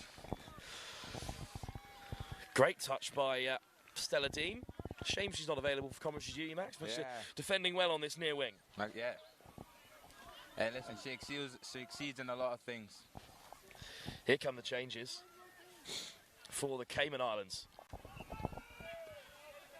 Good pickup. Oh, that looks like it was a charging touch. It was a physical coming together. It's again, very rare for the person in possession to be penalised, but get away again. Sheriff is the one who tumbled over. Referee's got a handle on things. I think that's his second time doing that. Well, penalty, so Cayman Islands will have a fresh set of 6 inside the Scottish half. Reece doesn't back away from the physicality. Yeah, Reece, he loves a little bit of contact. He's a bit of a football boy as well, to be honest, so he's used to a little contact. Here's Shakespeare. Well, an offside call may have allowed the Cayman Islands in for another score. I think he's trying to get one up on his brother, as his brother scored against England earlier. Well, they've taken the lead now, the Cayman Islands. What a moment. Yeah. Scotland go behind, and this would have huge ramifications for the round robin when all is said and done. Belgium, Wales and England look to be holding the top spots, but perhaps one of these two sides can break that deadlock, but they need a victory here. This is boosting Cayman's morale very loads. It's been an unbelievable tournament for the Cayman Islands, under 15s and under 18s. We've loved it. From when they went to Euros last year in France, apparently they didn't really do as well as they wanted to, but just like I said earlier, the first win of the day against South Africa just helped us a lot.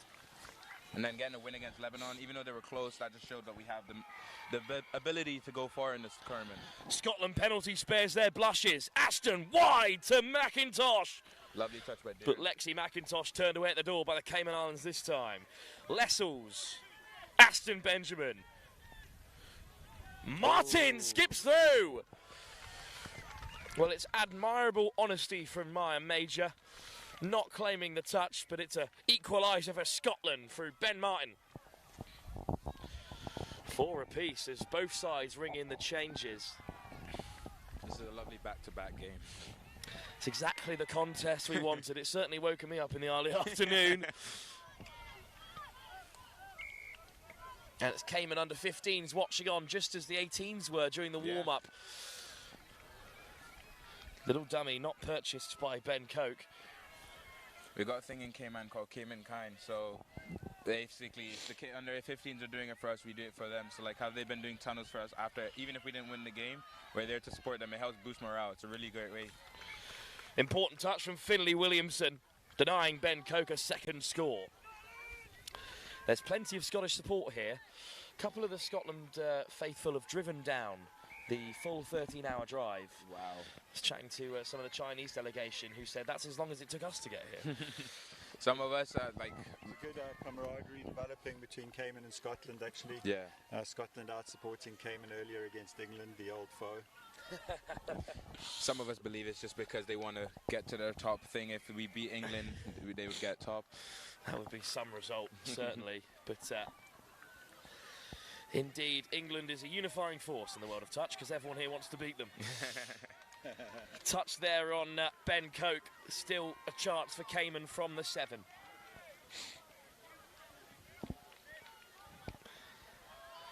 Good pickup. To the open side goes Fagan, and good effort. But unfortunately, the pass was right on the toes of Rio Windsor. Scotland have coughed it up in a dangerous area, and Cayman have to use this chance, Max. Yes, they definitely do. But with the team on, I think the team on there right now, they'll definitely have a good plan up their sleeve. Here's Coke. Oh, skips away from one. Touch made. Fagan. Coke pulls the handbrake. Fagan. Coke again. Might go for that. Winds it up. Oh. Overcooked it this time. I think if Lynch was right on the touchline, she might have grabbed it. Yeah. But you may think he probably could have go for the other side too. Stella was wide open. We may never know. Scotland will have a chance to reset. Yeah. Oh, he's not very good passing to the left. No worries. I can't pass off my left either, or my right, so it's fine. Lifted off the deck for Scotland. Good drive from Sheriff and company. Here's Martin. Try score already. Looking to get on the outside. Martin with the hitch kick. Caught at the very last by Fagan. Nice stretch. Those are some long arms.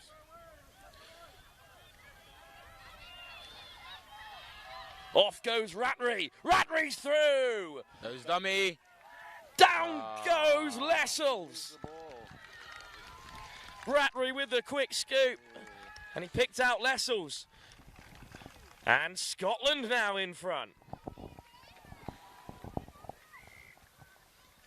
Well, this game could still go either way as we edge ever closer to half-time. But what we do know is it's an outstanding game of touch. With, for the first time perhaps in the tournament so far, something tangible on the line.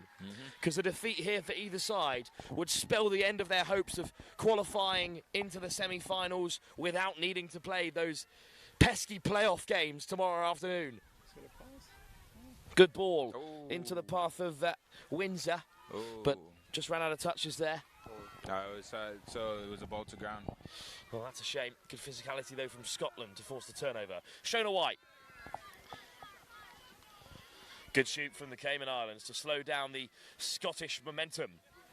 Yeah, you can see all the Cayman players, despite the refs being down right now, we're in our A game. We've been studying our A and B mindsets during Cayman. It's a little course we were doing before we came. We're still in our A game. You can see they're still perceiving everything. They're not getting upset. Fantastic work from Sheriff, who gets it on the inside. Yeah, that's just... Well, the Sheriff's in town, and the Cayman Islands know all about it. And he's made a huge impact here. It's the first time in the game that either side is stretched out to more than a point in front. Michael Sheriff with a fantastic intervention there. Great interplay with himself and Fergus Bain.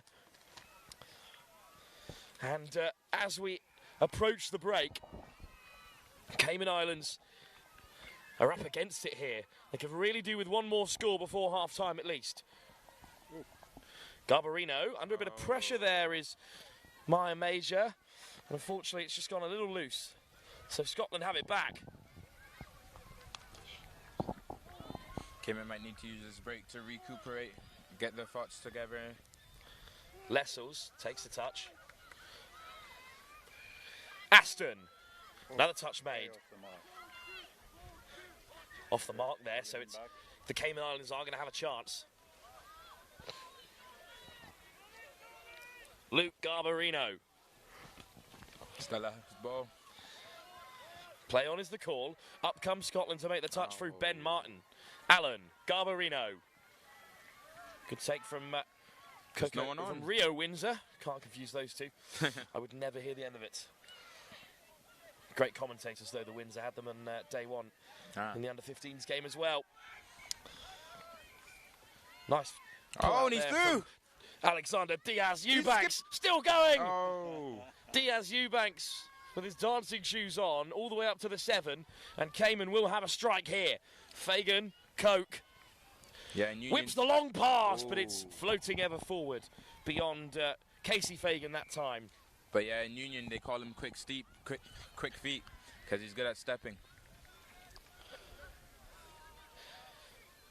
Scotland with possession again, long way from home, a long way from their box on the far side. First touch burnt on their own 7. This is great defence from the Cayman Islands.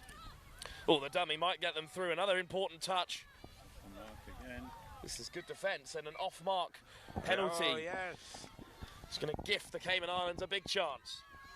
If we score this, it'll be a really big boost for Cayman's morale. There's the buzzer. One last chance. Coke spins it wide. Ball put down, but Scotland had cover there regardless. What a game in the mixed under-18 competition. Scotland looking to keep their hopes of qualification straight through to the semi-finals alive, but they need a victory here over the Cayman Islands to secure it. They've got 1 foot in front at the break, but with 20 minutes still on the clock, anything could happen here at the Atlantic Youth Cup 2025 at the University of Limerick. 20 minutes still to play. We'll be back in a few moments' time to see if the Cayman Islands can turn it round.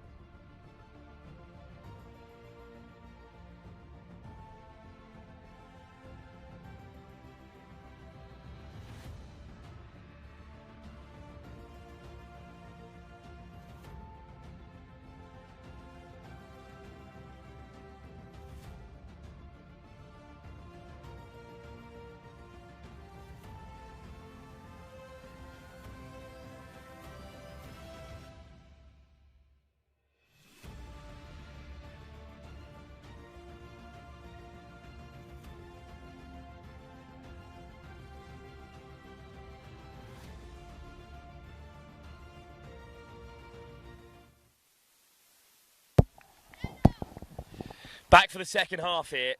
Cayman Islands trail. But Scotland have some defending to do to get things started here.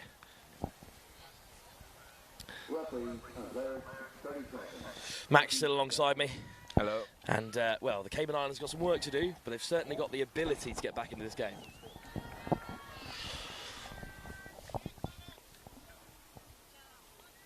We're waiting, of course, for the hooter, the overlord of touch at this level. 10 seconds on the clock. Scotland poised and ready. It's the most attacking pod, I believe, that the Cayman Islands have at their disposal starting off it. Hopefully Cayman can turn it around and, get the win against Scotland and get into the semi-final playoffs. Yeah. It's the voice of Theo Shakespeare as well, who you hear, who's just chipping in now. His brother Louis is out there with Matt Rees, looking to make things happen. Here is Shakespeare. Hopefully he can win it for Cayman. Shakespeare. Rees on the inside. Straight over to score. It's 6-5. Cayman Islands back within one score. Just got away from Finlay Williamson. That's all the swimming Matthew used to do in his day. He used to be a swimmer, so that diving has been training. Perfect. On the absolute carpets we've got here to play on at the University of Limerick. Off goes Scotland. It's Fergus Bain. Here's Michael Sheriff. Forge. Sheriff. Lewis Forge again. Sheriff takes a dart. Finds Forge. One more should do it. Powerful touch coming in there from Casey Fagan.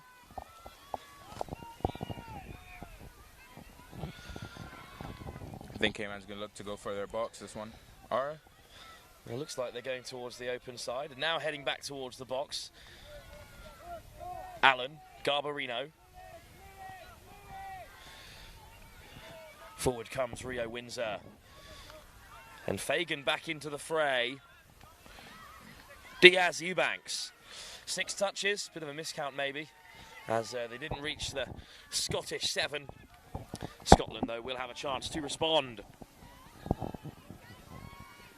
I mean, one thing that amazed me after watching these games is the swiftness that they can box off and how well it's done.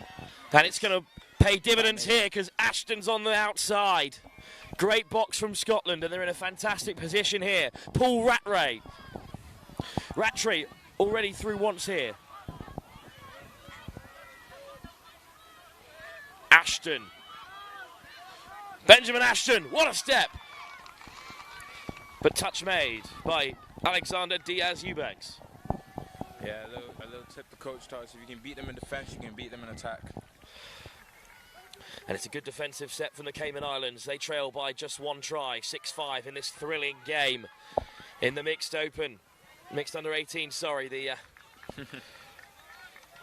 It's the same quality as a mixed open competition, I'll tell you that. Having covered the World Cup myself. Yeah, in 2 years' time, some of these players will all be playing U20s when we get the U20 squad up. In 2 years' time, a couple of them might be preparing to get on the plane to New Zealand as well for the Cayman Islands.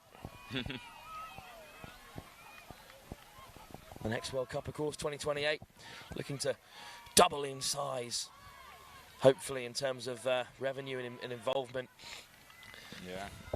Compared to what was already a huge success in Nottingham in 2024, with the World Cup organiser Chris Simon now in charge of fit itself. Ball back across for Lessel. Oh, and it was a good line. If it connected, he would have shot through there. Yeah, as the sport grows bigger, Cayman gets more recognisable. The government will start funding more of Cayman's away travels, which will help Cayman's team grow even bigger.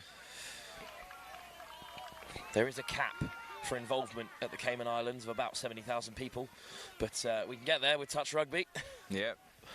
Allen just takes a tumble, and his pass goes awry.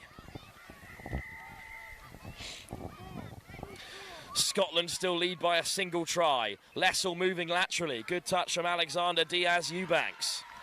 And a powerful touch from Maya Major. His sister, of course, also part of the under-15 side. Good pick up. Away goes Sebastian Pace. Lovely little drop-off offload of Finlay Williamson. May have been a little miscommunication by Josh and Stella there. Stella was telling Josh to come over. I don't think he heard it properly. Pace again involved. The architect for the second time. And Scotland go 7-5 ahead. Cayman Islands certainly not at a touching distance, but they've got to score next to stay in this fight. 3 tries, the big scoreline in a game as narrow as this. Off goes Jake Fagan again. Fagan, Coke. Fagan. Just drawing out Scotland here. Forward comes Lewis Forge. Coke back to the open side. He's got Chestnut at link, but a big touch there from Lewis Forge. Disrupts possession. Good work from the Scotsman. Luke's shooting up. Good work from Chestnut.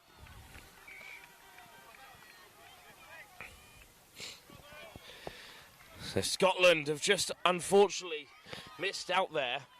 A rare mistake from a player of the quality of Ben Martin, but Cayman Islands, Max, have to use this. Yeah, we definitely do. This platform. I tell you, after the end of day one, we got the 2 wins we wanted, and the loss against England. We're back house. We discussed. We did some video analyzations and just tried to improve from there, which we definitely have actually. It may not look like it because of the score sheet, some people say, but we generally have. And still improving in this game. Finally, we'll get going again.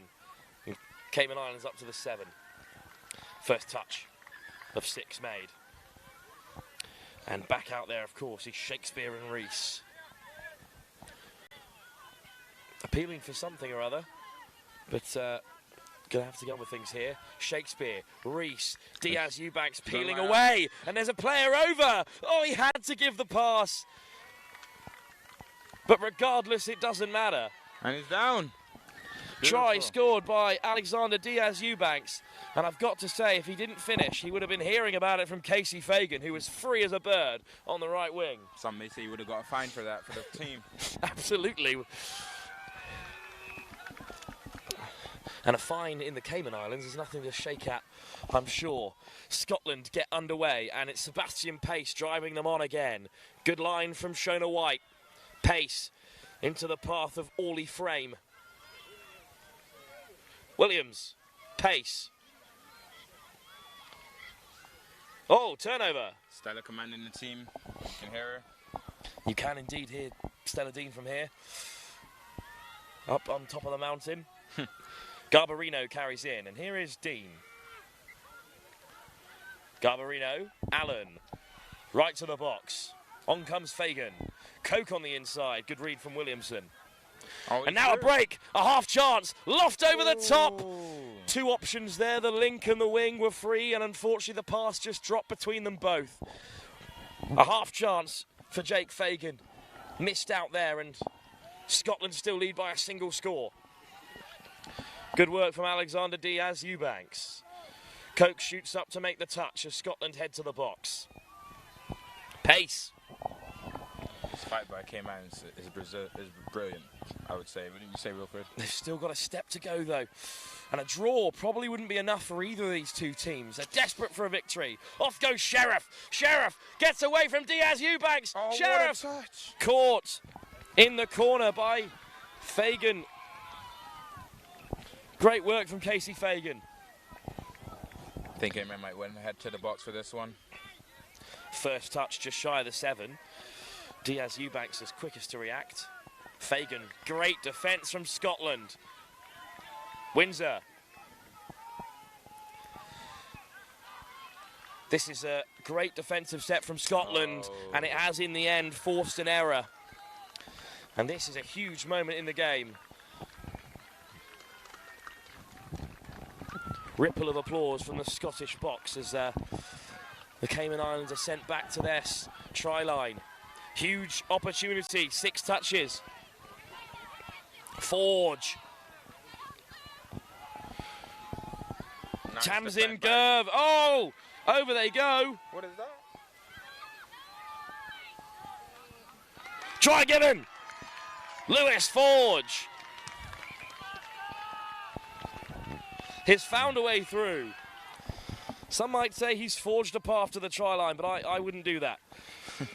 Far too much integrity. Yeah. But Scotland now up by 2 tries. And that's a serious score. Seems to be some dispute between the referee and Matthew, as he doesn't think that it should have been given the try, but Not much you can do to change their call, however, once it's been done. And these referees, the fact that there's 3 of them out there, usually guarantee a good call. yeah. What a response by the Cayman Islands, all the way up to the 7. The pass right into in the head height area of Doreen Lynch, so it would have been a really good take. Unfortunately not. Scotland have it back and they lead by 2 tries.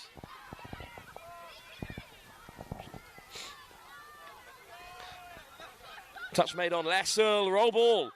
Or was it a foot in touch from Diaz Eubanks? I think it was, so Scotland are allowed to continue. It's another hint of a roll ball there, but Scotland get away with it. Oh, it's a spill from Finlay Williamson. Some might say that was just Cayman's pressure right there. It was, in fact, good defensive work. Garbarino, Allen, laterally straight to the box so they can make their changes. That's a smart play. Oh, Louis. Round the corner comes Shakespeare, roll ball. Well, indeed, no touch, I think, was the referee's call. Regardless, Shakespeare shoots out to make the touch, but here comes Scotland again. Great break by White.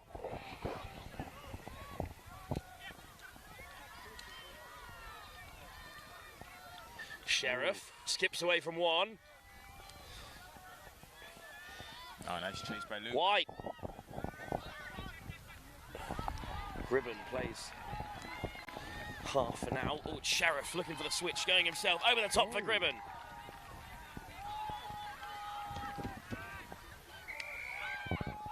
Oh, touch pass, I believe. Penalty for the Cayman Islands. They've got to get a move on here.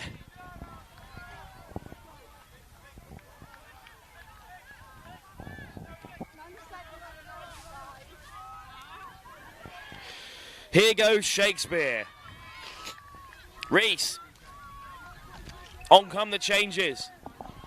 Do they have time to change the fate of the Cayman Islands in this round robin stage? I believe Ben might be injured as he's not on. He doesn't seem to be coming on with his mid-pairing. Garbarino instead alongside alongside Fagan. Scotland know they can just eat up the touches now. They're in front and they need to stay there.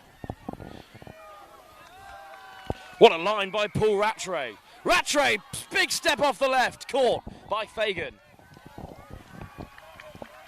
Aston getting away from Garbarino. Quick pickup. There's space opening up here. Lessel over. That could be the moment for Scotland. There's a great reach by Luke.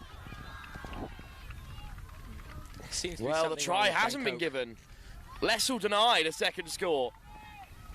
But we're still in the danger zone here for the Cayman Islands.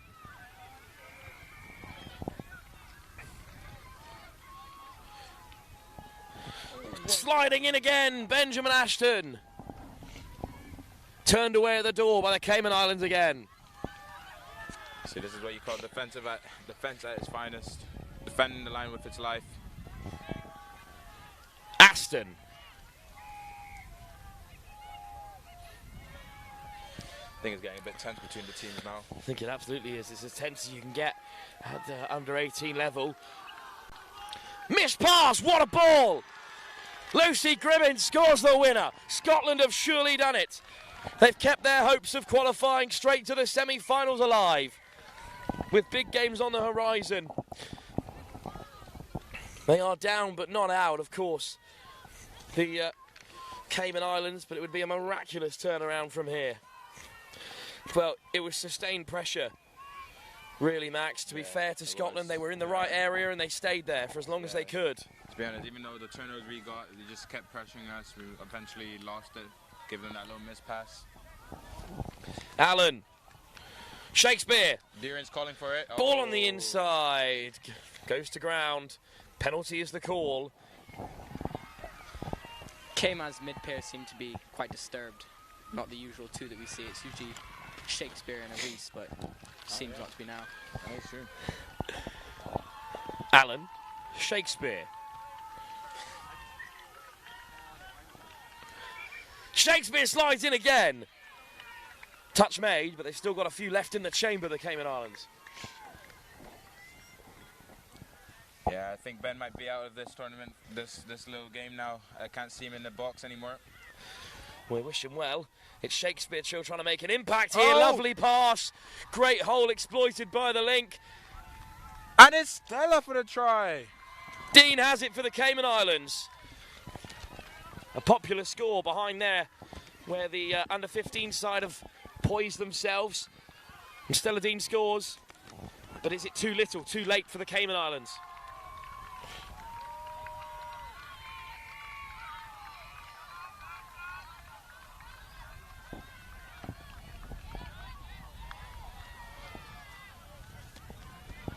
Good defensive touches.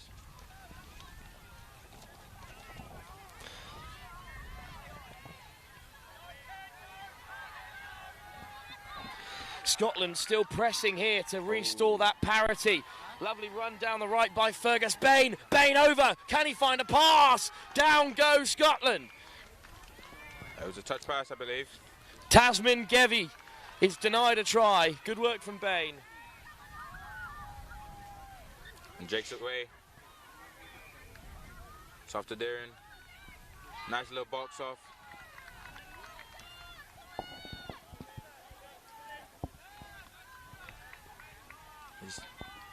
Rio has it. Louis has it now. He's taking it wide. Forcing the touch there. One more try and maybe this will get interesting. Oh. Shakespeare. Oh, that's unfortunate. Shakespeare's getting a bit annoyed about that one. Well, very fine margins at this stage in the game. I mean, if you were close to getting to the semi-finals, you'd be here too, wouldn't you? Still got to qualify to play if it doesn't go to plan, but indeed, both these sides may still end up in that qualifier. Excellent acceleration. Away goes Aston. Aston on the outside, just the wing of the beat. Good work from Lynch. That was lovely pressure by Rio, though. Rattray.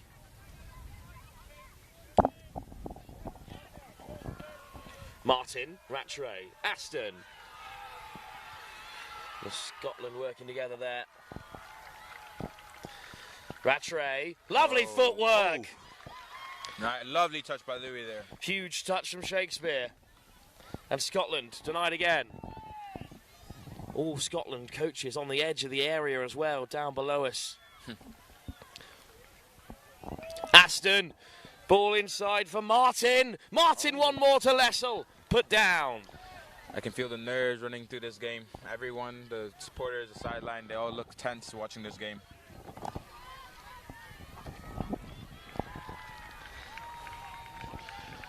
Good ball from Shakespeare to keep the attack going as they head towards the box. We are in a fleeting period of the game. There are mere minutes left here for the Cayman Islands to get back into it.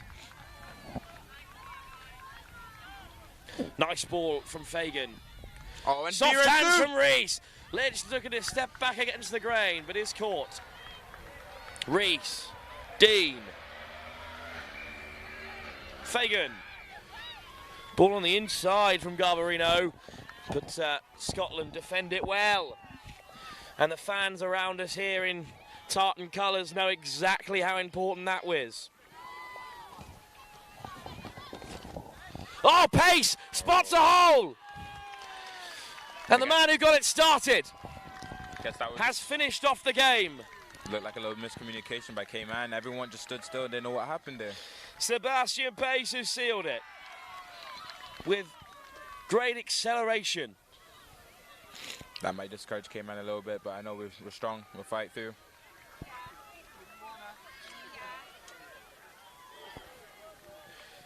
Great acceleration, great speed, great... Oh, never mind. From Sebastian Pace. Huge impact on this game. In the key moments, he's come up trumps for Scotland. Do Cayman have enough time to win this?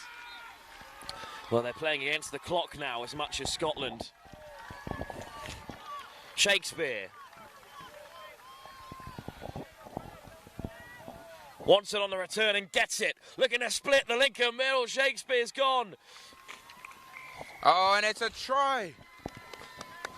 Great work from Shakespeare. Try given. We love to see this type of positivity from Cayman. Despite the scores and despite the little mess-ups we have, we're still scoring and we're still pushing forward. There's a little bit of indignation about the play now. Both sets of players just sauntering onto the field. I think they know that the game is over and Scotland have won it. But Cayman Islands have done more than prove to themselves they deserve to be at the top end of this competition. They've played fantastically well. But Scotland have come through. Aston. Final touch made.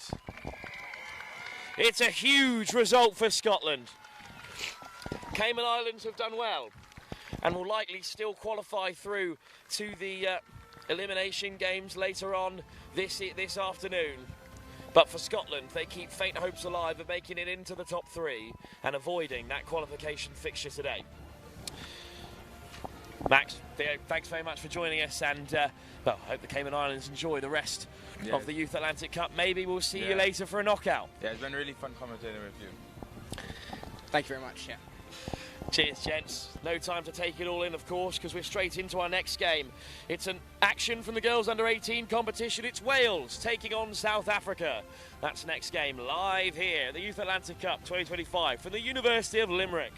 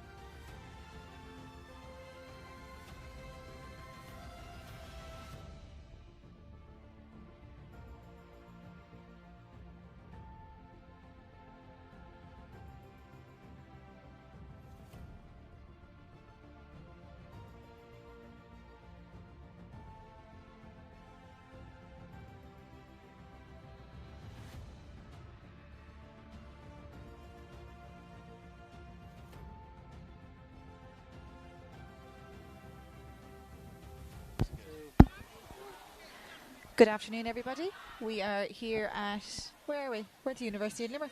We are indeed on pitch 2. And here we are about to see South Africa versus Wales. Girls 18s. Really looking forward to this match. You have Michelle from Ireland Touch and Jacob from Wales Touch. two really nice novices who are going to commentate this match together.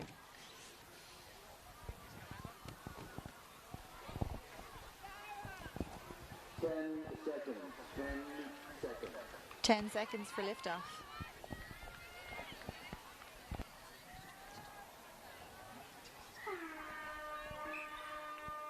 And it's Wales to tap off with Yasmin there.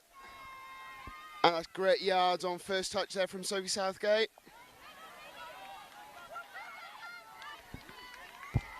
Good touch. It's a really good and fast start from Wales there.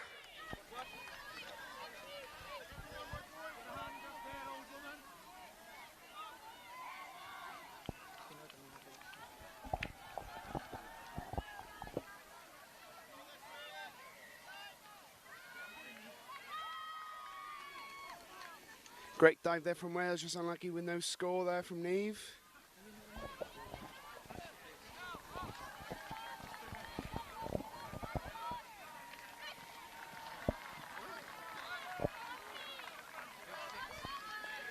It's a good starting set there from Wales. Hoping they can do this out now.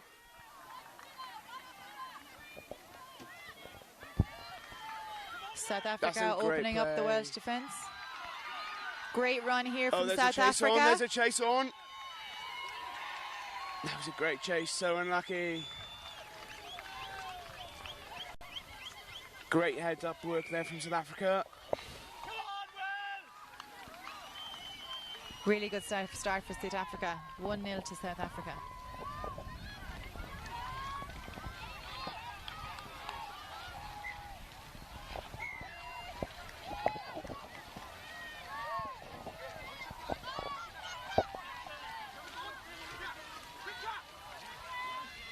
Again, some really good yards there from Wales to get up to the 7 on their second touch.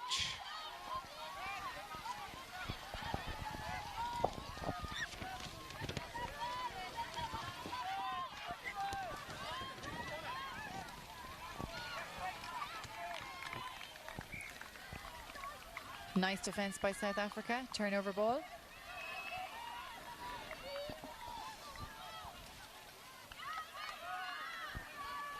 Some good early pressure from Wales there in the start of their defensive set. South Africa working hard to the box. New team onboarding. Oh, that's great pressure there. Wales to turn over the ball in South Africa's half. It's really good work there. Let's hope Wales can get a response here now, the third time of asking.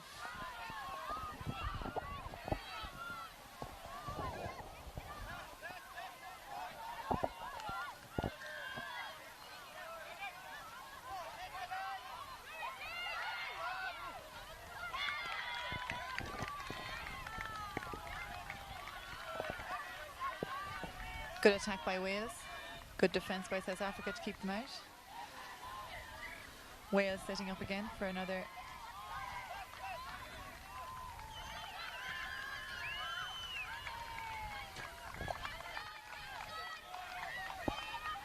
Another good defensive set there by South Africa, keeping Wales out for a third time. Great pressure there from Wales to turn that ball over. Let's hope they can capitalise from that defensive pressure and get their first score on the board.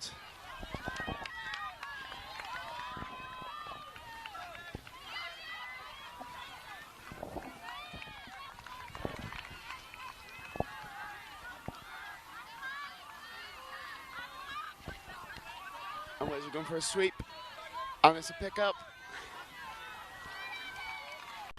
They were unlucky there. There was a space opened up. They picked the wrong option. Let's see what they do next.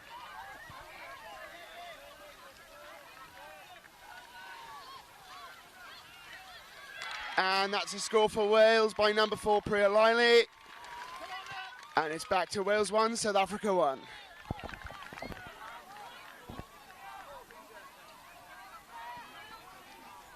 The Wales team really worked hard there to get their score, putting some great defensive pressure on South Africa to turn the ball over and then capitalise from their pressure.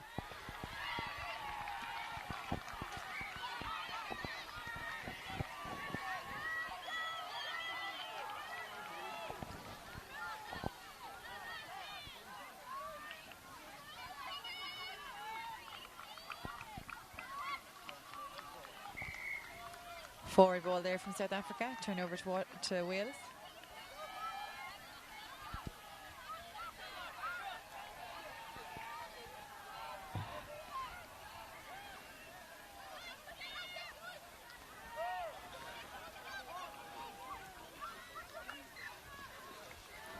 Wales unlucky there, didn't manage to box off. Maybe an opportunity for South Africa now with some tired legs on the pitch. Let's see how they do. Wales were making very great yards there, Michelle. They were unlucky to turn that ball over. Very unlucky. They need to work hard here for the next few touches to keep South Africa out. That's some good first step defence there from Wales. Let's see if they can keep this going for the whole set.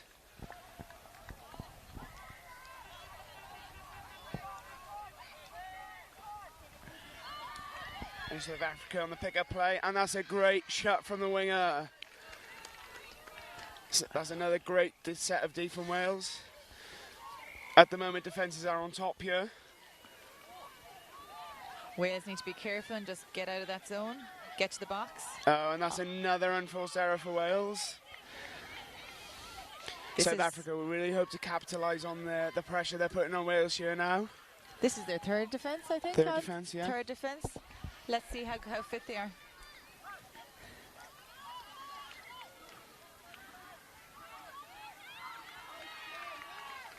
It's a good touch by Wales.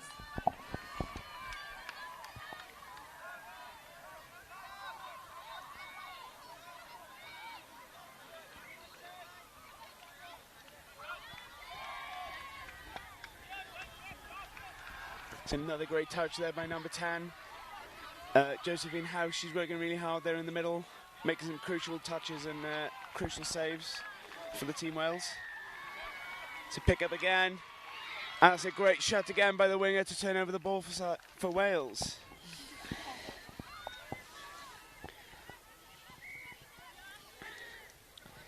Nice, much cleaner rocking now by Wales, getting to their box. Oh, that's good yards there for Wales. Slow coming on. That's better for Wales. Let's hope they can set up a scoop here now.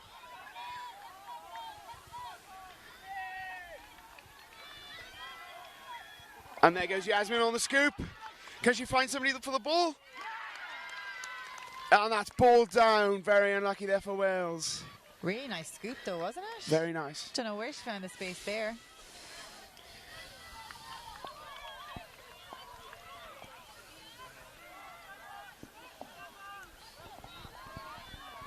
South Africa making an easy work of coming on from the box. Really nice tempo. Let's see if Wales can shut them down now. And this is fifth touch. South Africa playing the ball. And that's some good D from Wales again to turn the ball over.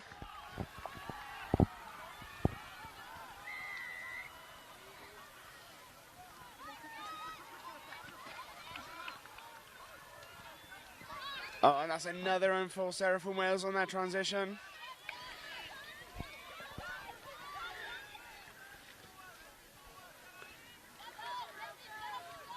Oh, and then returned with an error from South Africa.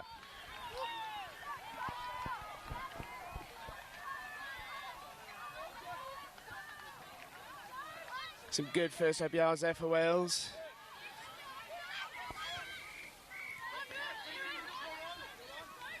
Some great yards again. It's a much better transition from Wales. And that's last touch. Can Karis Gibbons create something here now?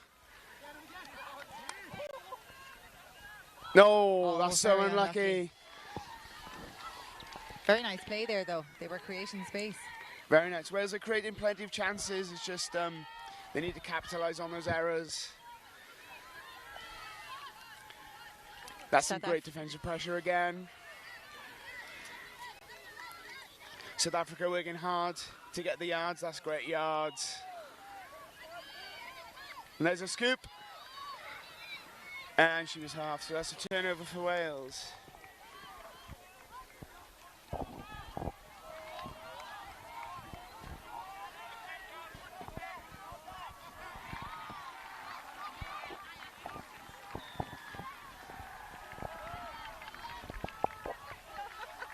Wales working towards the box. Some good yards again from Team Wales there. Great yards. And there's a scoop. And she's through the hole. Could she find a pass? Yes, great score. That was a great transition and a great scoop there from Wales. With Faith Harisia-Kempster scoring there off the scoop to make that 2-1 to Team Wales. That was really nice. Very nice. She found a tiny bit of space and she used it. Wales look very good when they cut out their unforced errors. They look a very dangerous side, especially on the scoop. With some of the quick girls they go in the middle.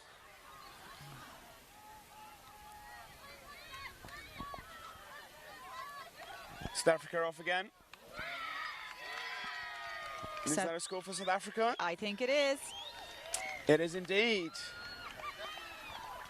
That makes it 2-all. Really good match, actually. Lovely to see a very tight 1-for-1 nearly. Makes it much more interesting to watch.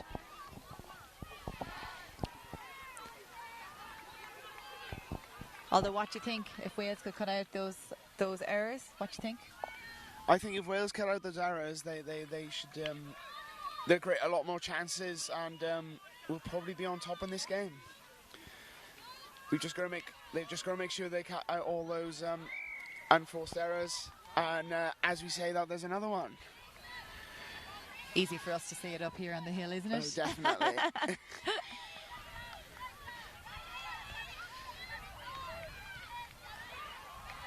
South Africa were really nice, fluid boxing pattern again, making yards, getting past the halfway line nice and easy. Wales with really nice defence there, shutting them down. It's another great defensive touch from the winger.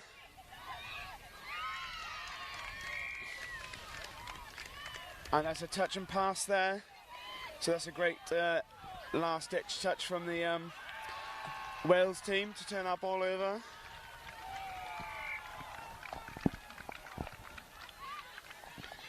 And that's great yards, first touch. And second, this is a much better transition from Wales. That's third, so it's fourth coming and they're probably about 15 metres out. That's last touch now. Can we create something again? Not quite this time. Good defence there from South Africa.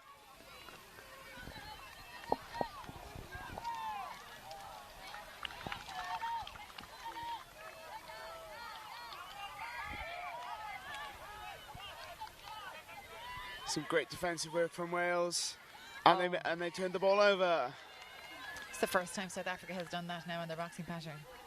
This gives Wales an opportunity now.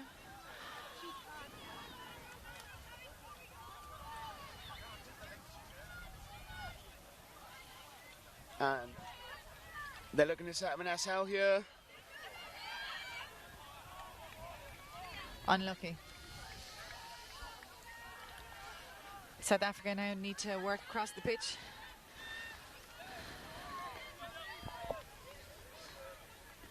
It's a good first two touches there defensively for Wales. Stopping South Africa again all the way right to their box. And that looks like a voluntary roll ball from South Africa. So that's a turnover to Wales.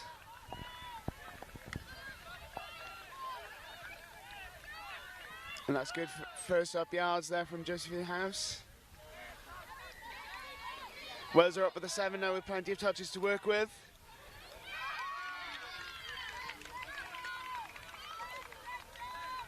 Really nice dive, but saved on the line by South Africa.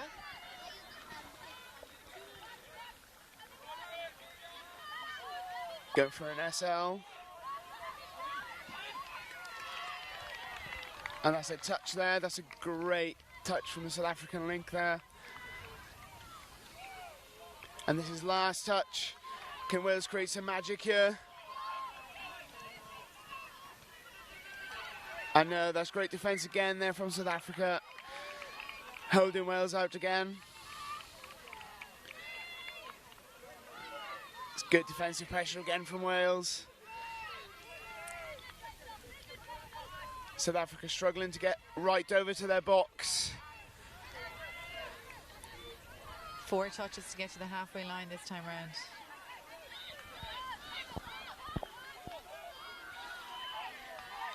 And she scooped through. She's away. Can she find someone? She can.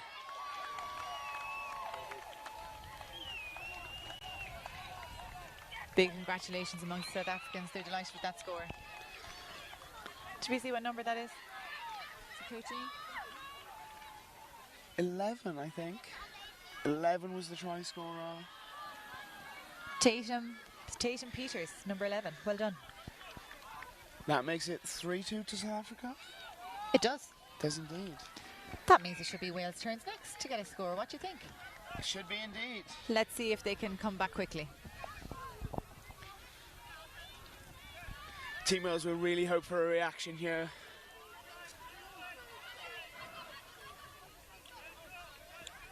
Wales were looking to sweep there. They've just burnt a touch there. Let's hope they're going to strike on this play now. They're going to sweep.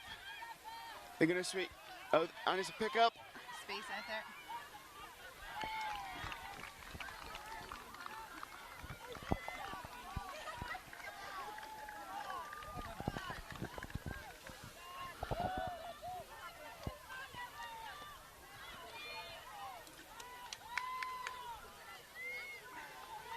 South Africa looking a little bit messy with at the moment.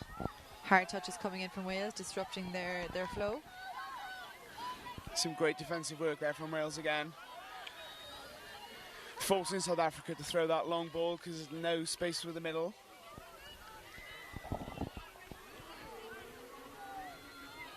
Let's hope Wales can get a nice clean transition to the box. It's great yards on first touch there.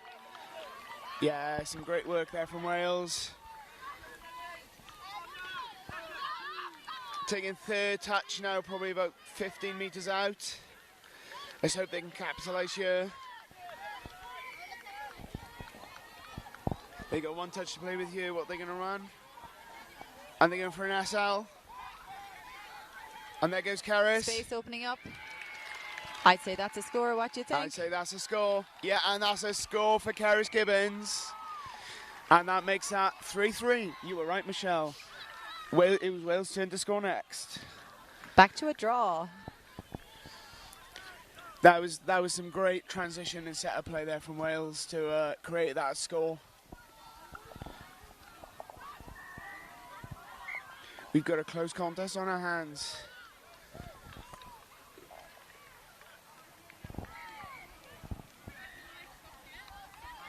South Africa here hoping to get a response with a very early and deep sweep, and they picked up loads of space. Oh, and that's a ball down. Very unlucky.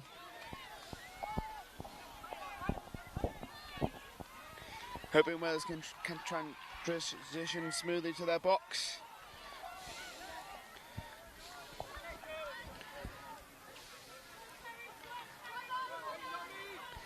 Oh, there's some slow numbers coming on there for Wales. And that's fifth touch. Can Wales create something from this? Oh, I think that's slightly forward. Good pressure there.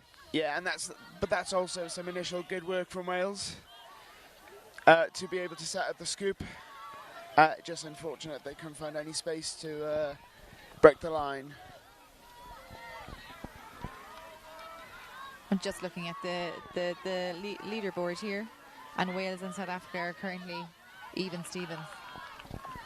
Oh, so this game matters. I think it should. For absolutely. For those bragging rights, and I think it's to avoid a game this evening, isn't it? Oh, is that what it is? I think so. Because they would go up. They potentially could go into second place.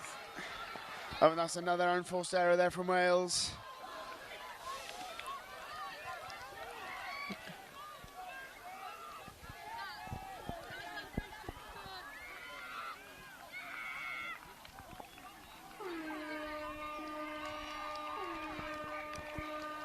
And that's half-time. And we have 4-all. 3-all. Is it 3-all? 3-all, I think. Sorry, it is. 3-all. So 3-all at half-time. Been a very evenly contested half, with both teams going at it and both teams creating plenty of opportunities. I think that if Wales can cut out some of those errors they made during that first half, then hopefully they should come out on top in the second half. And the sun has gone in, so it's not as warm. So actually the players should get a deep breath now for the next couple of minutes before they kick off the second half. Most definitely.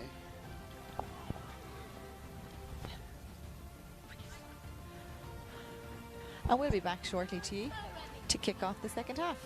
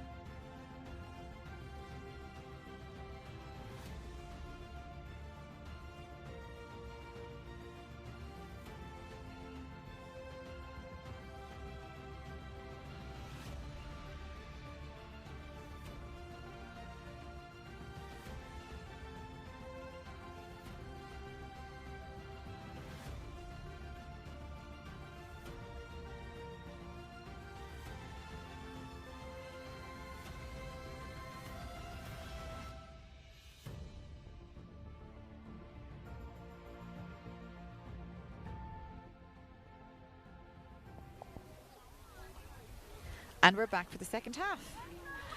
This time we're going to have South Africa tapping off. Let's see how they do.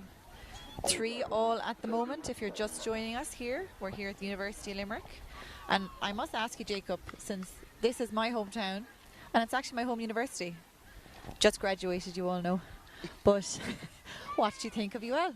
What do you think of the facilities in the tournament so far? I'll tell you what, Michelle, that they are second to none. The quality of the pitches, the whole campus is just amazing. The amount of accommodation here, I think it's a testament to the University of Limerick that they have months to train here. I think that's a testament to how good the campus is itself. And it's been a really good couple of days, first couple of days in Limerick. And I hope, Michelle, that we'll hope to come back here soon. Oh, well, I hope someone organises that. And as we've been watching, South Africa have scored another try. What a good start for South Africa in the second half.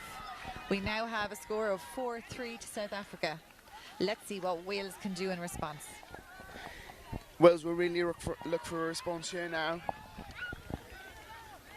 I think they would have hoped to have kept South Africa out there, but they haven't, so I'm sure the coaches will be asking them for a response here now.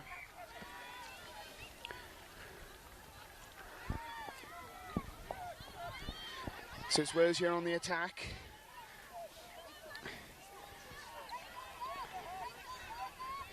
So believe it or not, Michelle, Wales girls 18s are coached by an England Women's Open player in Danny Payton. And is she giving away all the English secrets? Oh, I'm not sure about that.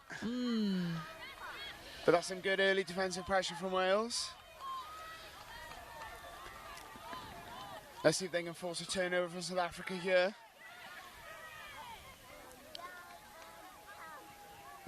I think there's a claim of a touch there.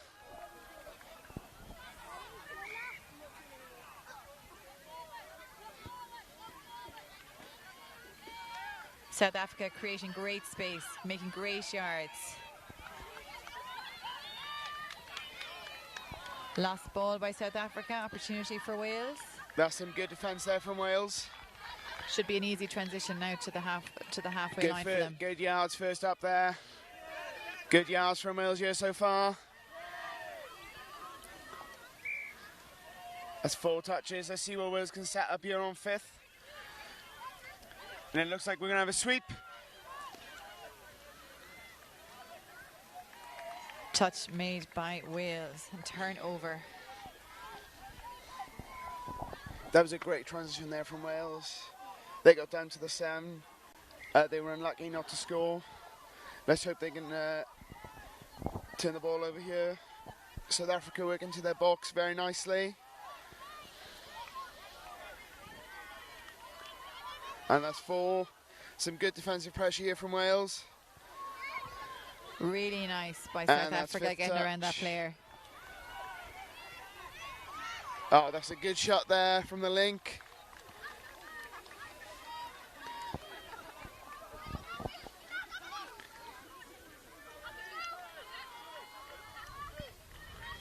That's a good start to the transition from Wales. Really nice pace from number 4 coming off the box.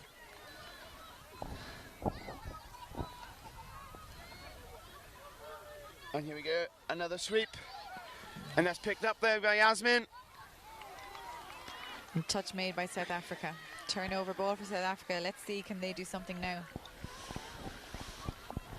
They're on box side already.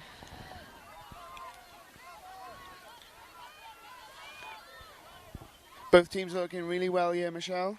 Looks like they've really built into this tournament, and this is a hotly contested match so far. 100%. They're organised, they know what they're doing. But to be fair, both teams seem to have very good, are defending really well. Some really nice shots we're seeing. Yes, definitely. Quite an even competition, really. Most definitely. I think it's good to see some different teams in the girls 18s categories at these tournaments like South Africa and the likes.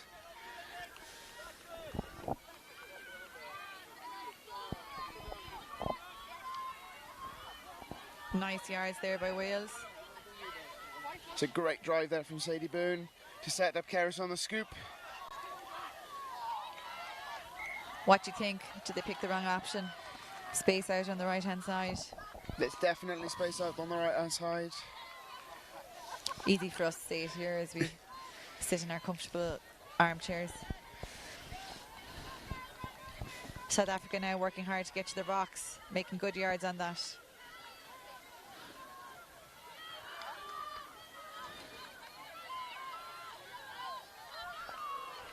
South Africa maybe trying to do a little bit too much, but they did see the opportunity, and if she had managed to hold on to it, it was going to be very hard for Wales to contend with that.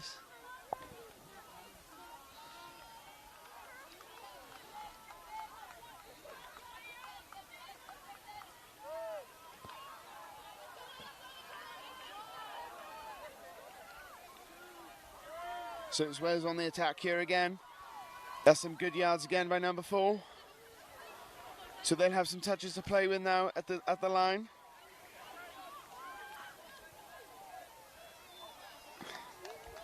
Really good defence there by South Africa. They put Wales under a lot of pressure, leading to that poor pass at the end. That's probably not fair. It's not a poor pass. It's not a it was poor, literally just well covered. It was a pass to the space. To the space, and the defender read it.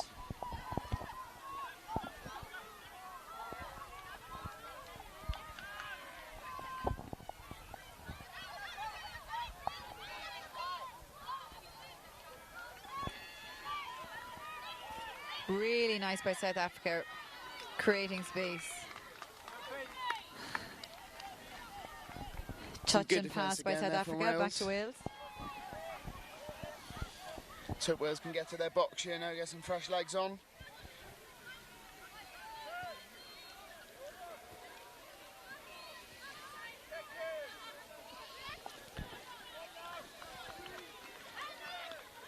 Really lovely pace to number 3. Look at that. Is she through? That's some great pace. Did they get to touch or was it a try? What do you think, Jacob? I think it may have been a touch. It's quite difficult to say from up here, Michelle. Let's see what they say. Oh. They'll have another crack at it here. But that was some really good work from Wales.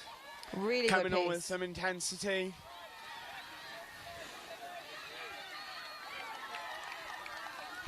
I think Wales are very unlucky there. But they're getting the opportunities. The tries will come.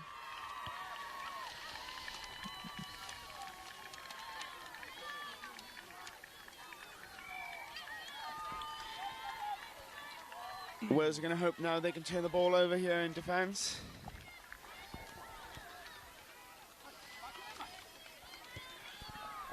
It's a good touch there.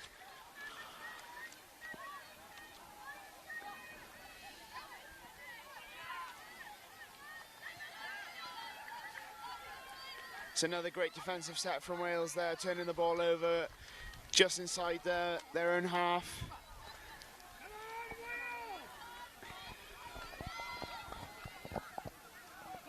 Some great yards again there.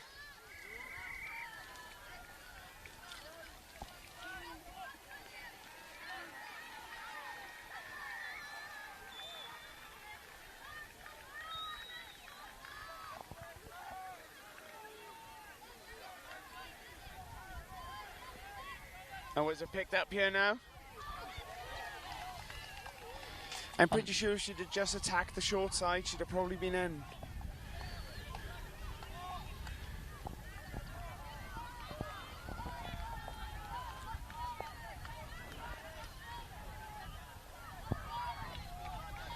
Now South Africa going away to their box again.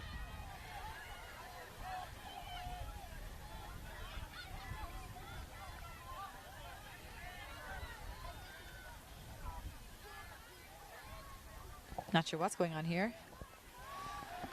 Refs talking to each other to understand the situation.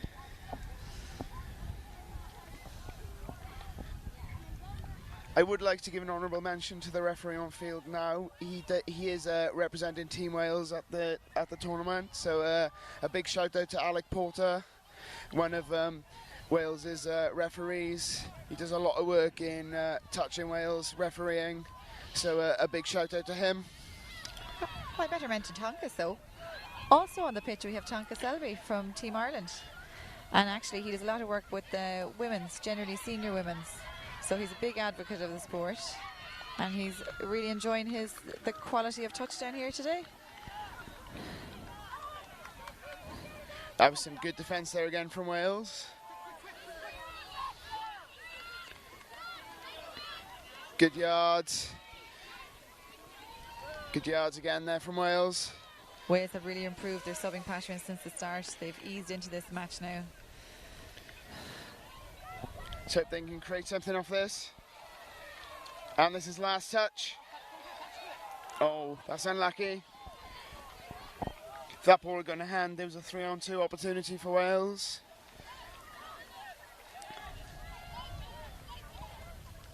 South Africa working to the box.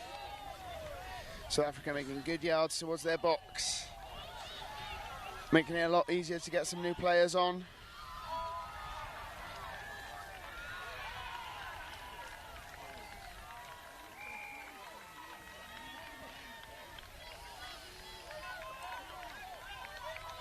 South Africa scooping, looking for the space. There's some great defence again there from Wales.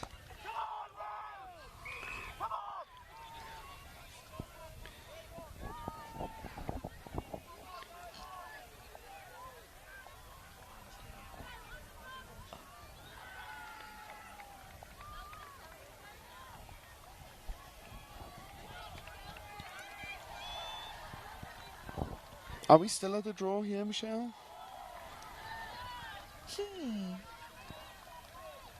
Yes, we are.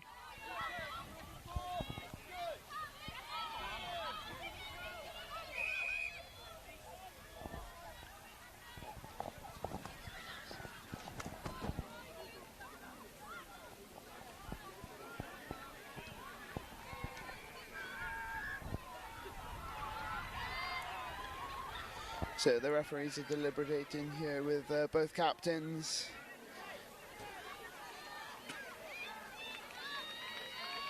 I'm not too sure what's going on, but I think both teams are having a talking to.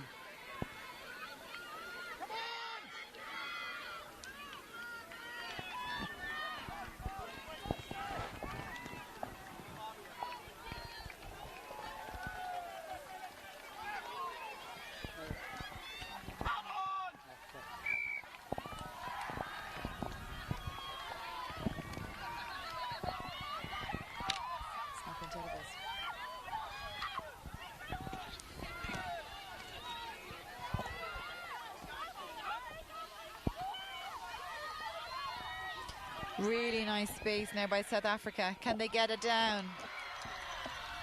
And that is another score for South Africa. Well done. Really nice flow there. Wales are going to hope for a response here now.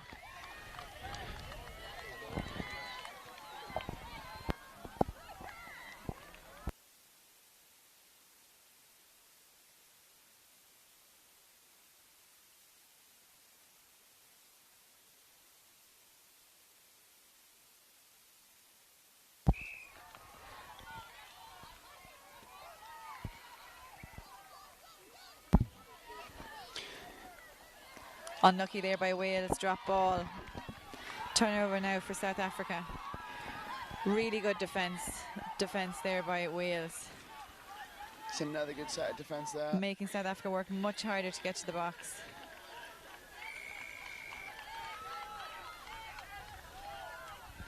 So that's fourth touch and South Africa is still in their own half. That's some really good work there from Wales. That's an interception. Oh.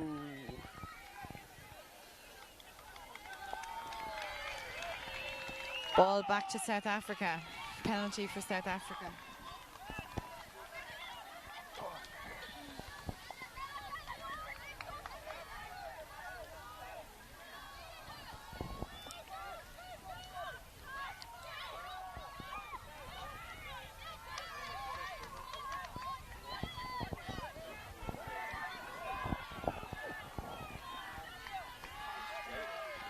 Wales will hope to keep South Africa out here now.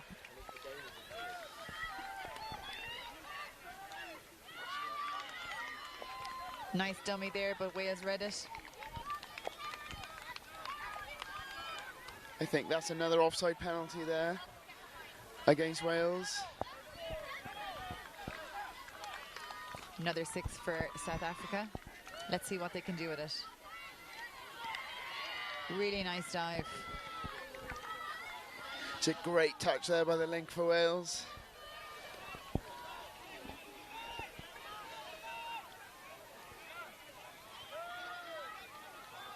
And that's the middle working really hard. That's another great touch there by the link.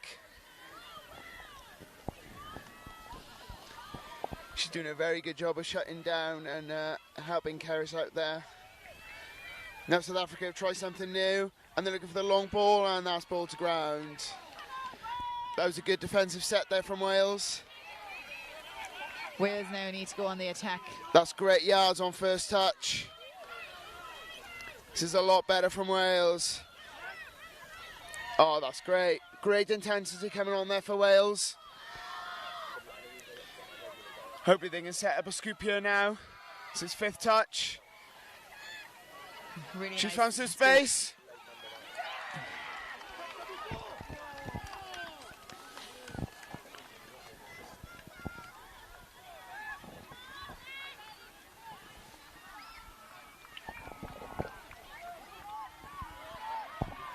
That was a much better transition set from Wales.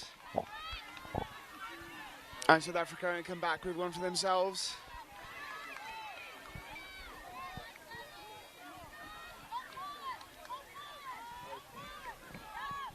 It's a great touch there from the link for Wales.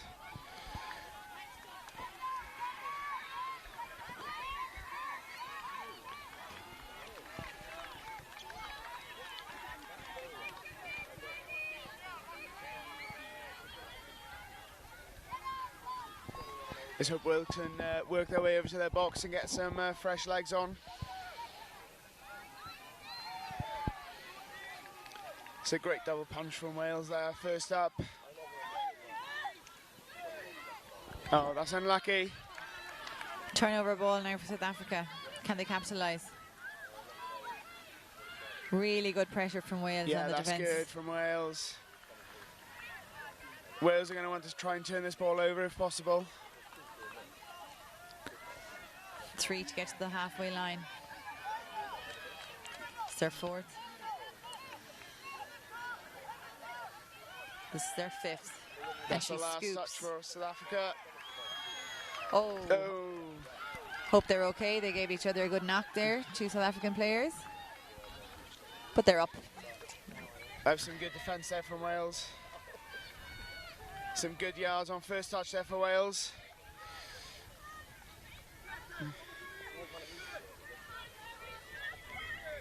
Yeah, some good yards again for Wales. They're going to hope they can scoop from here now.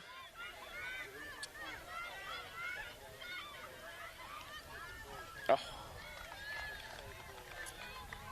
It's unlucky there for Wales again. They're creating plenty of opportunities, but they just can't capitalise on it at the minute.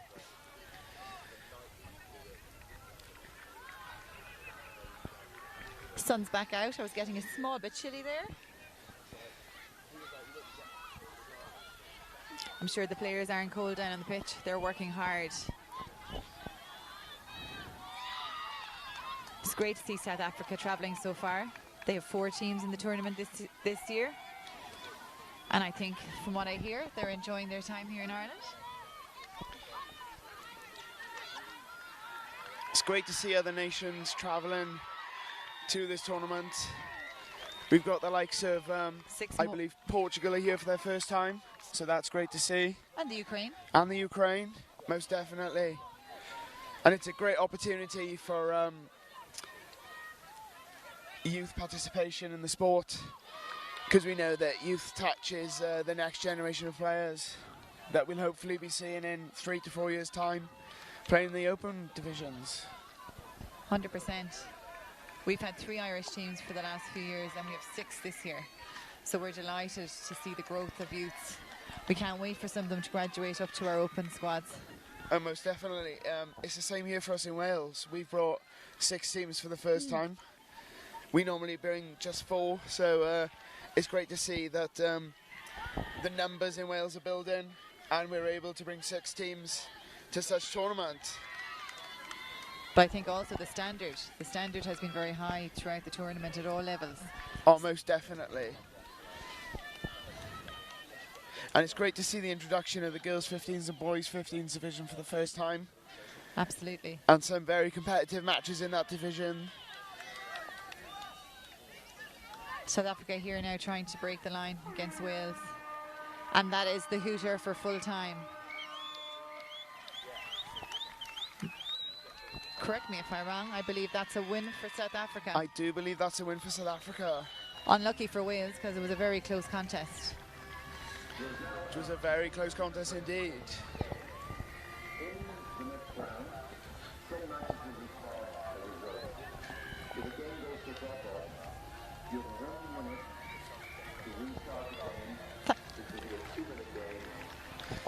So thank you for joining us here on pitch 2 for the game between Wales and South Africa, where South Africa came out on top. I've been Jacob, and I've had Michelle next to me, and thank you for watching.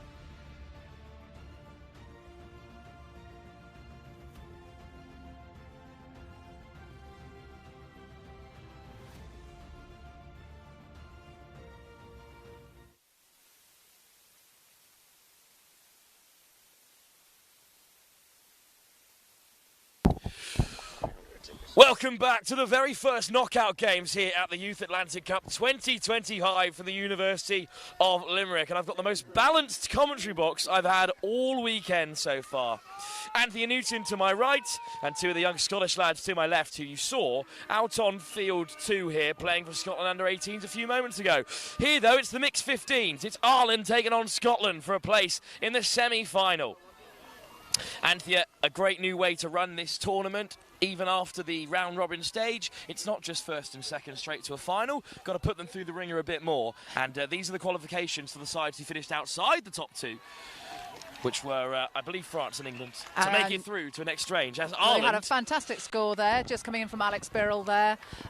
Carl Birrell coaching on the far side, be proud of that one. But it was a really lovely move, ending in a score. And let's see if Scotland can reply.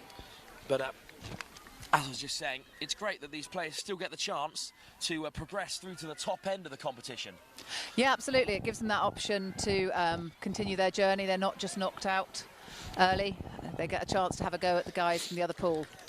And it's Scotland on the charge. It's Tom Travis-Smith. Round to the left goes McIntosh.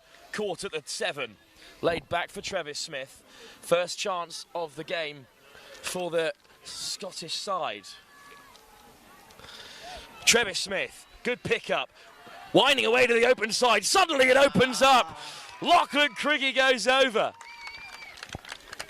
Scotland have equalised at the first time of asking. Seb Pace alongside me here. Well, tell us about this under-15 side. That's a great score to get things level. How do they feel about playing the host of the competition? I think they'll be feeling good because they've played against us before. They've done really well. And I think they'll be high as a kite right now. Just replied to a good Irish squad. And yeah, I think they should just keep up the intensity. How did they get on against the under-18s? Good. Obviously, of course, you're expecting a bit of imbalance there, but a perfect warm-up for them. And if they can give you lot a game, then I'm sure they could give anyone at the under-15 category a good fixture. This is one of Ireland's strongest sides in the competition, this mixed 15s. They looked really bright yesterday when I watched them over on field 1. Missed out this time, good Scottish defence, but, well, at this stage, what we're hoping is tight games across the board. Yeah, it'd be nice to see even hands here. It's nice that we're 1-1 already. Ireland just being called back there, and Scotland have another 6. Scarris Brick, whose older brother's part of that under-18 squad as well, lifted off the deck by Darcy Sutherland. And wheeling away goes Rory Gordon. Gordon makes some good yards there, all the changes made, so Scotland ready to attack through Edward Renwick. Oh, slipping the net, it's Ewan Redpath. Redpath, desperate for support. Oh, it's just through the outstretched fingers of Rory Gordon. But what a chance for Scotland. And after one successful shutout, they go all the way through and almost score a second. Yeah, great chase there from Killian Doyle there at 5, really hunting him down behind that try line, forcing that pass maybe earlier than he'd like to have taken, and then ball to ground. Ollie, I saw you light up there when Redpath went through, so close to putting Scotland ahead. Yeah, I was a bit unfortunate there, just lacked a little bit of composure in the red zone, but it's a great turnaround to get all the way up the pitch in a short amount of time, and I think next time with a bit more conciseness and a bit more focus, I reckon they could get another score off the scoop. It's been quite effective. It was Ireland looking to scoop through that time, but Alex Birrell was caught. Up to make the touch there, Elijah John Hrangatawa. Good drive from Emmy Gribben. And they head towards the box. Scotland are going to make changes on the front foot. Renwick feeds it inside for Craigie. Takes the touch. Tom Travis-Smith. Well, dunks right to the line and lovely ball across. Craigie whips it out wide and there's a conversation to be had here, although the on-field decision is try and it's given. That's good work from the Scots there. Good finish on the far side as well, and it needed some finishing. Excellent take. Sophie Glenn goes over. And Hrangatawa can bring it forward for Ireland, who go behind. Oh, good yards. By Chambers. Chan. Still Chan. Caught back and brought to the 7. Robin Somerville, who's also got a sibling in this competition. Tamati Rangatawa hands it back off to Anthony Chan. Rangatawa wheels through. She stepped back. Well, it's a try. Tamati Rangatawa with a fine finish. And we're level again.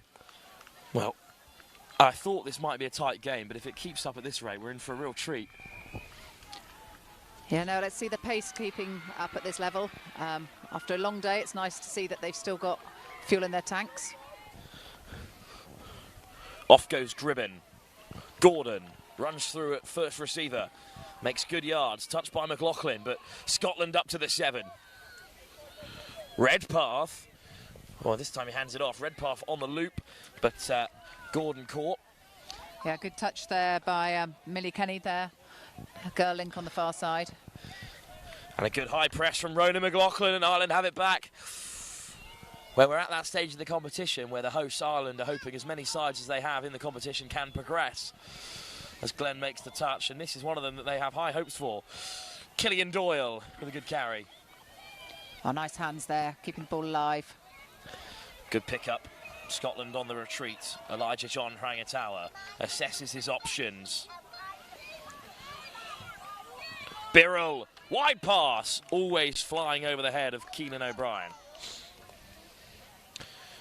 Ollie, good defence from Scotland, and a lot better. That's 2 shutouts in a row now, and things have just settled a bit.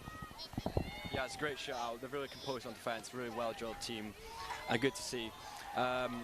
Hopefully they get a few more stops, and it's a Westford end-to-end game, and they can build up some scores.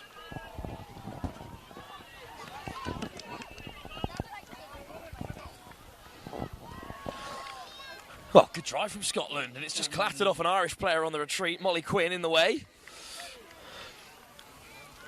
I think we're just going to continue the play here through Scotland's Lachlan Craigie. Good carry again by Travis Smith. Craigie, his proud father, is stood at all times on the bank of the hill here. What a ball! Flashed across by Travis Smith.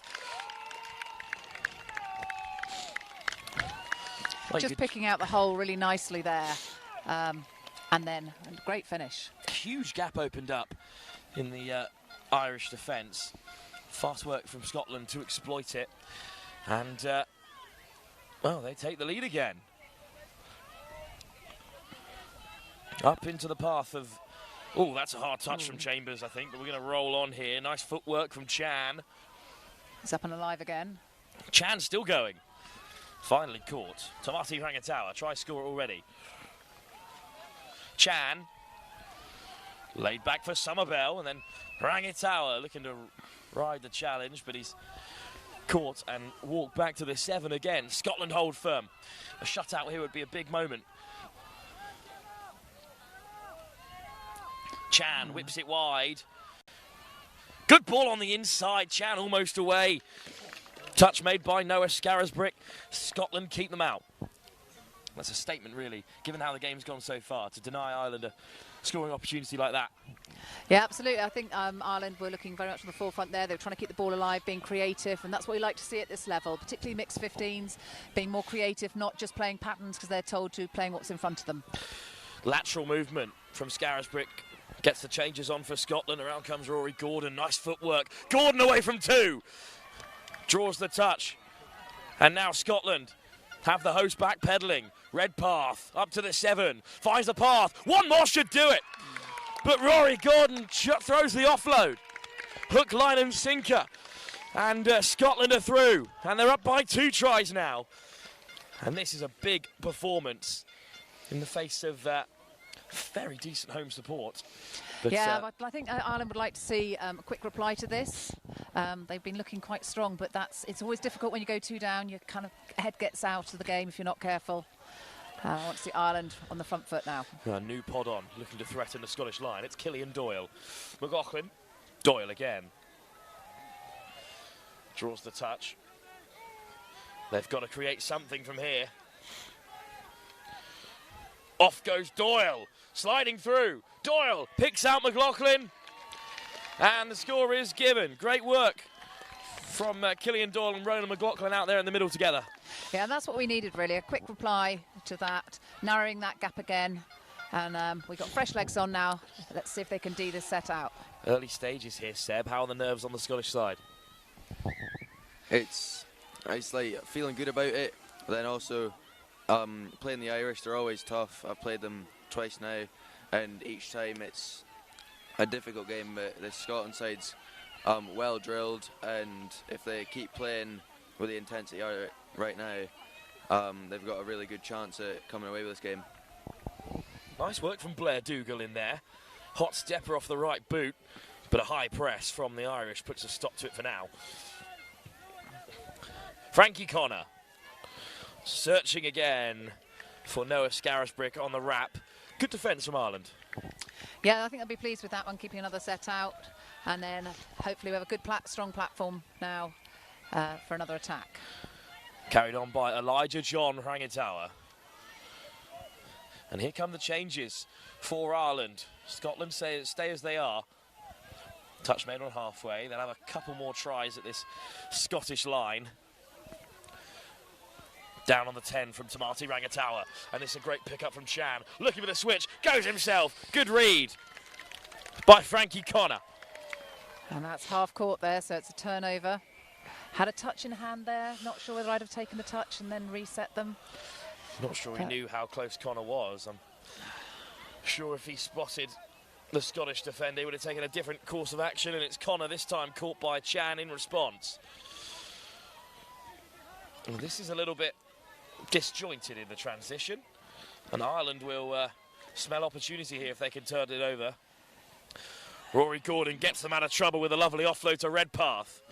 That's touch 4 before the halfway line. I think Ireland will be pleased with that. They're scooping from there and caught. Ewan Redpath forced to turn it over, and it's back in the hands of Anthony Chan, who's going to play half hit and feed Rangitawa. Ireland head towards the box. Acceleration from Robin Somerville all the way to the edge. Eventually caught by Glenn. Scotland still just one try ahead here. Ireland most recently crossed the white line, and we'll hope the momentum's with them. Doyle. McLaughlin. Good pickup from Doyle. And he turns on the afterburners. Doyle into the end zone. And he finds a pass. And Ireland have equalised. Killian Dawes changed the game for Ireland.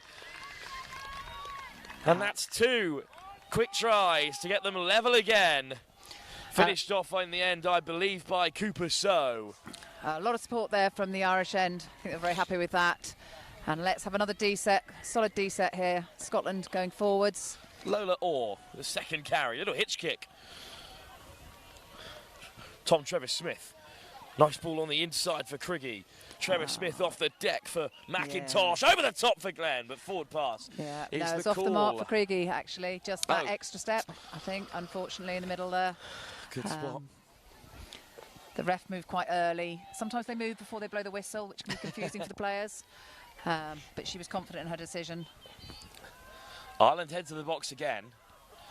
Driven on by Elijah John Rangitawa, who's up over halfway. Good high press from Scotland. Craigie makes the touch. Here's his opposite number, Anthony Chan. Tussling with Trevor Smith.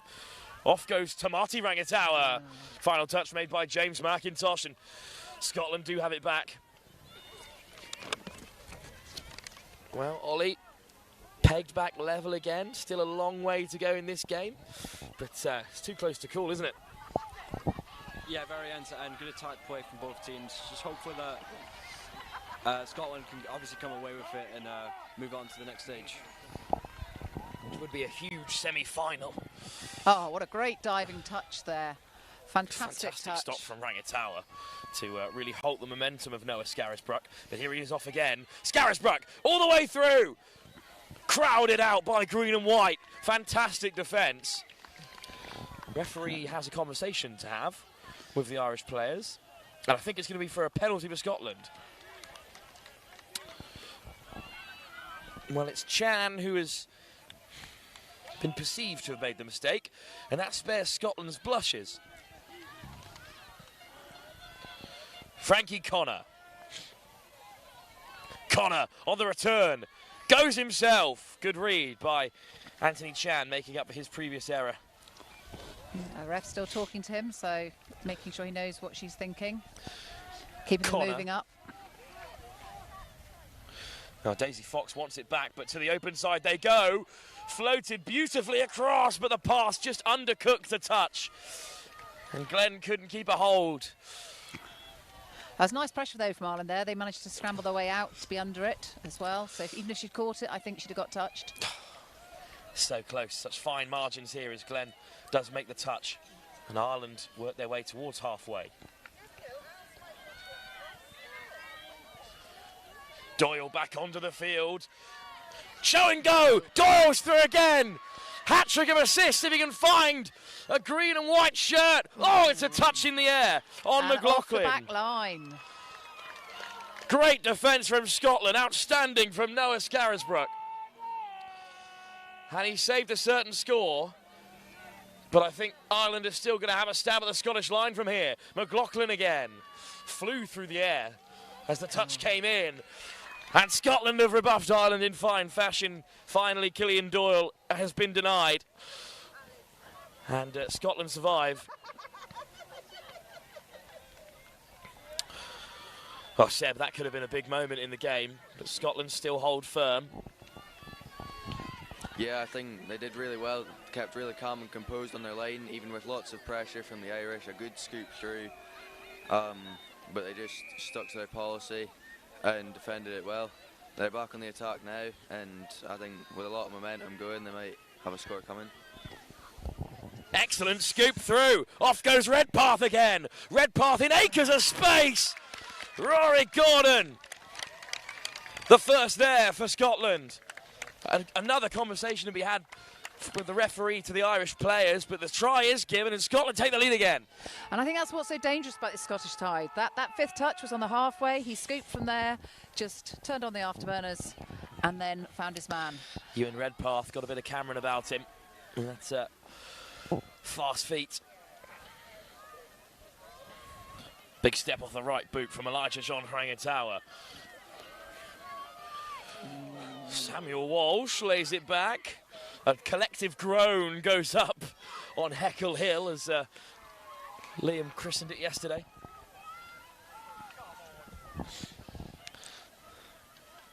Alex Birrell in control in the middle with Rangatawa of the Elijah John variation.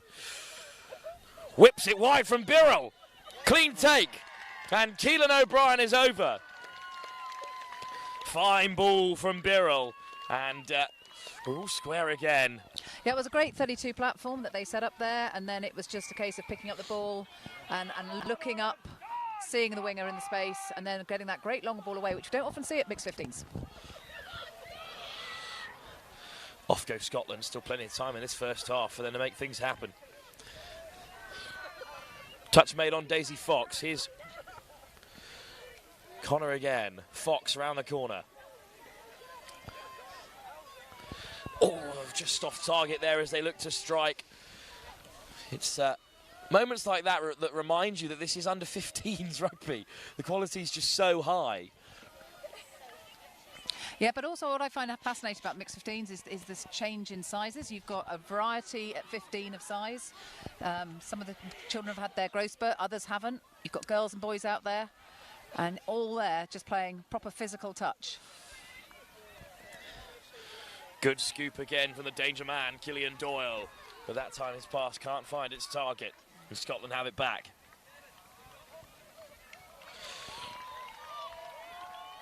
Laid back by Frankie Connor. Fox up to halfway. Blair Dougal all the way to the touchline. Rory Gordon.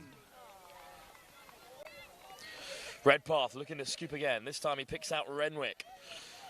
And this time Redpath will get underway. Renwick. Comfortable defence this time from Ireland, even if they had to give up a fair few metres. Yeah, just comfortable and confident. Sometimes giving an extra yard, but making sure you've got the touch is the right decision. Our first of two knockout games, of course, this afternoon. Up next, it's Wales taking on Portugal and the boys under 18s. But there's still so much to unfurl here in this Ireland-Scotland clash. Nice carry from Birrell. Weaving inside and out is Samuel Walsh, but touch made. Ireland quick to reset there, getting their defence set. There goes the hooter. Looks like we're going to go into the break. All level. Flying touch from Elijah John Rangitawa will bring this first half to an end, but it has not disappointed. What a game we've got on our hands here in our first knockout tie of the Atlantic Touch Cup 2025. In this under-15s qualification game with a place in the semi on the line, there is nothing to separate Scotland and Ireland. Well, we'll be back in just a few moments' time with 20 minutes still to go in this monumental Celtic clash.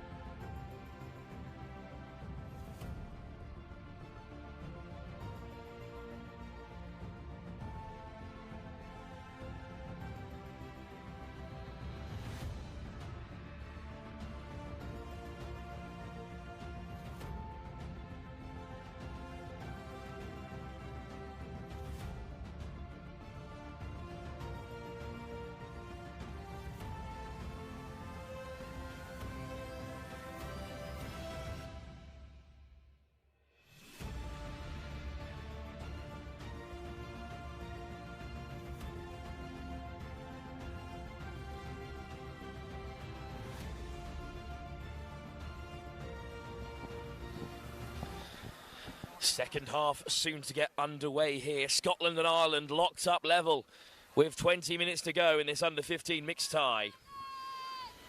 Yeah, it's going to be an interesting one to watch. We've got the Scots who seem to be able to go from anywhere on touch 5 and score against the Ireland who are being more creative down near the line. So different styles of play, but yeah, all locked out here. Seb and Ollie from the under-18 squad also with us from a Scotland side of things, and pleased with what you saw in the first half, Seb. I think there was a lot of intensity from both sides. Both teams really want this win, want to go on to the semi-final. I think that's about it, to be honest. Like, they're both just really going for it, and they know there's a lot on the line. That's exactly what's at stake. As you said, Seb, here, and it's Scotland who will have the first drive of the second half. It's the The voice of Criggy Senior you can hear there.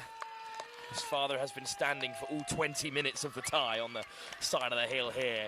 And indeed, it's a ferocious Scottish report on Heckle Hill here on the mound ahead of our front row seats here of field 2.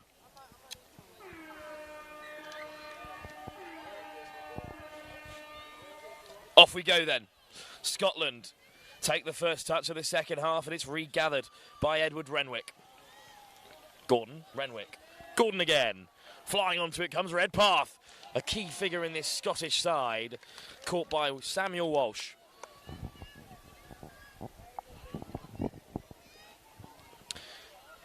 Rory Gordon.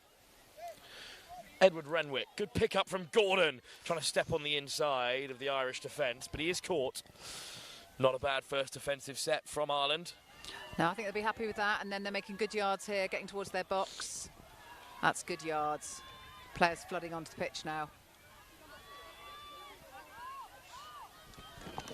Well, you picked out the brothers Rangitawa at the break as players to watch out for here, and they've both got a part to play as Tamati Rangitawa takes it on here.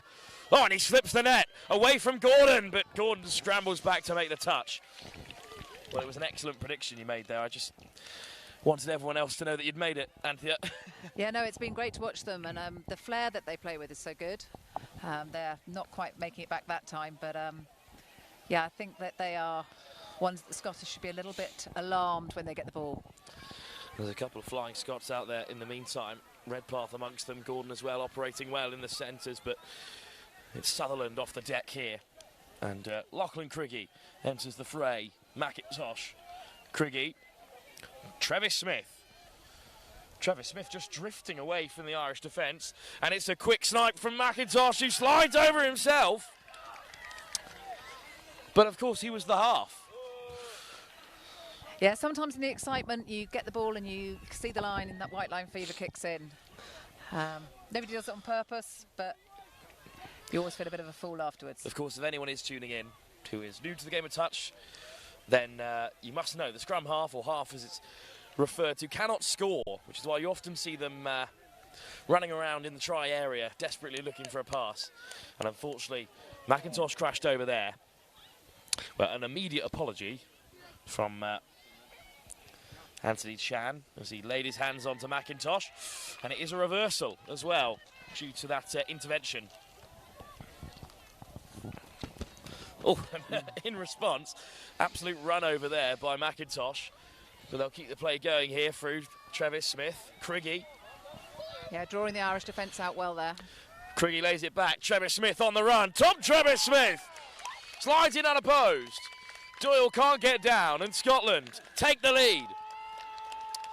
Well, Ollie, that's a great try, but the physicality's just stepped up a notch, hasn't it, in this second half? It's a great response from a bit of a white line fever of the face before, but yeah, I think both teams are getting a bit really up for this game now and starting to get a bit physical, and heavy touches on each other, flying all over the place.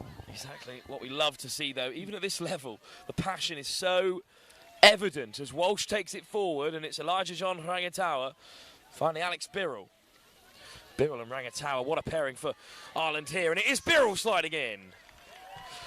But touch was just made there. One He's more disappointed touch to with defend that. here. And that's Sana Tanzi there, the ref, explaining what she's seen. She's saying, I don't care who your father is. You shan't talk to me like that. Rangitawa, Birrell, trying to flick it round the corner, but last touch calls for desperate measures. Scotland are penned back as far from their own box as they can be. So not the nightmare result for Ireland. And 2 touches, and they're still hemmed inside their own half. Here goes Rory Gordon, searching for space. Good hunt from Rangitawa. Renwick up to the Irish 10-metre. Here goes Redpath again. Great hands. What a grab from Gribbin, but can't go the full length, and that's a full set of touches used up there. Yeah, it was a great touch there from Samuel there, number 10. Sam Walsh. Yeah. As Rangatawa takes the first, unfortunate. but it's a turnover. Seb, Scotland have to use this kind of field position. I think they need to not panic on the line, keep their composure and not waste touches or do anything too risky when they've got a set of 6 to use. And indeed, Gordon burns the first, but there's still plenty in the chamber here for Scotland. Rory Gordon. To the open side. Space opens up for the wing. Redpath. Oh, it's put down. Maybe Redpath clung onto it there a second more than he needed to, but again, the margins are so fine, even at under 15 level. Yeah, I think the Ireland were pleased about that, getting themselves on, fresh legs on, fresh heads on, trying to get themselves through this Glenn Scottish makes defence. 3 Great touches yards on the bounce as she retreats back on the Scottish wing. Here's Rangatawa, Chan. Switch on the inside. Ball put down, unfortunately there. Louis Chambers just a metre or so short from his support man. So Scotland restart. Darcy Sutherland. And Louis Chambers up there now to make that touch, having wronged his wrong. Rangatawa flying up in the meantime. Scotland take a tumble. Down goes Renwick. And a penalty has been given. There was a sarcastic groan from the Scottish players to our left-hand side. I'm not sure you really did think that was going to be given, though. No, I didn't think it was too bad a touch. I think if the ref had seen something that I hadn't, obviously, because we're up on the hill. But I think it was a fair call, as there was a bit of physicality to it. So. But Scotland, unfortunately, can't make that advantage count. Ball dislodged, and Ireland have it back. So as Theo Edwards likes to say, the touch gods always intervene and level things out. Absolutely, I think. But maybe they've intervened again. Scotland have it back. Huge moment in the game for them. Right, Ireland really need to keep this one out now. Well, the last time Scotland went 2 tries up, it took almost right up into the last minute of the first half for Ireland to level things. Tom Trevis-Smith picks out Lachlan Craigie. Craigie driving on. Off the deck from Lola Orr. Nice step. Trevis-Smith puts it on the inside. And Lola Orr goes over. But it's a penalty. No try given, unfortunately, there. Scotland remain just 1 point ahead. And off to the races goes Robin Somerville. This game feels like it's on an absolute knife edge. Yeah, and I think, little mistakes creeping in there. Incorrect roll ball. Just unfortunate for Ireland, they were on making good yards. It's another Scotland penalty. Surely they'll rue this as a missed opportunity if they can't convert. Tom Trevis-Smith.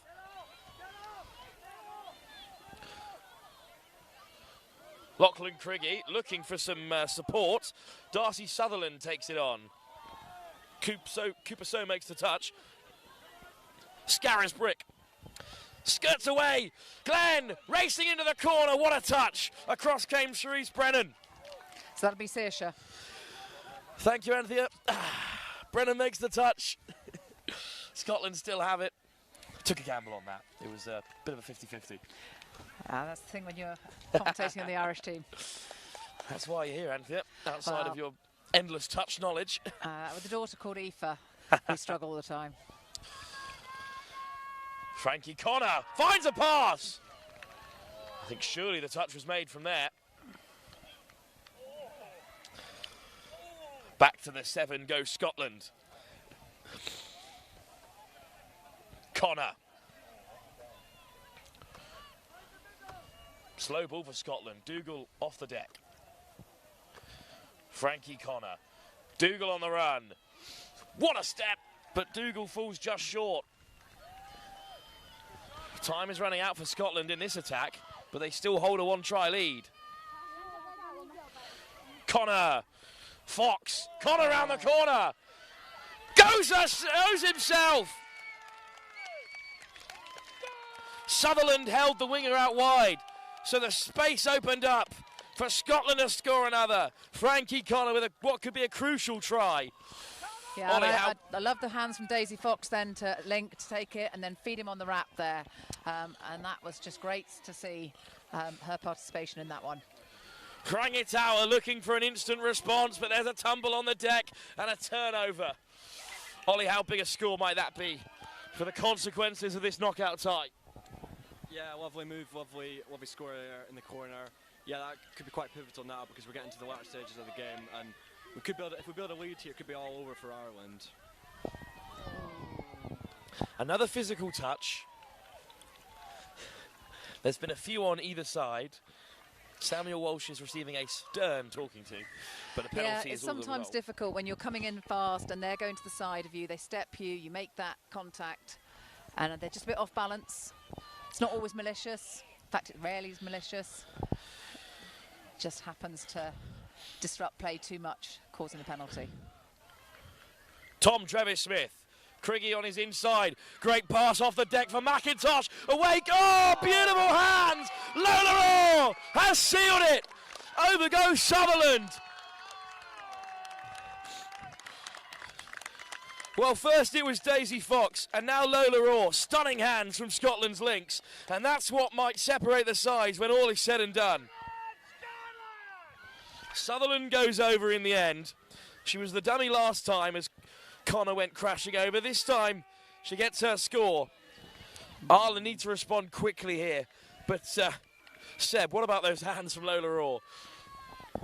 I think that was brilliant play. Good spot for the space in the corner instead of trying to get through by herself. It was a great play by drawing in the defender and making sure the winger actually had the space to score. Huge moment for Scotland. And there's the reply from Ireland. Important reply.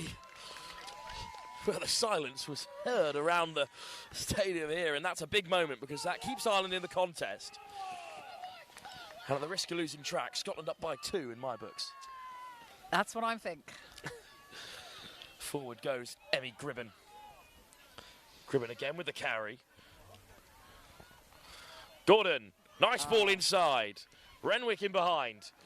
Redpath loses the hands. Lyle, it's another for Emmy Gribben. There's a conversation to be had here. And back goes Scotland to the 7. Scotland lead by 2 tries, and it's slapped down by Ronan McLaughlin. Fresh set of 6 coming. Well, Ireland now playing against Scotland and the clock.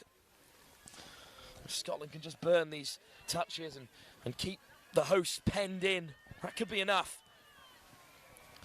But they want more than that from here. It's Rory Gordon. Gordon gets it back again. Throws the dummy. But Ronan McLaughlin has kept his receipt. Yeah, Ireland getting tighter and tighter in defence now, opening up that open side now. If they look up, let's see what they do. Gordon wants it back, but it's Redpath instead, who skips away. Important touch by Millie Kenny.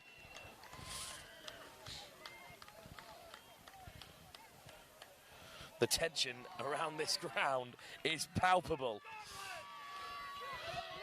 Ireland have to get a wriggle on here. Ronan McLaughlin leaves it instead for Killian Doyle. And Doyle heads to the box. There's some tired legs out there after a long nice few yards days there. of touch rugby. Doyle steps around Glenn, but is tracked by Redpath, and back comes Glenn to make the touch. Great recovery. Kenny. Birrell. Kenny at half. Here's Rangitawa. Looking to open it up. Here's Walsh. Walsh sells the dummy and flies through to score. And what a great score from Ireland there. In the the girl wing there, hanging out wide, being the option, meant the show and go could really be convincing. Keenan O'Brien, hat-trick hunting, kept the winger occupied and allowed Samuel Walsh to fly through. Underestimated wingers sometimes. Even just holding that ground gives the space. Fine margins here with little time remaining. Craigie. Tom Travis-Smith, what a ball that is, into the path of McIntosh. Halted at the 7.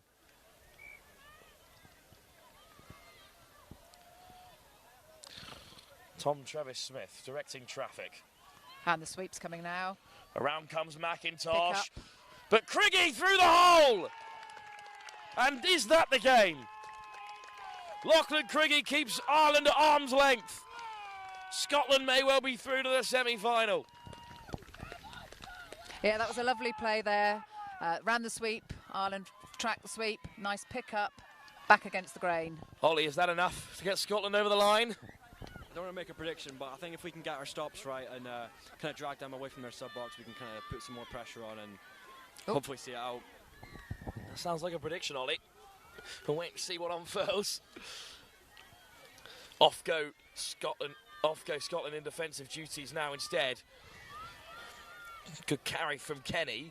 That's a hard touch if I've ever seen it. Well, they've just had one penalty for a hard touch. I don't think he's going to give a second penalty at this point. Good sell at least from Kenny. Here's McLaughlin. Doyle, McLaughlin steps on the inside. Needed Killian Doyle there to hit the hole, but a bit of a miscommunication. Scotland have it back. No, I'm back in Irish hands again now. There was offside there from Scottish players, and Ireland get another 6 on the line. McLaughlin, Doyle, big step off the left boot and flies through to score. And the game is still on. Yeah, I think if I was Scotland now, I'd be looking to keep the ball in hand.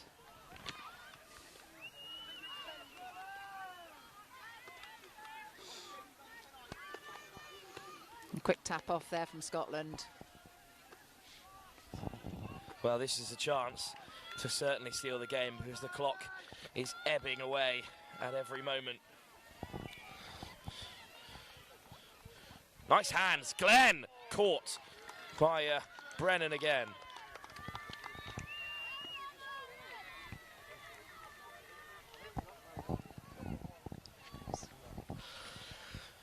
Gordon, And there's ball on that the sweep inside. again, pick up. This time Gordon goes to the open side. The link hole is there. Covering touch comes across. That's Samuel Walsh making a cracking touch there. Renwick denied. Game on for Ireland still. Rangitawa takes on Gordon. Looks for the harsh touch and gets it.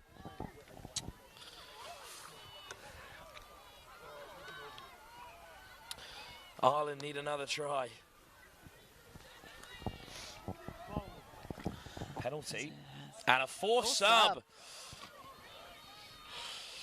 Well, Ireland won't waste any time. They're playing against 5 for the moment. And now Travis Smith enters the fray. Lovely winding run on the outside from Quinn. Brought back to the half. Elijah John Rangitawa. Replaced by Tamati. Here's Tamati Rangitawa. 5th coming now. Chan. Oh, and they just crisscross with each other there. And now Rangitawa has some work to do. Hail Mary pass, well held, but Glenn makes the stop.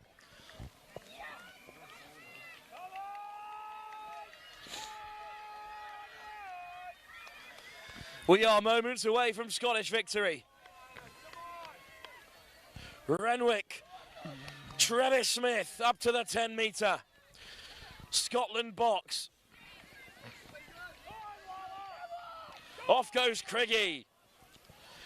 Criggy over halfway. Stopped short of the 10. Here's Gordon. One more would seal it. McIntosh.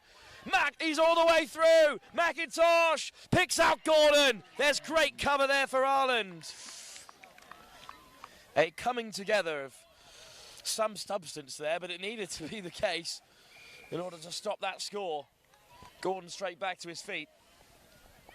Yeah, Sana, the ref, actually having to duck to get out of the way of that one.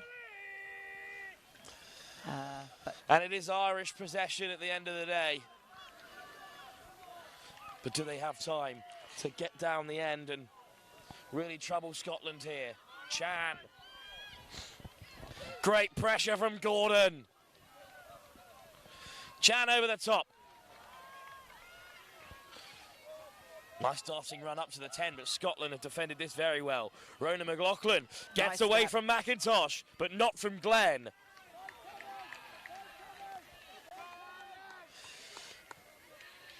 Penalty, a lifeline for Ireland.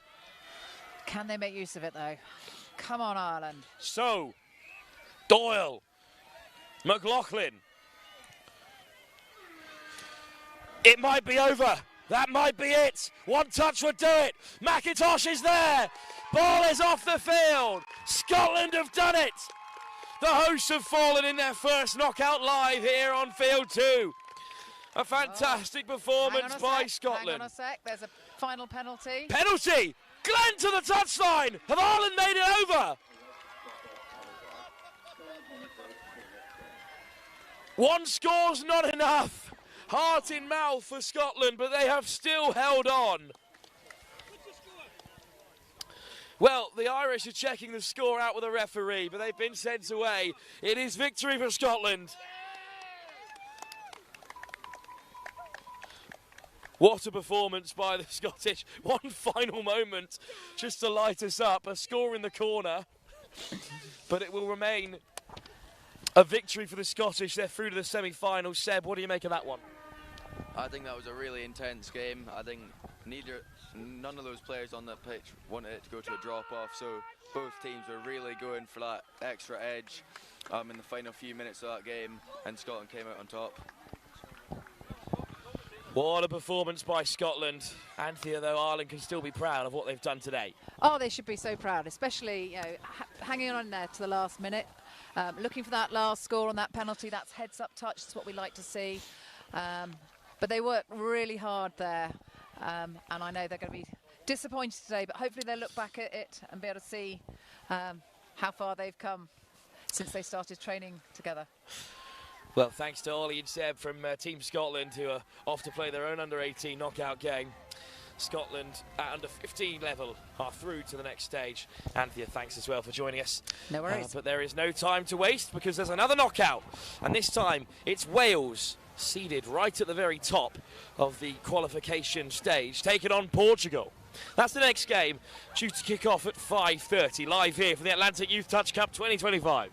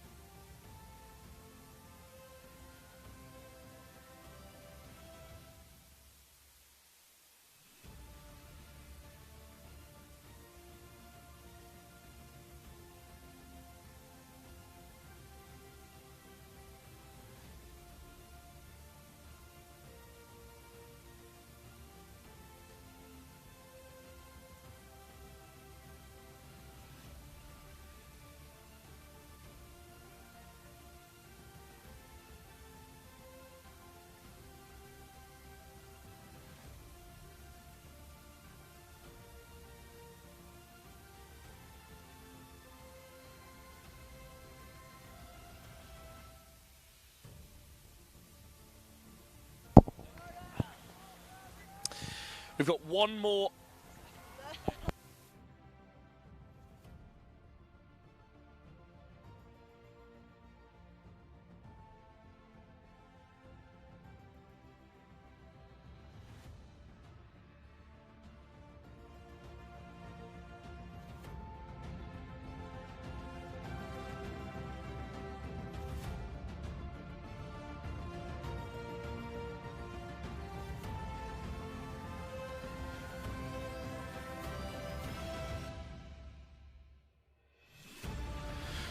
One last knockout tie before our little bonus game between Irish Men's Open and the England Lions at under-20s level. It's a qualifier in the boys 18 competition. Portugal finished 6th in the round robin. They're taking on the number 3 seed in Wales. Delighted to be joined by BB Pulis for this one as well. BB, you've been reffing all day today, but you're excited for this big game between two talented sides, which you've seen a little bit of from a refereeing perspective so far. Yeah, I ref Portugal, England. Good game. But you're fancying Wales in this one as the top-seeded side.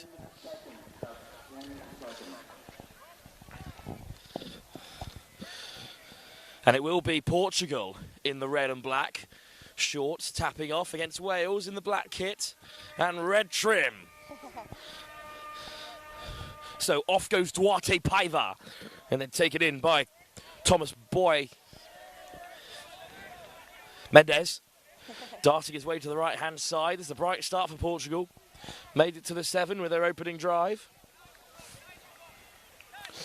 Savivas lifts it up into the path of Duarte Paiva, but he's sent away.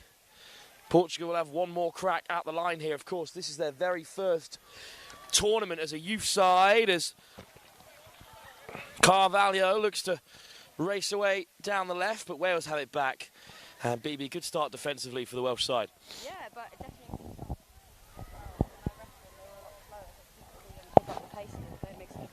It's always tough taking on England at any level. Yeah, definitely. But they'll struggle against Wales here, who of course have shone in the mixed open categories in recent years. But driving their way through now in the men's open is Davis, who finds the pass out wide. And Wales have the first score. Top work from Dylan Davies. Yeah, lovely play there. Great catch too. Good finish from the winger. Anthony Newton was on, chatting away about wingers and their importance in the game before, because they had a crucial part to play in Scotland's win over Ireland in the mixed 15s. And indeed, it's a winger who's dotted down for Wales. They did make that look very simple. Just momentum there, created by a midfield driver. Silva. Baptista. Cramoloto, whose father is here, Paolo, and his younger brother is also part of the 15 side. Family game, really, hey? Oh, it always is, isn't it? Doesn't matter where you go in the world. And there's a space opening up in the middle. Great acceleration. Score from Jacob Dalton. Just got away from Thiago Cramoloto. Oh, Wales have two early here from 2 attacks. Going back on family, I'm actually here reffing with my dad and my sister. That is great. We've got a game tomorrow, 3 of us. So. Together on the same field. Will anything get done? I hope so. It's just every decision question by your own refereeing partner instead. My dad left someone in the exclusion bin yesterday. Oh no. Salvador Mendes up to the 7 for Portugal. Thomas Boyce back on the inside. Good play, sweeper come in. Savivas, one over. Oh, the pass is just behind the winger. Oh no, it's off. There we go.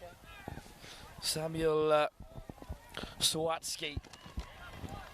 Baby, I'm so sorry. Your microphone was switched off from the last person who used it. No. Welcome to the game. Thank you.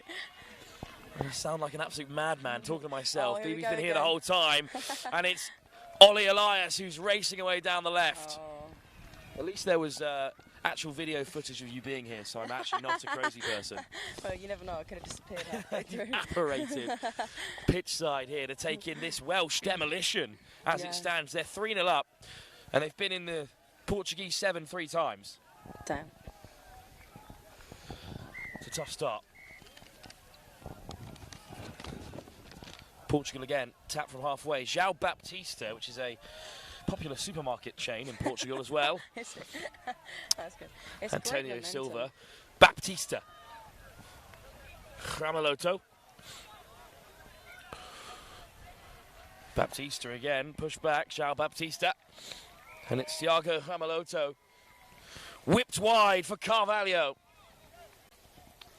But it's been put down.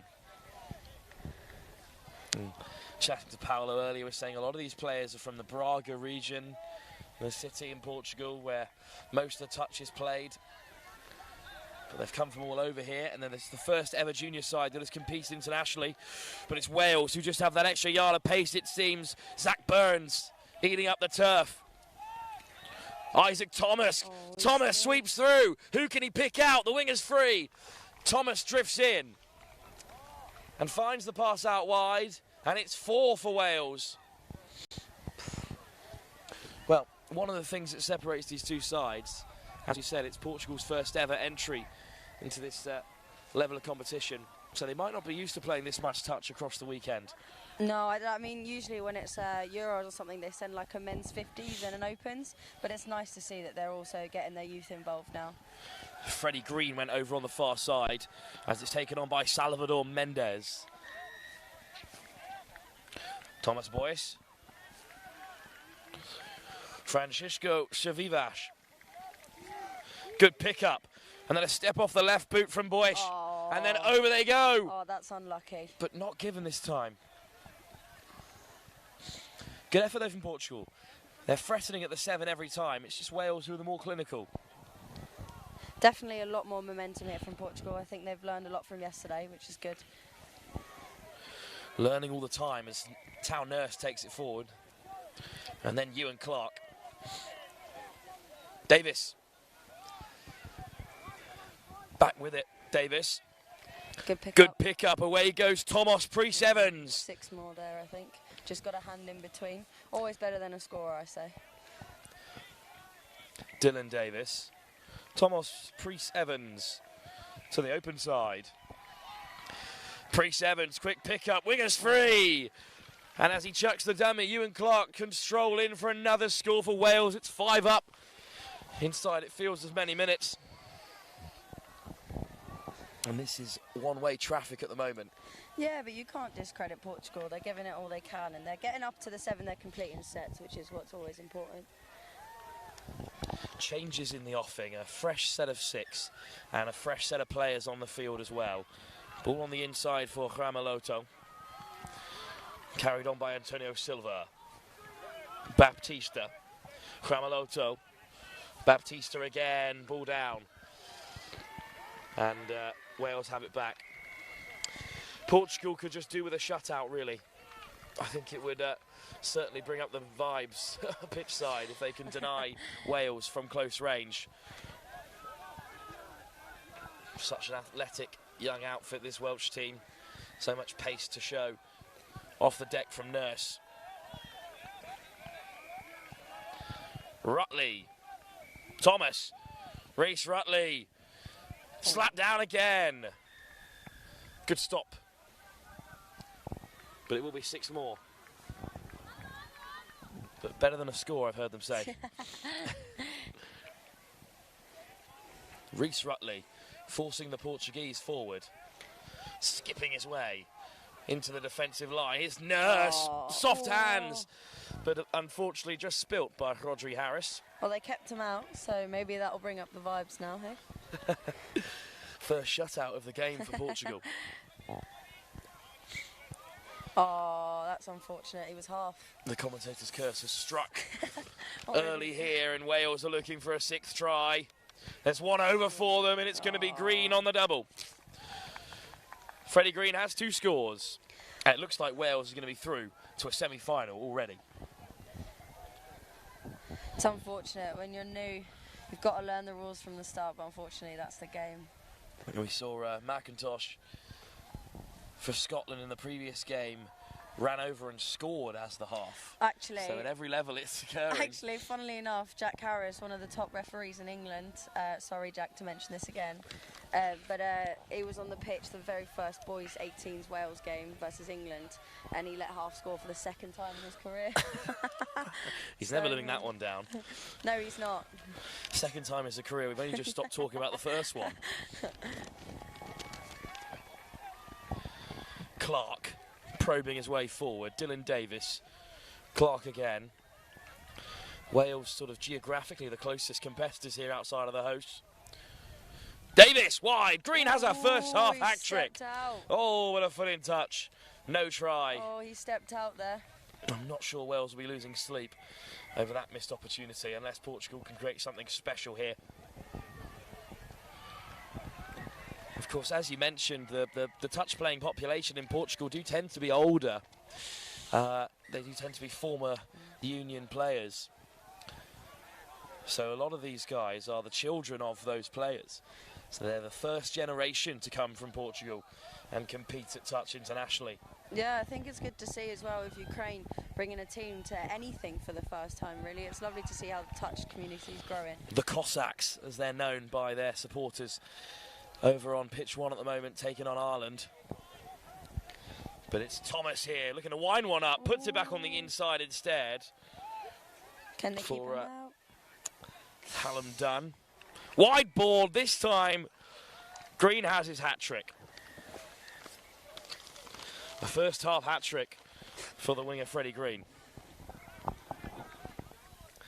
And Portugal, the first I heard of them was when Sean Balance was on co-commentary over on pitch 1 yesterday, and he was saying how it was 5-all between Ireland and Portugal at half-time. Oh, really? Boys 18s? Portugal, in the end, fell off towards the end of the game, but that was a performance that really made people wake up here at the competition. Yeah. Ireland, of course, under Sean Balance now competing over on field 1. His boys lifted into the path of Paiva. Low over the top, interception, and Green's off to the races, and it doesn't look like he'll be caught. Francisco Chevivas gives up the chase, and it's a fourth for Freddie Green. That's unfortunate. It was really good play, but the winger was in a great position there for the intercept. Sometimes a winger's life doesn't get much easier. 4 tries already for Green. Yeah, I wish my life as a winger was that easy. Not in mixed node, is it? Bibi, of course, former Swiss and Dutch international. You'll be out in Italy in a few weeks' time, competing internationally. As plenty of players from this tournament will be in the European Open Cup. João Baptista. Eduardo Sualto. Baptista. Looking to flick it through the cap flap, but bit of a miscommunication there between the link and middle.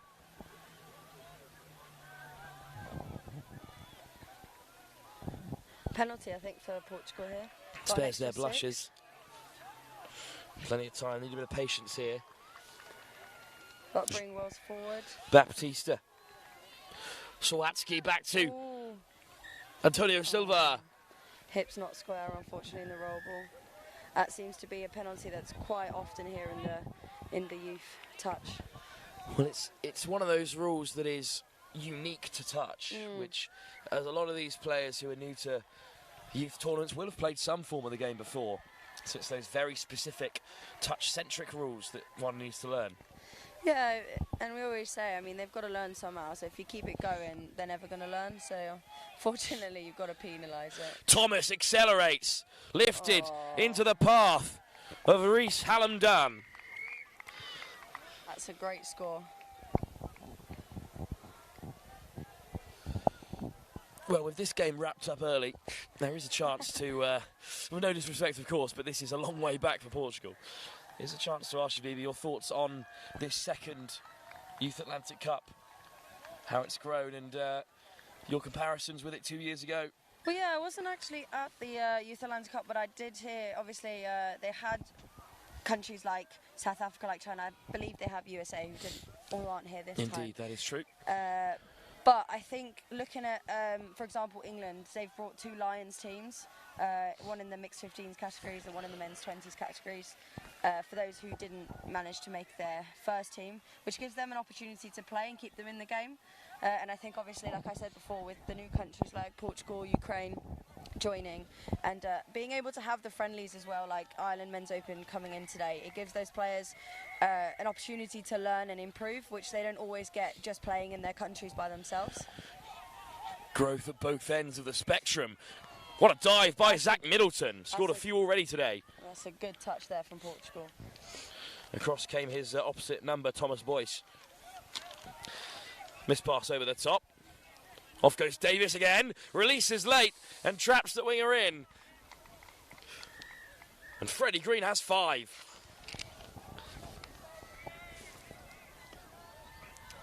Some performance by Wales. Because as you've commented already, BB, this is not a Portuguese team that's doing a lot wrong. No, definitely not. I think they've, from what I've seen now compared to reffing them yesterday, there's so much more momentum. They're driving forward. They're getting to the 7. It's just that last little bit. And then in defence, it's one of the hardest things to teach. It's just a natural talent, but coming from rugby union, it's a bit more difficult. Oof. Fiery touch from Freddie Green. Portugal still have it, but some good line speed there has caught Eduardo Souto. And Portugal backpedaling. Burns to the sideline, and on come the changes now.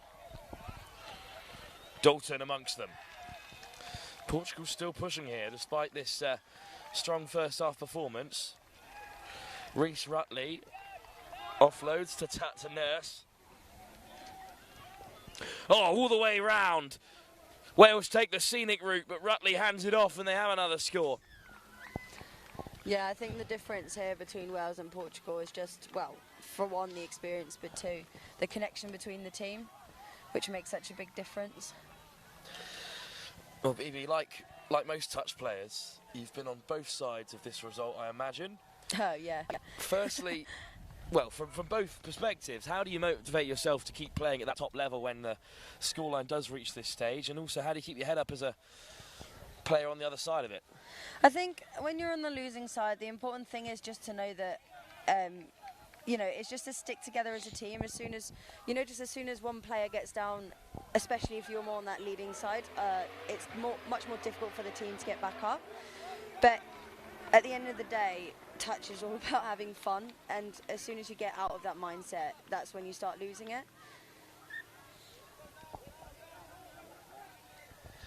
And the Welsh players playing for their place really in the latter rounds. Not everyone can make the cut in the registration rules. What a run round the outside. Wales make great yards again. Portugal backpedaling. Here comes Thomas. Dalton. Thomas. Little hitch kick and off he goes.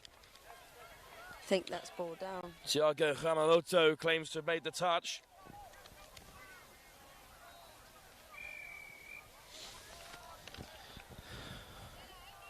Ball down indeed. And indeed the try has been given. Oh, starting to rain. Don't say that. Sorry. Well, you're out there refereeing today. A chance to reflect on that, perhaps. Yeah, I think I did boys 18s yesterday, and then I did 15s today, and I'm actually genuinely surprised by how quickly the 15s play. Their pace of play, but also their knowledge is so quick. I've done 2 boys 15s and a mixed 15s today, and it's so good to see how quickly they learn and can keep up with all the older ones. Chance for Portugal to strike. Laid back by João Baptista. Sardo winds one up and then hits the link instead. Wales with the high press and they shut it down. Antonio Silva is caught. And the refereeing team we have out on the field for us now as it's a last-ditch touch in the end by Swatsky.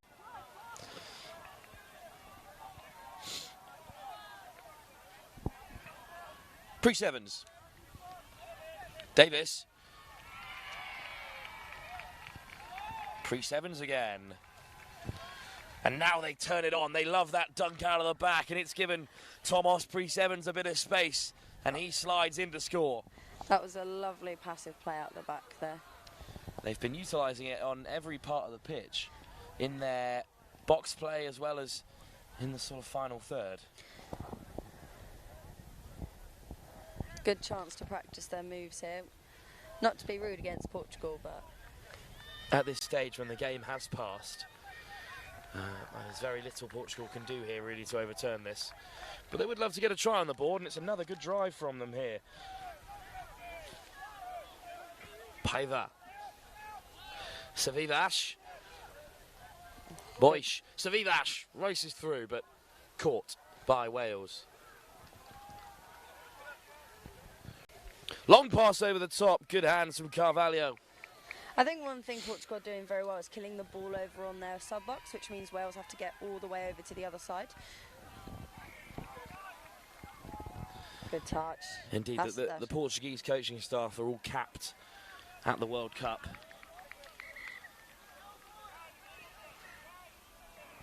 It's good to be coached by a lot of experience.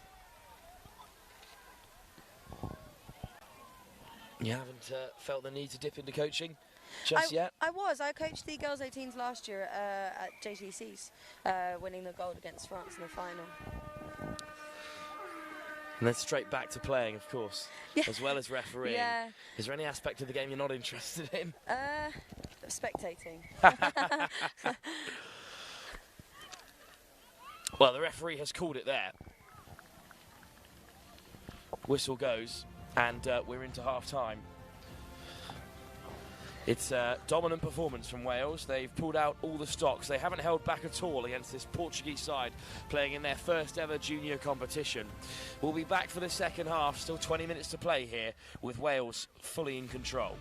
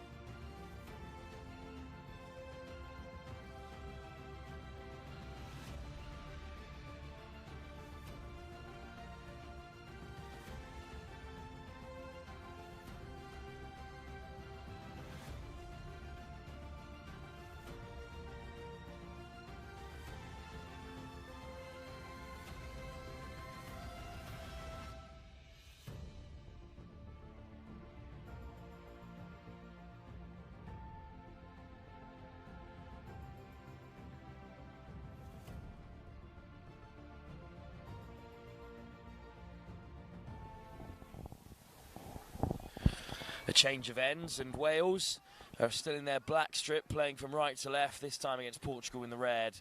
It is 13-0 in this qualifier.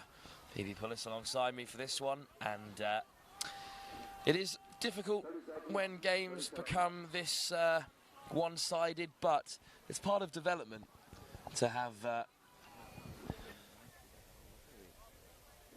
games like this.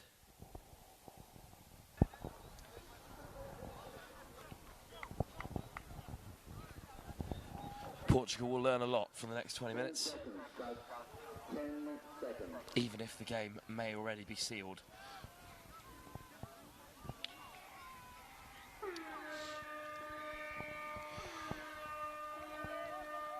Off go Wales, driving straight for the line again, not taking their foot off the gas here. Priest Evans, Clark, passes loose. And Portugal quick to react. That is a Portuguese shutout, though, of a Welsh attack, which were few and far between in the first half. So a good start for them. Yeah, it's always good to have the first kind of positive in. Ooh, good hands there. Well, one more game to come after this one. It's an exhibition match between the men's open side of Ireland, the hosts, and the England Lions at under 20s level, which will be an exciting game, a fast-paced game, even if the home team are the favourites. But that's a great feature of this tournament, to have a men's open side down to compete ahead of their trip to Italy in a few weeks' time. Yeah, I think it's good for both sides, really, for the Irish to practice. I think there's about half of them playing in Italy, and then for the English, the men's 20s, who almost... A lot of them are actually also going to Italy in split-up teams, because England are bringing 3 teams to Italy. Because also it's the Lions under 20 side, so yeah. It's in essence a sort of development squad, so it's a big opportunity for them. Yeah, they consist of like 15, 16-year-olds all the way to 20-year-olds. There's one player in the team who happens to be a university student who has been nicknamed Unk for the whole weekend, despite the fact he's barely 20 years old, which is very harsh. Oof. And he was a couple of years below me at school, so that didn't feel great either. Oh, no.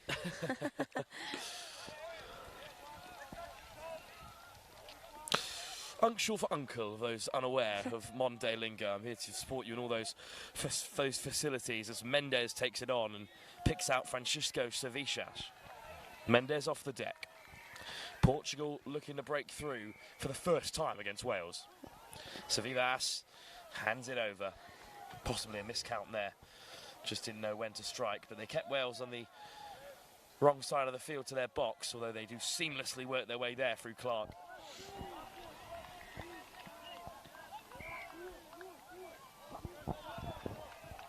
Hallam done. Wales make fantastic yards here, and Thomas is up to the 7. Dalton goes to the open side. Lovely step from Harris. Good touch from Portugal. Kept out by Salvador Mendes. That was great defence there. They worked really well together. Shifted as a 6, keeping out Wales. Second shutout in this second half. Ukraine play the host Ireland over field 1, where there's knockout ties happening all over the place. England against Belgium in an exciting mixed game over on field 4. Well, they got beaten. Belgium beat Wales, the favourites, who got the gold medal last year at the JTCs, so that should be a good game. They brought a really strong team. It's a very similar side to their mixed open team from the World Cup. So young was the team in Nottingham last year. That's very young indeed. Certainly a lot of overlap between those two squads. And that is a feature of developing nations in touch. They do tend to produce strong mixed open sides first. Yeah, I think I spoke with one of the referees from England, and England have moved away from mixed open and have gone to men's and women's to try and have a chance to compete against Australia and New Zealand. But nations like Wales, they really try and stack their mixed team, which is obvious from their mixed open team in the World Cup when they played against the Philippines in that cracking game. Philippines had a great mixed open side as well, very young team. Equally, Italy had a great tournament from the mixed open perspective. Yeah, I played against them in 22 and 23 with Switzerland Mixed Open, and they've definitely developed loads. Wales look to strike again through Town Nurse. Across came Samuel Sawatsky to make the touch, but this time it's a try. First try of the second half, and it goes the way of Cymru touch. I love with the 15 and 18s how much difference in height there is a lot of the time. You've got these tiny players, but at the same time, these massive, tall, especially in the boys. It's a big part of 15s. Yeah. In the Irish boys 15 side, one player called Mose is a fine player, but he is also a foot taller than every other member of his team. And the first specks of rain are starting to affect things here as a diving effort over the line from Carvalho. This is not what we Forced the asked touch. There's been no rain here at the University of Limerick yet, and it's just starting to fall. And well, I think the Welsh will probably deal with it slightly better than the Portuguese. Well, I think they did well, killing it on their box side yet again, making Wales have to work all the way to the other side. Just starting to get a little heavier here, the rain. I'm not excited by the prospect. Neither.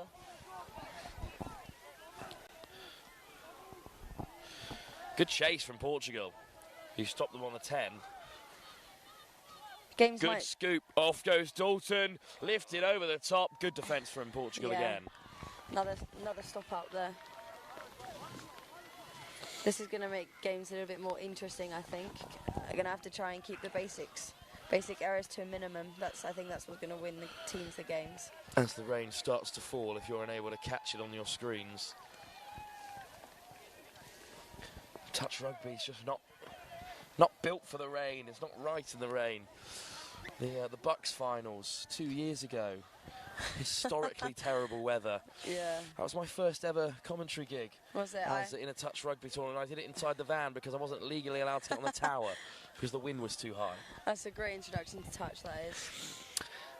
I must say it took a few more tournaments for me to warm to the sport off the back of my experience there. I spoke to one of my friends down in Oz, and when I told him that University Touch was played in the winter, he was like, "You play touch in the winter? It's supposed to be played in the summer." I was like, "Yeah." Well, that's not fair because they don't have a winter. So. I know.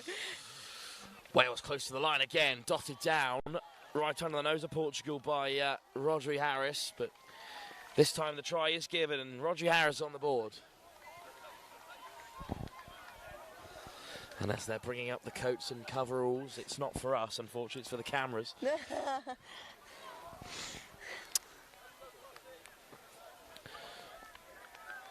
Just one more game to go after this as the bright day here in Limerick becomes gloomy evening.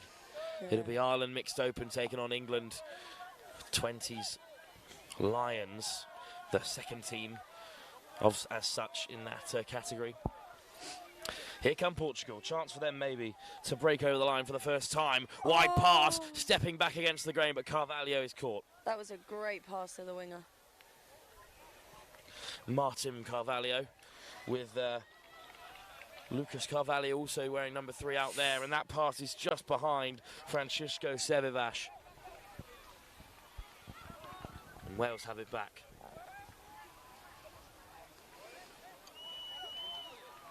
All the games you could have commentated on, maybe you've chosen the one where the rain starts to fall and when it's over at half time, unfortunately. Yeah, I don't know whether I'd ref or commentate rather in the rain. I'm not quite sure. At least you can move around in the rain. Yeah, but it makes games more messy, so it becomes more of a difficult game to ref, I guess. What are the key differences between refereeing under 18s and under 15s, do you find? Well, it depends on the category. I think with the boys 18s, there's definitely a lot more structure. There's a lot more knowledge, so the game is it's a lot quicker. And when you're reffing 15s, there's a lot more basic errors, and it can also be, depending on the country, it can be a lot more one-sided. But with it being a lot more errors, you're running up and down a lot more. But with the 18s, even though it's a faster-paced game, you're less likely to go from 7 to 7. Well, not basic errors from this Welsh side. They are clinical, and they've scored yet another try. And to be fair, there haven't been numerous of these sort of one-sided affairs. Ukraine against France on day one was a 23-0 final score. But beyond that, this is the most one-sided game I've seen, which is, again, a very established and very rapidly growing side in Wales. You chuck a dummy and allow Thomas Priest-Evans through again. Great touch. Hunted down well by Matthew Sawatsky. So, yeah, I just came off of reffing mixed 15s. I think it was the semi-final. It was France versus Cayman Islands. Ended up 17-0. So In whose favour? In France's favour. That is a shame. Big fan of the Cayman Islands. They're my second team here. Oh. With my number one team being no one because I'm impartial, but my second team is the Cayman Islands. They gave me a hat, you see, and I am very cheap to bribe. To be fair, I really like your South African kit, the blue one. The brand new light blue one, yeah. It's just been put on today. I actually spoke to Lance, who's now the control referee. He's from South Africa. His brother coaches, I think it's the mixed 20s. And the reason they went to the light blue kit is because when they were playing Scotland in one of the games, they had blue and green, but a lot of colourblind people see them as the same colour, so they decided to pick their favourite colour instead rather than their actual colour. Well, it's an excellent kit.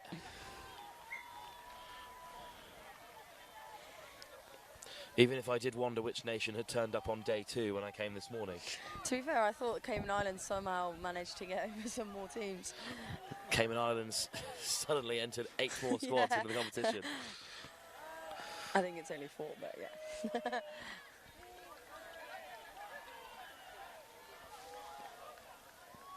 Good carry from Wales. Here's the scoop from Dalton.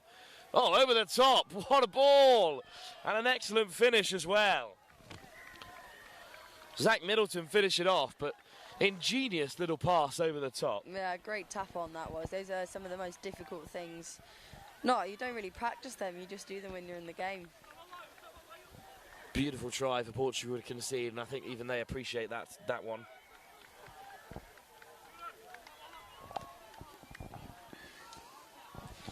And the sun is setting behind the overcast clouds here in Limerick, just as the sun is setting on Portugal's under-18 campaign. They will have placement games to play after this one, but it is Wales who will be through to a semi-final.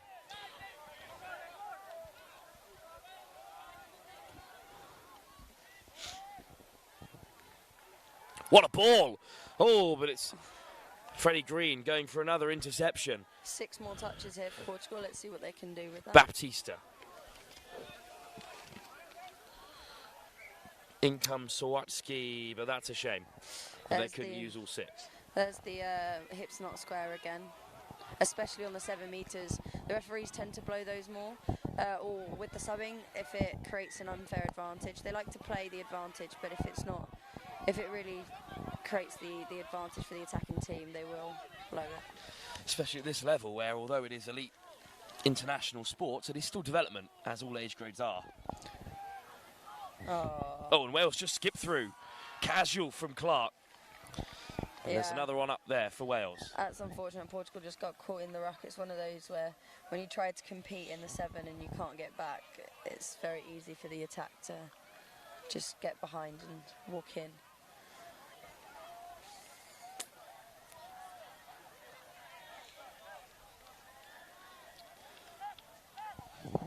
Here go Portugal from halfway.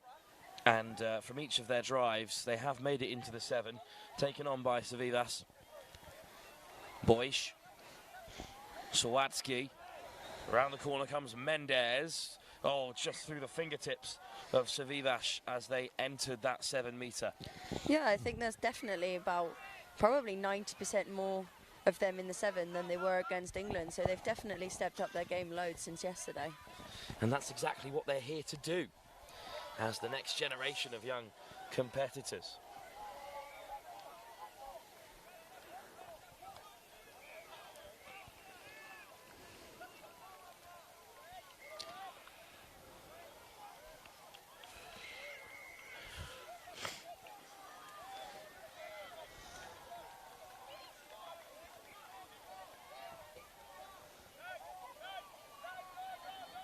Oh, great score. Oh, think it might, no, it is a score.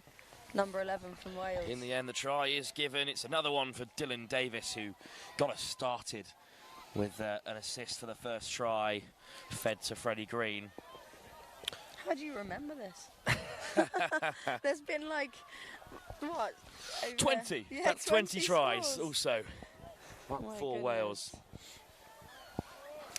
It's all part of the job, baby, all part of the job. I think I can see the, is that the... Over on the far side, it's England Lions warming up. I think so, yeah. Or it might be the actual England, I think that's the actual England 20 squad who've already played the Ireland Men's Open. I'm not quite sure what the result was, but I think England were up by 2 when I left, halfway through the second half. Oh, soft hands from Portugal. Salvador Quintea goes over, but denied the score, and a sarcastic jeer comes up from the Portuguese box. Wales have them back paddling again. It is admirable for Wales that they haven't slowed down at all in this second half. They've still scored 7 tries. And look at the pace they come onto the ball from the box. They know full well that their tournament is only really just getting started, with the semis and the finals still to come. Nurse, nice ball back on the inside, and that'll be another 21 for Wales. Unfortunate for Portugal, but they're still going. And I mean, it's not their last game. It doesn't mean they placed last. So they've still got, was it 2 more games to play? Indeed, there is it. A sort of plate round and some ranking games for the losers of these playoff games. And those games will take place tomorrow in the final day of the Youth Atlantic Cup. It's absolutely flown by. Yeah. With still a full round of fixtures to come. Mostly test matches in the final round of fixtures. But here come Portugal. Boish. Carvalho gets away, but is caught in the end by Sam Cross. Duarte Paiva looking to play for it, but it's actually a penalty instead, unfortunately. Yeah, it's again that call of hips not square on the 7. It's coming back to bite Portugal on a number of occasions there. I think especially in these teams that are newer to touch, like you said, it's one of those rules specific to touch. It's one that you've got to play to learn the rule. Big step off the right boot, the no-look pass from Ewan Clark, and a shake of the finger from Dylan Davis as he goes over, saying, "There's no way they touched me." The referee agrees. Another try for Wales. They're up to 22 now.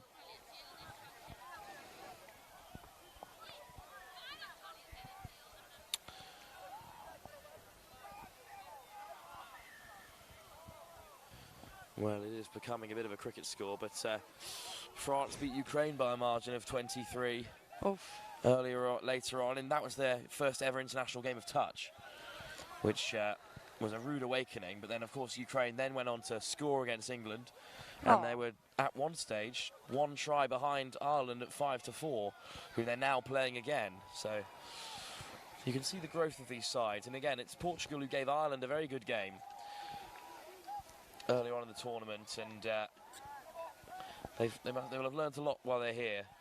Yeah, and I think, you know, with it being a developing side, I think that's what's the most important, is that these teams are learning and that they're having fun and willing to come back to play. And I think that's what one of our head referees was saying, is that for us as referees, it's important to make sure that these kids are having fun by letting the game go on. I was privy to some plans about what the future may hold for international touch the other evening, and well, the Youth Atlantic Cup is one tournament that won't go anywhere and will continue to grow and move around the globe as well, with whisperings of where the next location might be. Yeah, well, they've now created a new competition in the Pacific. I think it's the Pacific Opens Cup next year, because obviously in Europe we've got the Euros, but down in that area they really only have the Trans-Tasman with Australia and New Zealand. Japan, of course, did get an invite too. Yeah, but, yeah. Well, that was last year. The door will be open to a myriad of nations, and we saw at the World Cup the likes of the Philippines and Singapore Hong Kong and China. This is their second Youth Atlantic Cup, intercepted by Portugal. Good take from Duarte Paiva. So the future is very bright for Global Touch. Yeah, and I think obviously China's made their way all the way here, but I think it gives them a good opportunity to have even more tournaments. They've had an excellent trip. They flew into London, had a look around Oxford University, and made their way over to Ireland. That's lovely. And have played some excellent touch as well. Yeah, I have seen some of their. I believe they've got a mixed 15s team. Indeed, they do. Chatting to some of their coaching staff, they were saying that. Well, a direct quote is that the Asian and the Western body are different, and touch lends itself to the specific athleticism of that part of the world. Yeah, I mean, with Japan and Nara Hideaki, who's now holding all these step clinics. Beautiful try. Freddie Green, because he definitely needed another score, goes over on the buzzer. Wales have made a statement. They've matched the biggest result of the tournament so far, putting 23 on Portugal, as France did to Ukraine a few days or hours even ago, yesterday morning. Well, it's a great tournament for Portugal. They've still got more touch to play. But for Wales, they're on to the next stage, BB, and clearly they deserve to be there. Yeah, it was a good game. Wales, they kept going, but Portugal didn't drop their heads, which was good to see, and there's definitely a lot of improvement, but excited to see what happens next. One more game on day 2 of the Youth Atlantic Cup, and it's the England Lions under-20s taking on an Irish mixed open side, a chance for us all to take in the host nation. In the men's open, sorry, for a chance just to take in the home nation. We'll be back in just a few moments' time.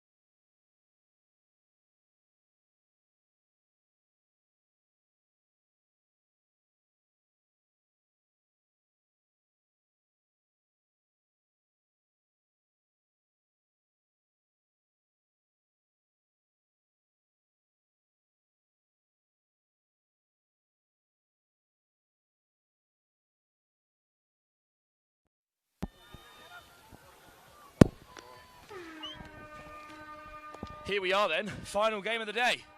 The England Lions from the under-20s category taking on the Irish Mixed Open side, a warm-up for their trip to Italy in a few days' time. I'm joined by Joe from the referee team. Joe, should be a good watch here. Two bright young teams. Ireland the more experienced, of course. Couple of Olympians in there, soon to be maybe in the future on the England side. Hello, Riv. Hello, everyone. I'm back for day 2, only one game today, so lucky you, all of you that's watching, only get my voice for the last game of the day. Yes, Will, it should be a cracker. We saw the friendly game against the England under-20s earlier on, where I believe England under-20s came away with a one-try victory, so it should be a really tight game. As you said, Will, this is going to be great to see a bit of future of touch rugby, England touches. We see a quickie here. It should be ball down, I believe. Oh, denied. So denied indeed. Sam Bewley is sent back. Here's Ty Brennan. This Ireland side, a lot of them coming from the old Wesley Club in Dublin, who of course come over to England and compete at the club finals. And here is Brennan looking for James O'Donnell. And O'Donnell does get the score. He's a very experienced player. This is a very experienced Irish side. Killian Daly's in there, likes of Sean O'Sullivan. Andrew May's in there. Diego O'Reilly's played a fair bit of Irish rugby. Sean Balance has stopped coaching the Irish under-18 side and taken the captain's armband again. But this England Lions side, it'll be cool to see what they have to offer. And here goes Sam Slatter of Loughborough University. Dylan Sharp directing traffic, sending Wilkinson the wrong way. Here's Sharp again. Touch made. What an opportunity for some of these England players. Some of them maybe even younger than 18. I play against Dylan here as he direct traffic again. Just missed pass out two-way, not quite there. But what an amazing opportunity for some of these youngsters in the England side to play against the men's side, who possibly some of them went to the World Cup and, as you said, will maybe going to the next Olympics. This Irish team will be one of the best teams that a lot of these England Lions players have ever come up against. At the World Cup, they made a big splash in the men's open category. And around the corner now comes Fergus Flood. Sean O'Sullivan, good pickup, back to O'Sullivan. There is O'Sullivan operating with balance out in the middle, but it's Stanley Wilkinson who lays it back for the Lions. Well, as Slatter takes it forward. Joe, what do you make of the standard of touch you've seen here? It's a junior competition, but it's been pretty off the charts. Yeah, it is. I think that just kind of sums up, like, I mean, for England, especially as we see in England now, like what kind of development they have been putting in, all the hard work, everyone been putting in England Touch organisation, as we see England turn it over there. But again, like the talent England Touch has is phenomenal. If you're wondering who the rogue black shirt is out there in the middle, there's a couple of the coaching staff from the England setup who've dipped their hand into this side just to give it a bit of balance and support, because it's been a long day for these Lions players. And the Irish head to the box. Sean Balance leaves the field. And here's Douglas Routh. Oh, it's come loose there. Well, one try in the game so far. And at the moment, the Lions holding their own. Yeah, that one try, it was kind of hard earned as well. So really well done to the Lions so far. I think this is going to be a really close one. I think Lions just need to try to get a bit more momentum coming off subbing, and then try to get a bit more field position up to the 7 metre, trying to create a good platform. Again, as you said, with some coaches playing this game should help the youngers a bit. Indeed, a lot of them are still at school. A lot of them are as young as 16, 17 in this side. Well, some have just entered the world of university touch, which is a high standard in England. Ince. No, I don't think that is Aidan Malpas out there. I think it might be another member of the coaching staff. Whipped over the top for Ince again. Logan Ince takes it in. There's Carpenter. Ince gets it on the flash ball, but it's a good bit of line speed to shut it down from Ben Layden. 6 touches burnt, bit of a miscount there, so no chance for England to strike back. Yeah, the pace of this game, though, do not count this young English side out, because they have done very well so far containing that subbing pattern from this Irish men's team. It's 6:30, for goodness sake. They've been playing touch all day and all of yesterday, and this men's open side arrived about 11 o'clock this morning as they scythe through here. What a run. Oh, the long blast from Killian Day. Dotted down by Ben Laden on the wing, and that's a second for the Irish men's open side. And the question of the day really is, what do you think of the black kit? It's nice. It's really good, isn't it? It's not the first colour. Yes, it's not the first colour you come across when you think of an Irish side, but like to see that. Like to say, go away from the traditional green and white. I mean, I guess dressing like New Zealand might make you better at touch. It's not a bad tactic to see. But here come the England Lions. Good work from Campbell, or Samble even. My apologies to Charlie. Over goes Stanley Wilkinson, but sent back to the 7. Wilkinson, sharp, hands it back to him. But touch is made by Sean Balance, the Ireland captain. And to the short side, come Ireland. And Sean O'Sullivan. Good pace from Ty Brennan. Swept up by O'Donnell, one of the top sides in the country. Old Wesley and the likes of O'Donnell have all represented them before.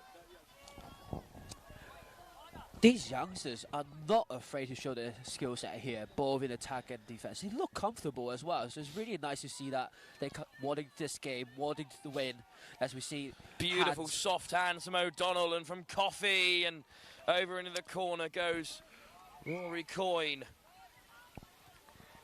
And it's another try for Ireland. They're up by 3 now. But wonderful hands, and they had to be perfect because the Lions were pressing hard. Yeah, the skill set shown by both wingers is incredible. Like, to be a winger, diving mid-air while catching and placing the ball down. And then the one before we saw, the way slightly ran over it and then track it back, track the ball in the air, diving to put it down. It's a skill harder than it looks. There has been a bit of confusion from other national teams in the 15s and the 20s category, because the England Lions, of course, are not a capped side, they're a trophy side. So when you beat them or lose to them in this tournament, they do not affect your national ranking and they do not affect the points accumulated throughout the competition.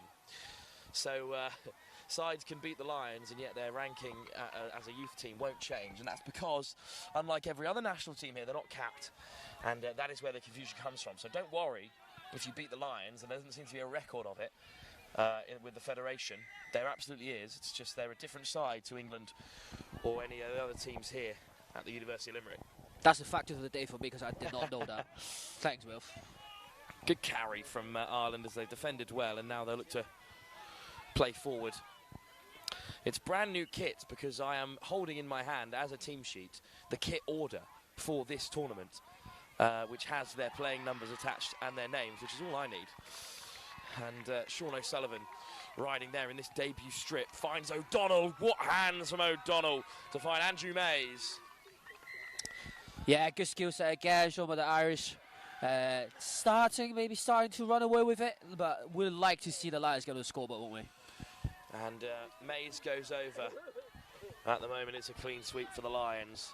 Andrew Mays, one of the tallest on the side, hence why they stick him out on the wing.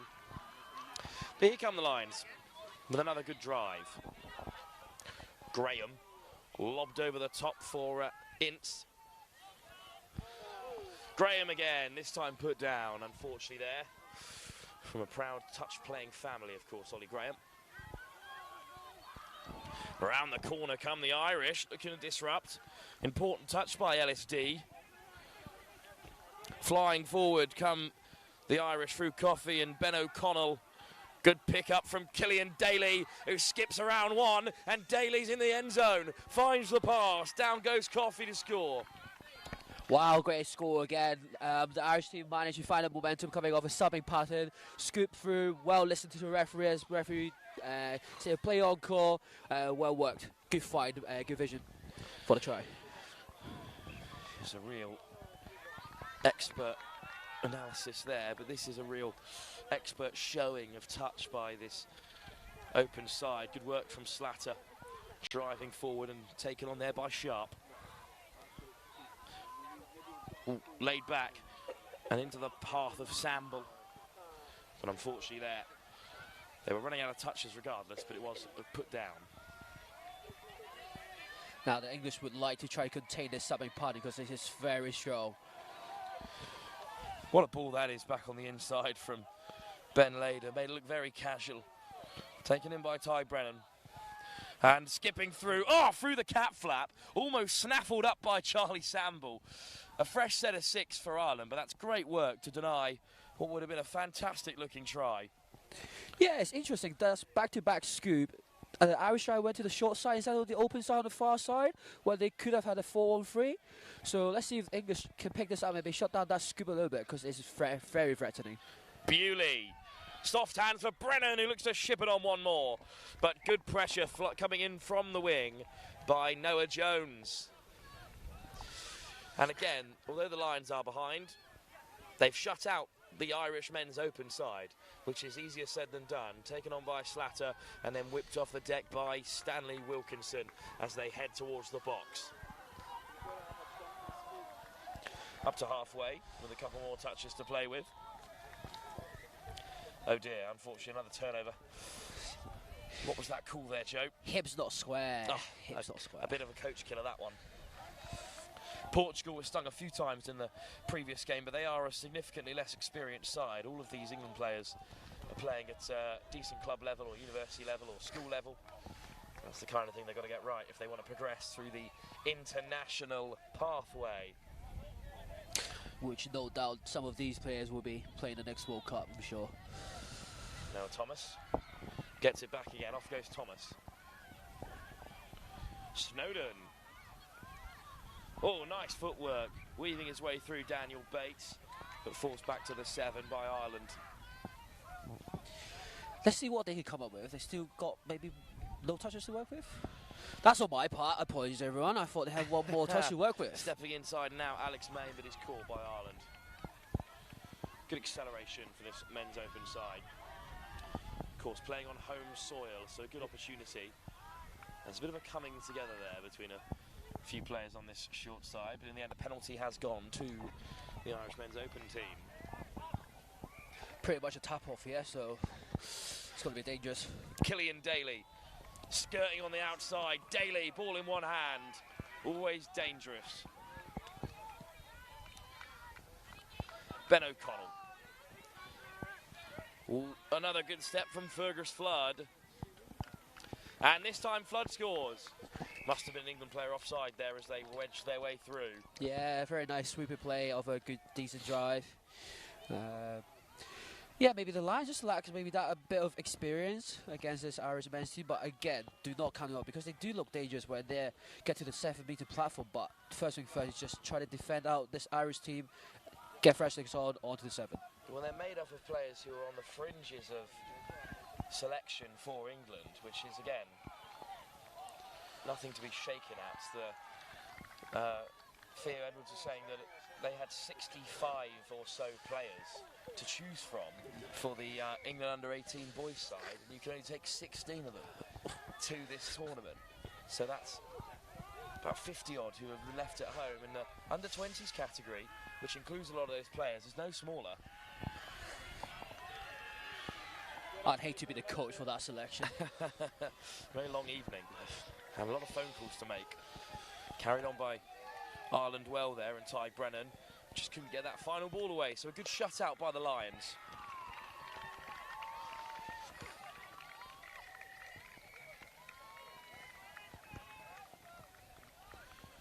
Yeah, it's a bit static now. Again, just need to get that stopping pattern right. That's a better run from Nathan Williams that might help them do so, and it's loose on the floor. So Ireland have it back. Well, of course, tomorrow is the day of all days here at the Youth Atlantic Cup. It's nothing but knockouts all the way through to the afternoon, where on Field 1 we'll have a plethora of gold medal matches for you to take in. What a grab on the deck from Killian Daly. What a game he's having, and instead of Killian Daly, it's James O'Donnell instead who slides in to score another. Great step back of a sweeper play. Really, really good step back. Yeah, as you said, Wilf, tomorrow maybe a lot of drop-off. I rarely see a drop-off on commentary. I feel cursed. That's a good thing. Well, for us as referees. The players and the referees hate the drop-off, but we love it. So I think the last drop-off that I encountered was the World Cup final, New Zealand-Australia, a year ago. It's the last time I commentated in the Mixed Open, in which Australia, of course, were victorious. Ball on the inside, juggled, but then put down. Touch was made regardless. Good work from Noah Thomas, but Ireland have it back. Yeah, that's much better pace on the line attack. That's what it needed. Just unlucky that left the ball behind in that one. This Irish coming, trying to get to the sub box now. Get some fresh legs on. Daly plays it down, leaves the field. And there's such great acceleration from the Irish as they enter the fray. Sam Bewley. Good pick up again from Bewley, who fires the miss pass. But Matthew Kofi this time just overran his line.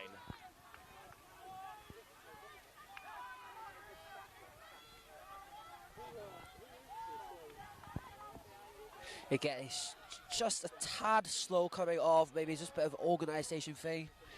But they get a offside penalty yet, so just like a tap off pretty much between half and 10. And they do take the first touch on halfway. That's some good acceleration. Carpenter.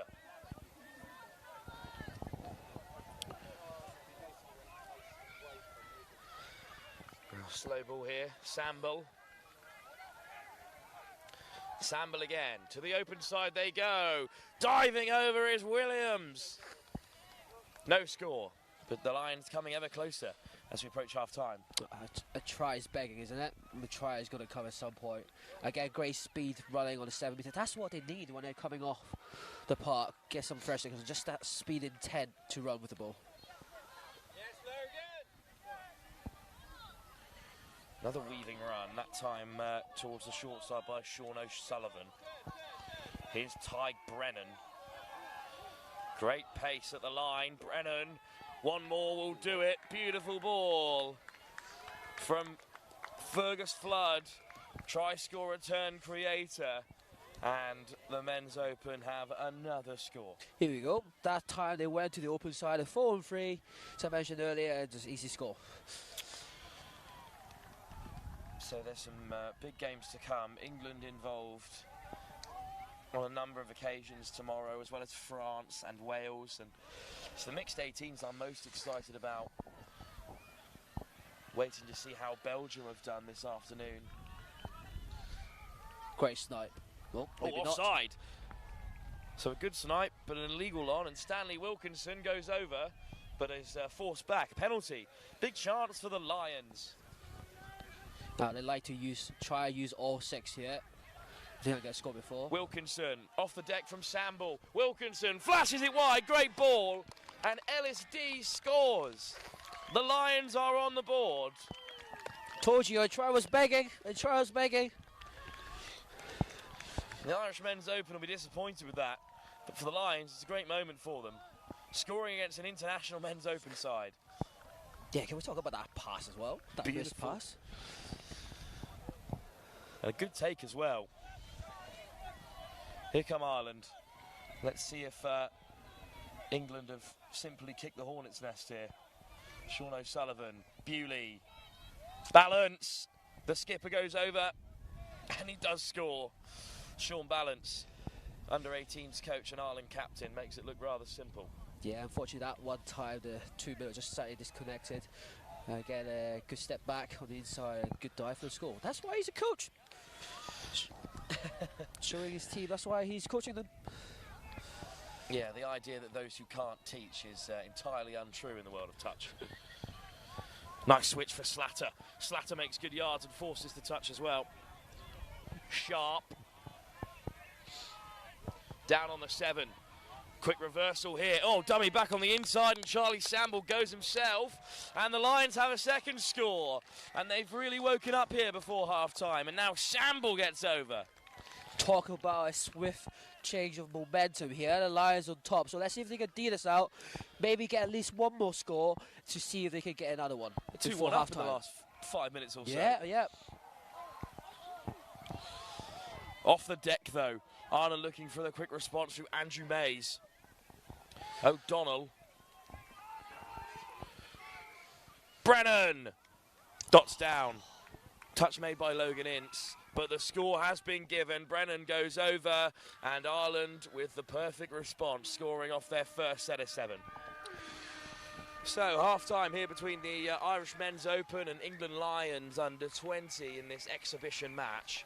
It's a good opportunity for the Lions to learn and for Ireland to test themselves ahead of the European Open in Italy. At the break, though, it's the Irish side, as expected, in control. Well, the Lions, with 2 tries on the board already, might have some more to offer in the second half.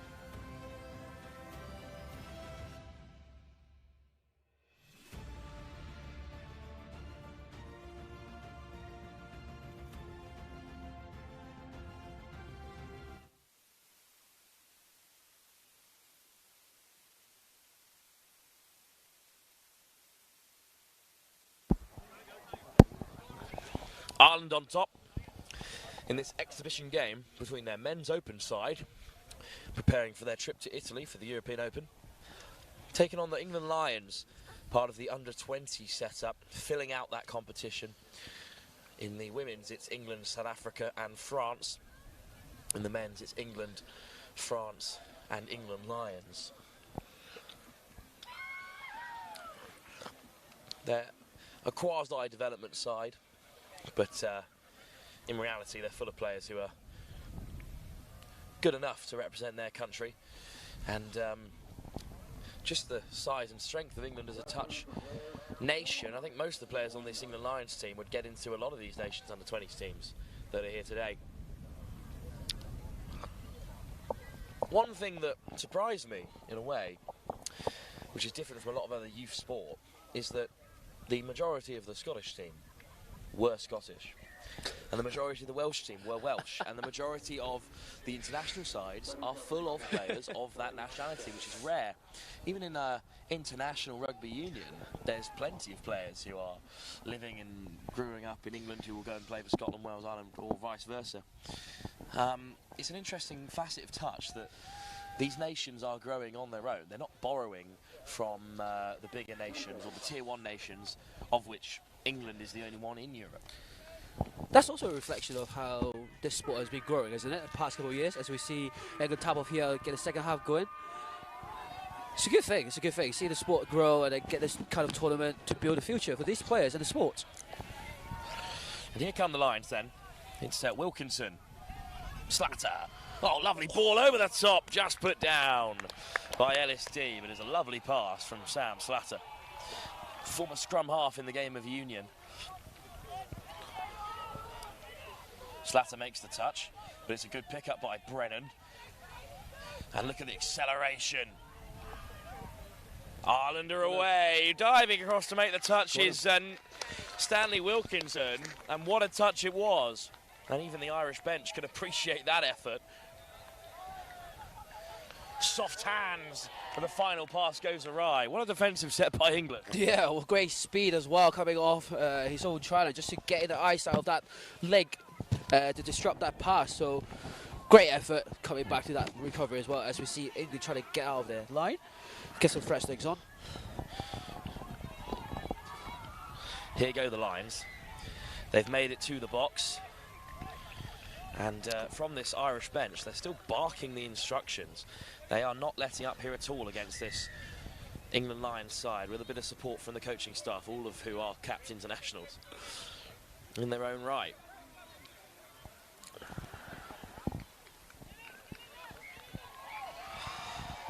Lofted over the top. Little hitch kick on the outside from Aidan Malpas. But Ireland do have it back. Good management, isn't it? Shown by one of the coaches for this England team. Just get the ball to the far side so they got further distance to go, as we see some fresh legs on for the Irish team. Well, you can see all the fields here, mostly still populated. There's still 4, 5 other games going on, even this late in the afternoon. Tomorrow we start at 8 AM.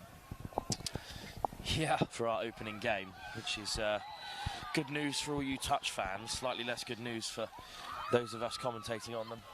And referee, we're meeting at 7:15. Good luck. Those opening games are big games, though. It's action for the mixed 18 competition. The round robin continues. Ireland, South Africa, and then England play Wales on field 2. And then after that, we're straight into the knockouts with the semi-finals of the mixed 15, semi-finals of the girls and boys 18, and then the series start to finish. The gold medal match in the mixed 20s, the gold medal match in the women's 20s, and then the boys 15, the girls 18, the boys 18, and our final game at 4 PM is the mixed 18 gold final. You can find all that information on the Federation of International Touch's Instagram if you didn't exactly hear what I just rattled off. What a day it's going to be. What a day. Every game has meaning, even that final round robin. England and Wales, Ireland, South Africa. The top 4 get a bye straight through to the semi-final. Or the top 2, sorry, get a bye straight through. And that could be a huge boost for those teams. So we see England coming back after a good D-set, coming out of their line. Oh, good drive by Graham. Ollie Graham still going. Oh, Ollie Graham with a little goosey, but he is caught in the end by the towering Andrew Mays. Love that. Love to see this young England side just to have a go at things. Do something different. Graham to the 7 with that number on his back. Touchdown by Ireland, so it's a set of 6 at the 7 and a big chance for the Lions. Yeah, they look dangerous, don't they? Again, I think they just need to find that momentum as they finish the second half, get a few score back on the board. It's been quiet second half. Yeah, hold the Irish out, and then it will be game on. I think the last 10 minutes of this game is going to be a cracker. Make no mistake that a victory in the second half will be treated as a victory across the whole 40 for the Lions, and it'll be a remarkable achievement against such an experienced international side. Sliding over goes Slatter. Score has been given. Wow, here we go. Just need to find that momentum now. They just need to stick with it. Keep the line attack, don't change anything because they do really well. Just need to tighten it up a little bit in defence, especially in the middle when the Irish team running a 33 quickie play. Well, Slatter looks a little bit worse for wear, but it was a fantastic finish regardless. And started his touch journey at Loughborough, started out in their second team and has progressed rapidly through the ranks. He is one of the older members of this side, and that he is needed for their leadership, really. So we'll hope that Slatter recovers, although the captain is 17 in this England Lions team. Oh, what a carry by Arden, looking to threaten again through Bewley.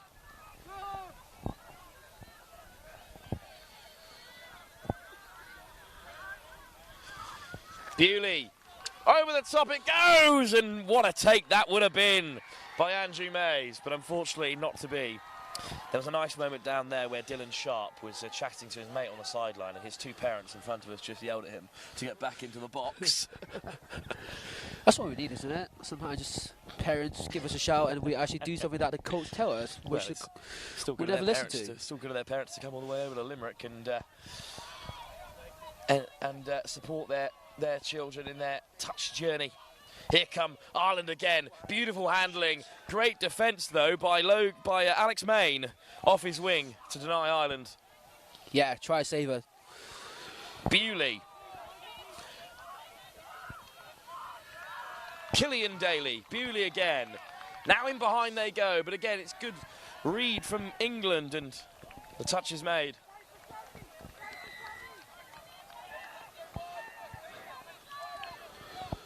Daly, what a ball, Mays is over. Great ball, that.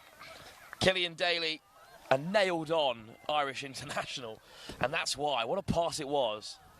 Star of Old Wesley as well, the club side from Dublin.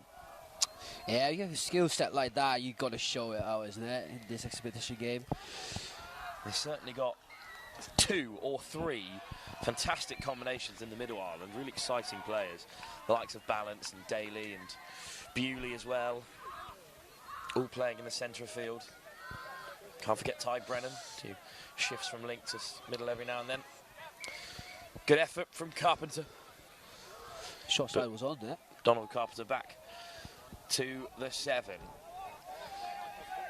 Ince, good pickup. Ince on the return. Instead, it's over the top, and diving finish from Ellis D, and he's got another score. D on the double here against Ireland Men's Open. He's completely aired the kick back to halfway, but we won't hold it against him because he's got 2 tries. Yeah, bang, bang. What you can do, I can do the same. Good low ball again, back with the wing. Good finish. LSD, 2 tries. It's Ireland Men's Open. What a trip to Limerick it's been. As he gives a thumbs up to the sideline where his parents are, or at least supporters watching on. Here's Sean Balance, Ireland captain. No touch there, so Balance still drawing out the Lions. No touch made. Balance is so quick on his feet for a tall man. Sliding over. 2 up in the air. Samble making the touch, but it is a penalty that Sean Balance has won. O'Sullivan. Balance. Round the corner comes Coyne. Good touch. Good dive as well. Good touch all round.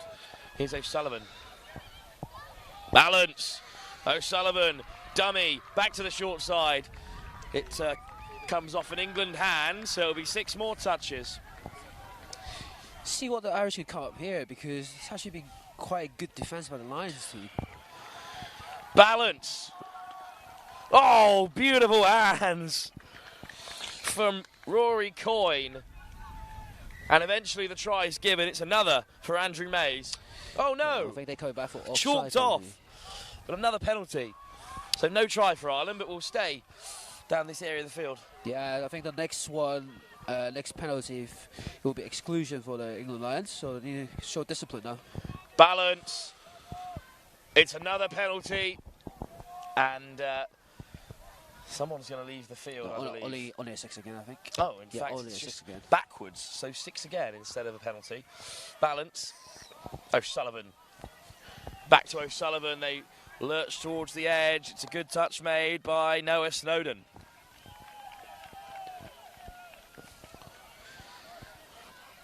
O'Sullivan. Balance. Back to O'Sullivan. Coffey at the half, and it's put down. What a defensive set by England. Yeah, there you go. No way in. So get some fresh legs on now, England. We need to get the fresh legs on. Well, the Lions just weathered a real storm from the Irish just as the rain begins to fall again here in Limerick. It's a bit of a coach killer there, just giving possession back to the Irish men's open side as they were looking to box. A fatigued box it was after that huge defensive effort. Yeah, that was a shame. Couldn't get the clean roll ball here. Touch made on Bewley. Killian Daly skips away from Daniel Bates. Daly, Bewley slides in from a long way out. Oh, dropped it. No try. Well, this is a strong second half from the Lions after some one-way traffic in the first half. A couple of tries towards the end of that period, and the Lions have switched on here. Nice ball out wide as well. Yeah, that's subbing off is much better. Just get the ball out to the sub box side. And they win a penalty as well. Yeah. So now, just need to manage this set really well. Try to get as much yard for first 3 touches. Get on the 7-meter line, set up a good platform. Great early drive here from the English, practically a tap-off from the position they're in. Here goes Logan Ince. Ince, Carpenter, Graham, caught by Ireland, flying out of the line there. The experienced heads know exactly when to strike. Graham, almost through. Killian Daly catches him on the way, and Ireland have it back. Yeah, not quite that tired. The first 3 touches was exactly as I said. Just hard drive, getting 7-meter line, not quite on the execution as we see the Irish team getting some fresh legs on. Off the deck from Andrew Mays. And Mays again plays half, but it's going to be a turnover for England. Good bit of territory for the Lions. Graham still going there, no touch. Okay, let's see how... Ince steps in as they make their changes. Here's Graham. England look a little bit short-handed here. Alex Main. Graham.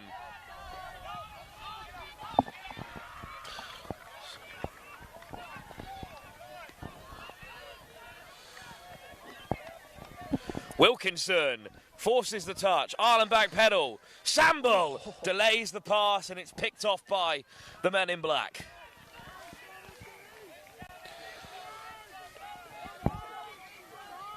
Oh, Coach Killer again. England are in the ascendancy here. Wilkinson. Here's Samble. Wilkinson. Oh dear. Dylan Sharp puts it down, unfortunately there. The rain has started to fall and it will have a slight impact on the turf. A little bit greasy, the ball. Not made for the rain, this sport at all, is it? Nope. But if we can play well in the rain, you should be able to play. Wow, what a run by Andrew Mays. He got his long legs pumping there and raced away to score. England is claiming no touch here. See if they were going to come back for this. Well, there's 3 officials out there and 2 on the short side. Just going to confirm the score. If I was Andrew Mays, I'd be pretty fuming to have run all that way just to have it chalked off. I've lost count of how many he's notched up in this game already. 4? What a performance by the winger.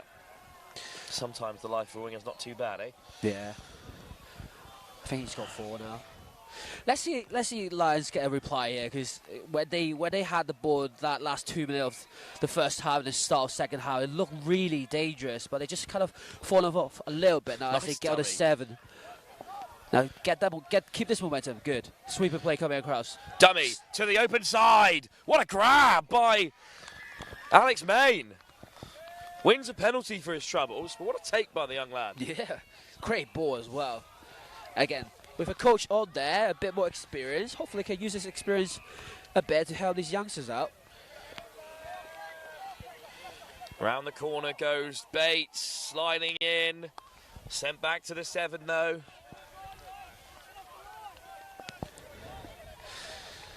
Hopefully they'll dive a bit more as the grass is a bit wetter now. Rain is really dropping. Let's hope it washes away overnight. as we start at 8 AM tomorrow morning. Good line, straight through the centre by Charles Ward, but no way through the black and white wall. Touch made, and that will be the turnover. Yeah, it's a shame Lions didn't come away with it, but as a coach, I think you'd be happy they used all set of 6, especially in this condition. So it's good to see.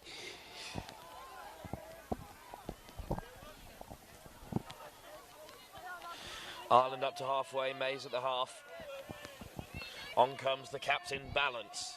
In his trademark cap, he's bought himself a black one to link up here. O'Sullivan opens up. O'Sullivan gives the pass, and it's been put down. 6 more. Touching flight. Unlucky.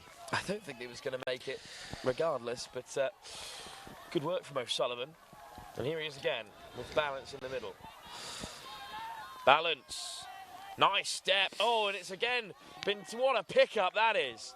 Well, I think it was deflected in the air again. No. But is he all right? Oh, what a grab by Ben Layden. Just a crab, I think. But what a pickup for another Ireland score.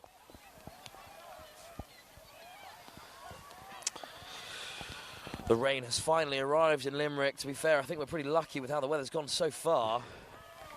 Yeah, it was grooming though. It was grooming since yesterday, actually. So hopefully we won't have it during the day tomorrow. Need the sun out for those gold medal games. Just like the weather at the World Cup, it was spectacular. I actually wonder how many touch players prefer playing in the rain. None of the normal ones, surely. But if you love to dive, you love a rainy day, a maybe wet day. post-rain. I don't think during is enjoyable to anyone. And as a man of union, I certainly don't enjoy playing in the rain either. Even as a prop, I think that's beyond me. Balance takes it on. Mays at the half. On come the changes for Ireland in these closing stages.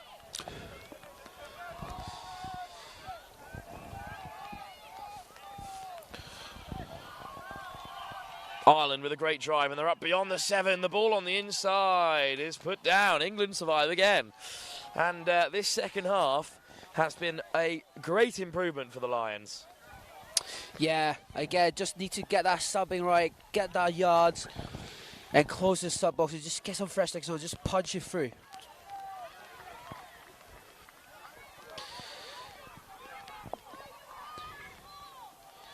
Good pickup. Did a good strike up here. Graham. Touch made. Graham at the half. He's got 3 to his right-hand side. Graham looks to slip through himself. Caught by Ty Brennan. Almost, as you said. It was a 4-on-3 opportunity, but just didn't quite get there.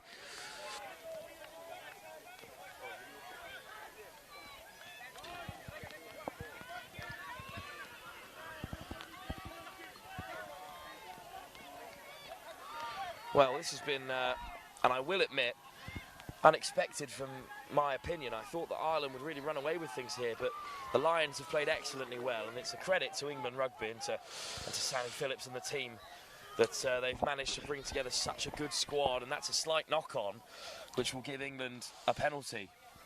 Yeah, I think it's, as an English Lions mindset, you've probably got nothing to lose anyway, so you just go all out, and they back their confidence, back their skill set, and give us a really, really good game here. Touch on halfway, so 5 touches to play with. Maybe England can get one more before the end of this game. Would be a moment. Excellent pickup. Off goes Ward. Ward again. Shapes to pass. Drives himself. Bates at the half. And here they are at the 7 with a touch in the pocket. Here they go. Flashes across, but it's off. It's deflected from Bates, and Ireland snaffle it up. Good recovery from Bates to deny the quick breakaway. Great chop like that. Daly. And still Daly has it. Oh, good take by Flood. Mays back on the field, and Ireland are rolling with it. O'Sullivan back in the middle with Balance, but O'Sullivan gets on the outside, stopped by Bates. You can hear such clear communication with the refs as well. Finally, the touch is made by Bates, but he was offside. So Sean Balance has won another penalty for Ireland, and he's so good at that. Just winning penalties. He's got such a good touch brain. He knows exactly when to engage the opposition. Balance, O'Sullivan, back to Sean Balance, who goes himself. And the skipper scores for Ireland. And that's the final say. Yeah, that try is disallowed as a forward pass, I think. Irregardless, it's a win for the men's open side, which was expected. Ireland are the winners, but England Lions, well, I think they can be especially pleased with that performance. Well, we've got chip and chase. And then flicked out the back door by O'Sullivan. Obviously, we had to restart for the penalty, but the game is over. I think the English Lions can be very proud of how they've performed against this Irish international side. We'll be off to Italy, as we've said, in a few days' time. Well, that's the end of our action from day 2 here at the Atlantic Youth Cup 2025. As the rain begins to pour, we're going to get out of here as soon as possible. So join us tomorrow at 8 a.m. for our final round-robin fixtures from the boys under-18 competition. England-Wales on this pitch, South Africa, Ireland on field 1. We'll see you then. I've been Wilf Kemsley. Thanks for listening. And Joe, thanks for joining us as well for this final game. Thank you very much. Have a great evening and join us tomorrow for the thrilling conclusion of the Youth Atlantic Cup 2025 here from the University of Limerick.